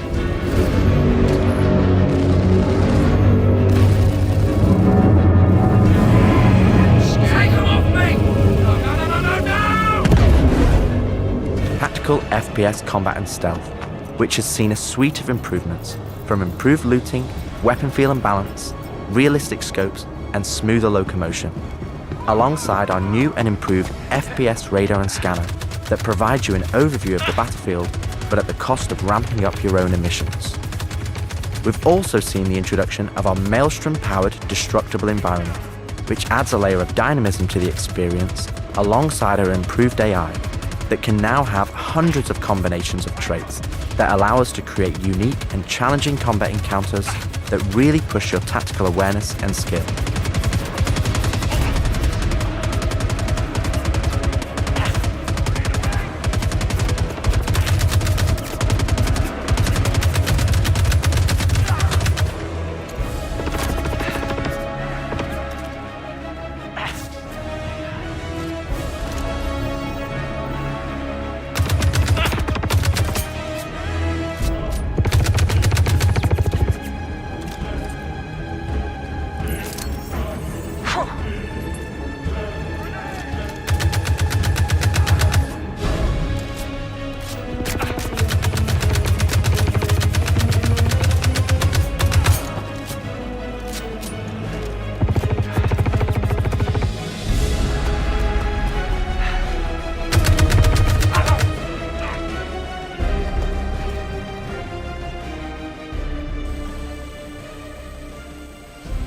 We play and review the builds regularly and call out action points in each level from start to finish on where we need to improve the gameplay.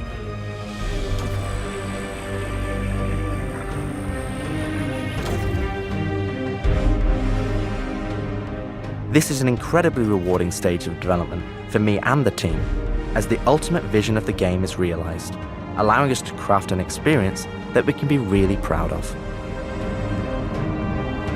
One specific area that I'm excited to dial in is the feeling of the player interacting with the world around them. Patching you in. As it's a core component of Squadron and really grounds the world that you inhabit. We've made sure that any interaction in the environment is physically represented by a character animation to keep you in the moment and fully immerse you in the experience that we've created.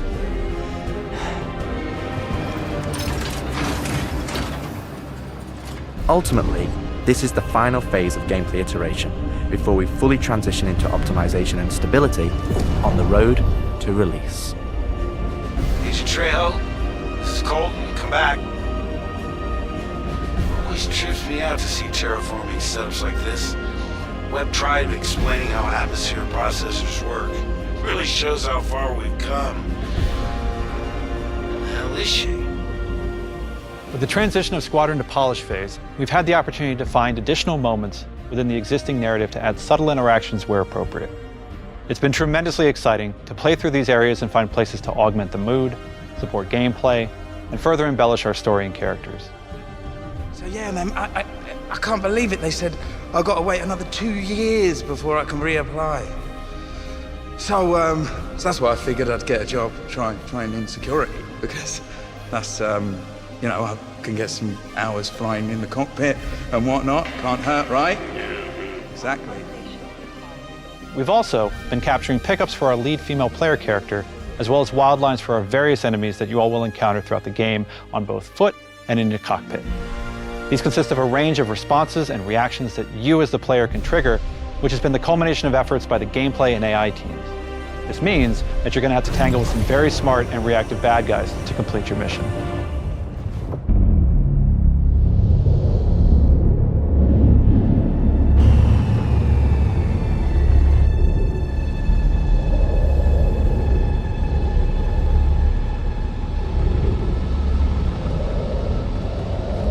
At the heart of this immersive adventure, you'll find cutting-edge cinematic storytelling, thoughtfully crafted to fully immerse you into your story. We fight today! So in 40 years from now, when you're surrounded by everything and everyone you hold dear, and they ask, what did you do in the Battle of Vega? You can look them in the eye and say,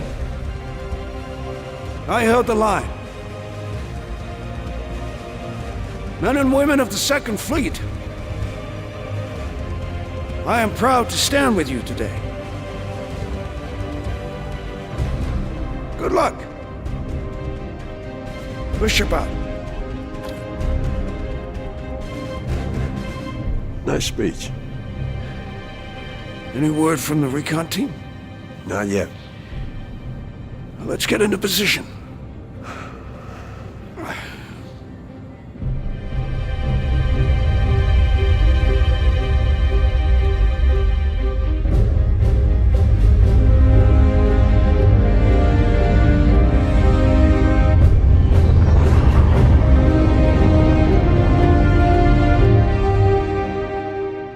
Throughout the polish phase, our team is taking every opportunity to push things to the next level. Tell me you're expecting company? This is not good. The Cine team is focused on finalizing edit lock on all of our big action as well as all smaller character sequences. I could have pulled this off at the Galactopedia. Yeah, probably, but I think their solar mass calculations are wrong, though. Well, this is ridiculous. How so? We are now able to adjust our shot composition to final cameras thanks to recently crafted space vistas and level art being content complete now. It'd be nice to know how much of a shitstorm we're flying into. More like a hellstorm, Blue. One you ain't gonna fly out of. Shut up. Now, I hadn't seen another ship that wasn't trying to kill me in days, let alone a hauler, let alone a Jean. So you can imagine my surprise. Detailed lighting passes can be done on hero sequences so we can show our cast and convey their emotions in the best light possible. And we're making sure our cinematics are triggering as fluid as we can craft them so they form a coherent concerto with the rest of the player's narrative experience. Mr. Wexler, this is Lieutenant Commander Colton. Oh, Commander, hey. Julian Wexler, I'm the field manager of this little operation. Welcome aboard the Archon. What brings the Navy to this little corner of the universe? We got you flying with Lieutenant Commander Colton. He's one of our best. As others will share, this is the most rewarding chapter of development, which allows us to truly experience the visceral and oftentimes emotional moments that our narrative provides. How did you handle it after Vega? I'm not sure I handled anything. It helps to remember that stuff like this is supposed to hurt. I've never been good at dealing with problems I can't fix. Well, this is one that you don't have to do alone. That's good to know. For the animation teams, polish phase means refining the social aspects of Squadron 42 that occur between the various missions and getting the behaviors implemented across all of its chapters. Here we're dialing in the hangar to make it as immersive and believable an experience as possible. That'll do it. Done. Okay. All right. Let's do this. I have to switch out some of the interchange on the hangar deck. We're getting a weird after. Turning out to be another stuff.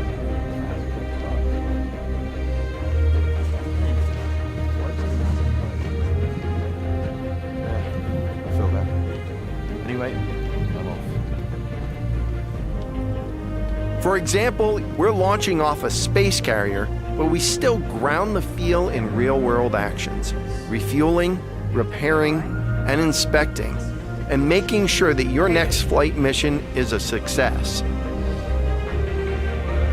This means we're looking out for pops, hiccups, or awkward transitions, and ensuring that everything flows and looks like all the great mocap performances we've captured.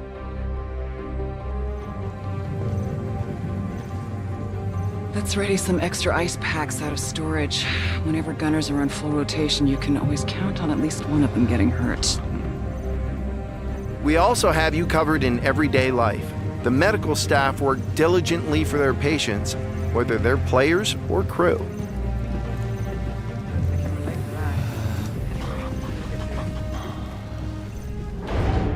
We really want you to feel part of an authentic crew, an important part of the UEE Navy in an enormous universe of people going about their everyday lives.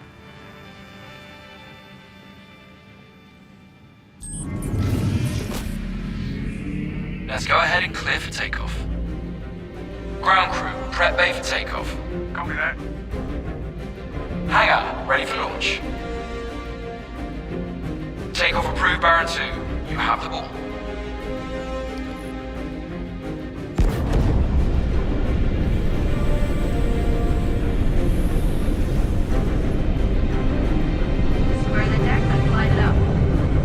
Ready and hold on as you're launched off the deck of the carrier.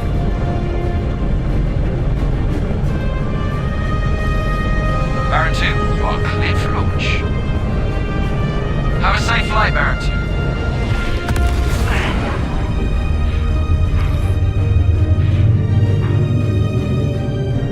2. We want you to not only decide how you play the game, but to feel as if the people you interact with are in that world with you.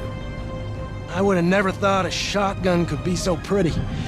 Damn, this R97 is sleek as hell. Like a lot of other weapons in Gemini's arsenal, it has a higher rate of fire than most guns of its type.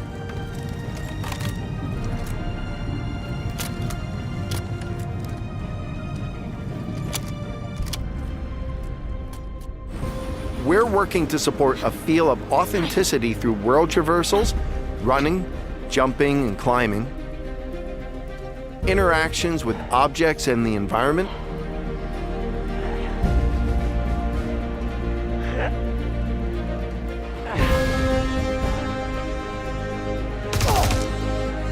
solid weapon gameplay and enemy reactions, as well as combat realities, such as weapon malfunctions.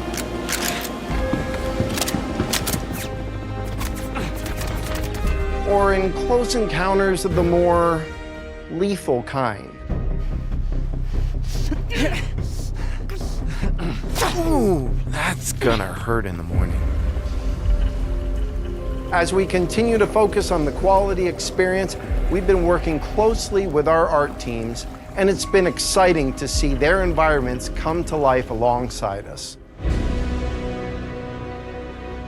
While animation and design have been populating the locations, polish phase for my teams means making huge advancements in the quality of our characters and environments.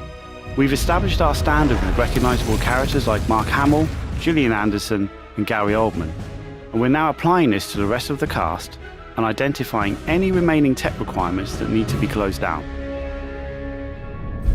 The story of Squadron 42 takes you through a variety of diverse locations of varying scales and styles.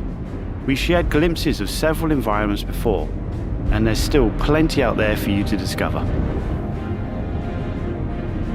One of the main challenges the art team has had to face during the development of Squadron 42 is ensuring the visuals are complementary to the narrative of the script.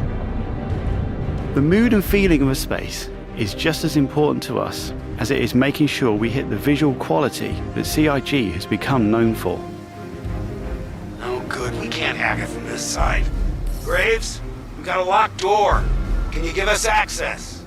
No, I'm afraid that's a negative, Steve. I would have to add you to our system to give you override permissions, and there's a lot involved in that. It won't happen quickly. Okay, we'll figure something out. Everything you see during the campaign has been heavily inspired by the classics of 70s and 80s sci-fi, but with a modern twist. We want everything you see to feel like it has a soul, its own personality, and tells of a history long before you arrived.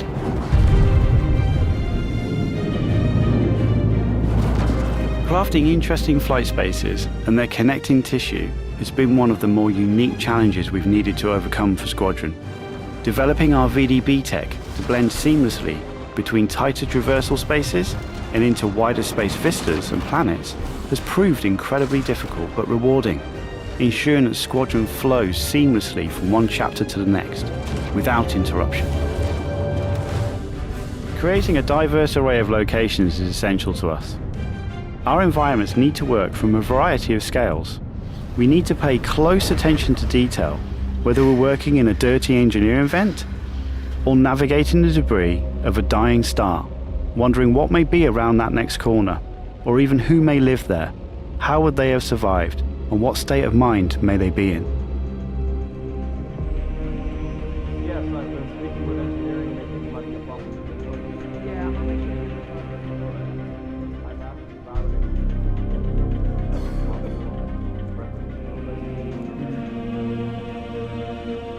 We've worked closely with our social teams in delivering a cohesive social experience when you're taking some downtime from our refined flight and FPS missions, or even missions of the more eerie kind.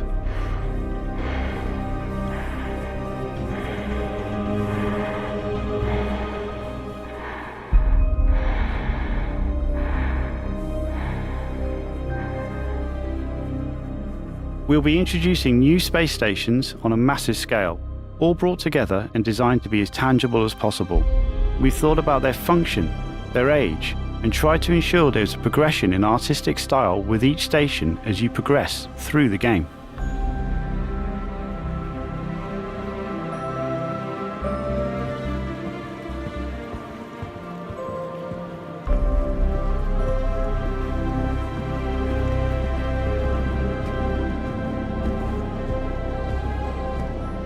As you can see today, the teams are working incredibly hard, ramping up the detail and quality to match the breadth of our vision for Squadron 42. Now, I know you're all asking, when can I play it? When can I play it?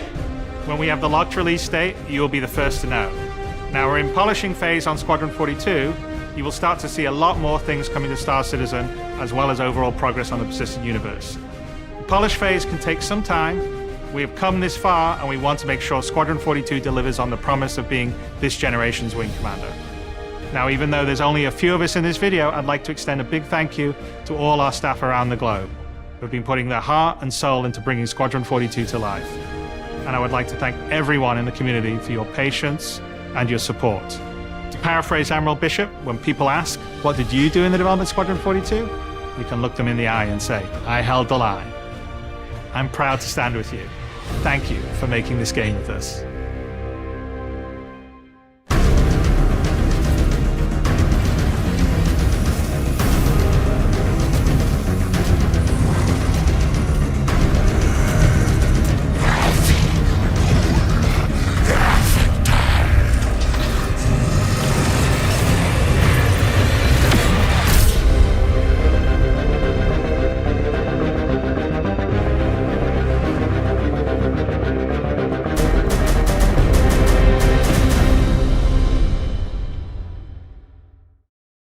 "2023 will turn out to be the year that re-energized the community after years of silence and lack of information. It shot through the fans like epinephrine through a geriatric and galvanized the community.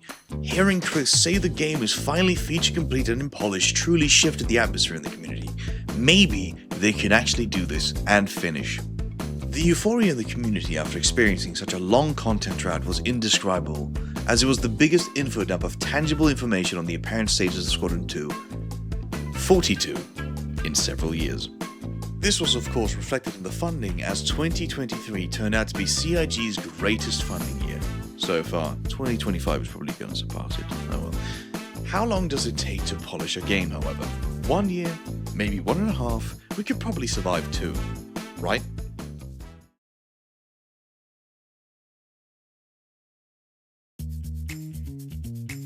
So in 2024, we were finally graced with over an hour of gameplay like we had seen in 2017. But, however, seeing as this is so new, I am not comfortable with showing all of this gameplay, so I recommend you instead go to their YouTube channel and go check it out for yourself directly from them, as it is so recent that I think that I'm probably going to get executed if I show all of it. But what is most important about 2024 is that we finally got a release year, which is more than we've had in a while.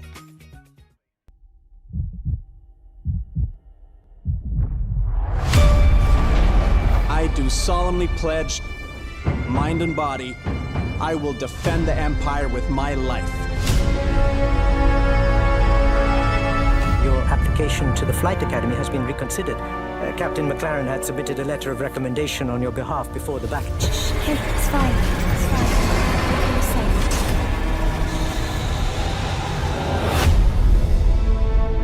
We may be a small crew, but the work we do matters. Welcome to the Stanton. I'm Eugene Morrow. I'm Petty Officer Webster, Chief Mechanic. This will be your new home. We got you flying with Lieutenant Commander Colton. He's one of our best. Sir? Who the hell are you? I'm your new wingman, sir. The name's... You want me to learn your name? You live long enough for me to care. Baron Actual, you're clear to launch. Launching in 3, 2, 1.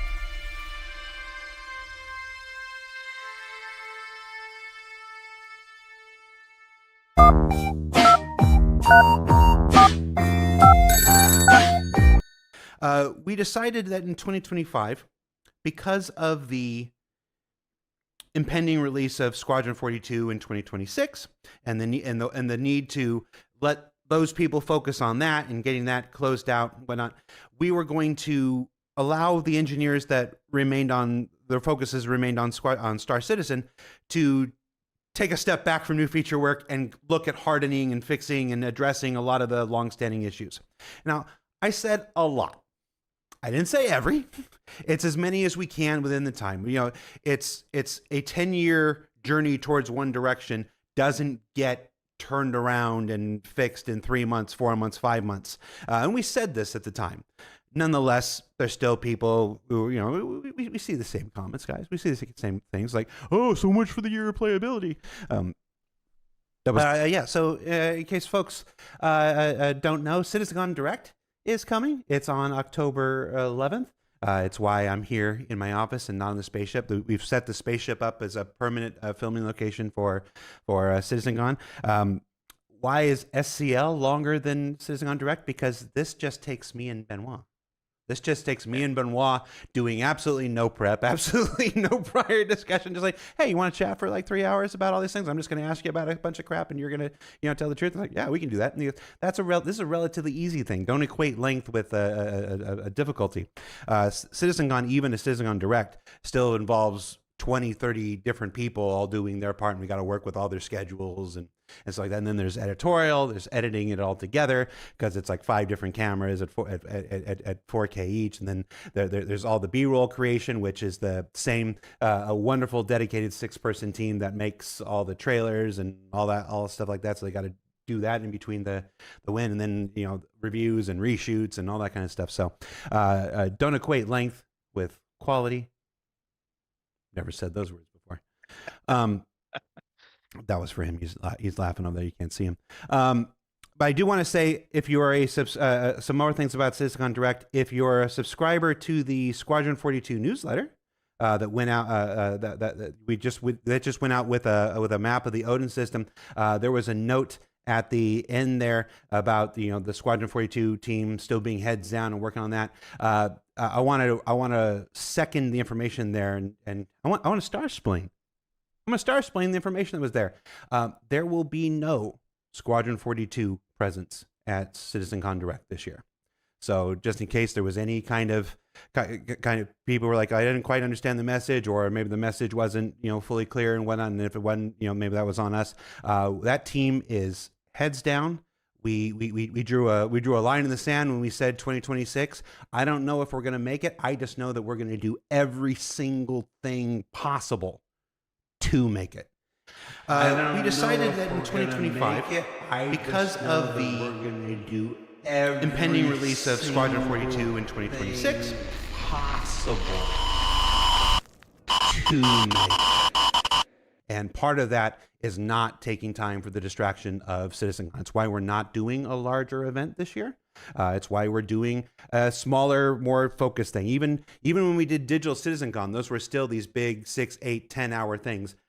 We called that CitizenCon. This is not CitizenCon. It's CitizenCon Direct. It's a much smaller, more focused thing, specifically on the work of the Star Citizen team and what they plan for the next year of development. Jared, now being fully aware that he had shat the bed, went to Reddit to further strengthen his points and also to clarify a few things. But this left me personally a bit more confused as to what he actually meant and how he chose to express himself. It was rather strange, and considering the lackluster Squadron updates during this year, which I'm choosing not even to feature at this point, because it was mostly wallpapers, some doodad man nobody's ever going to talk to or care about, and then having released a oversized JPEG late. This being an outdated map of the Odin system, which they said in 2019 that this is where 90% of the game is taking place. Which they said was originally going to be released in August, then deleting this message and saying, oh no, it's not on track for August, and then releasing it in September. This does not inspire confidence. And with Jared's recent statements, I am not sure about 2026 personally. I love you, and I miss you.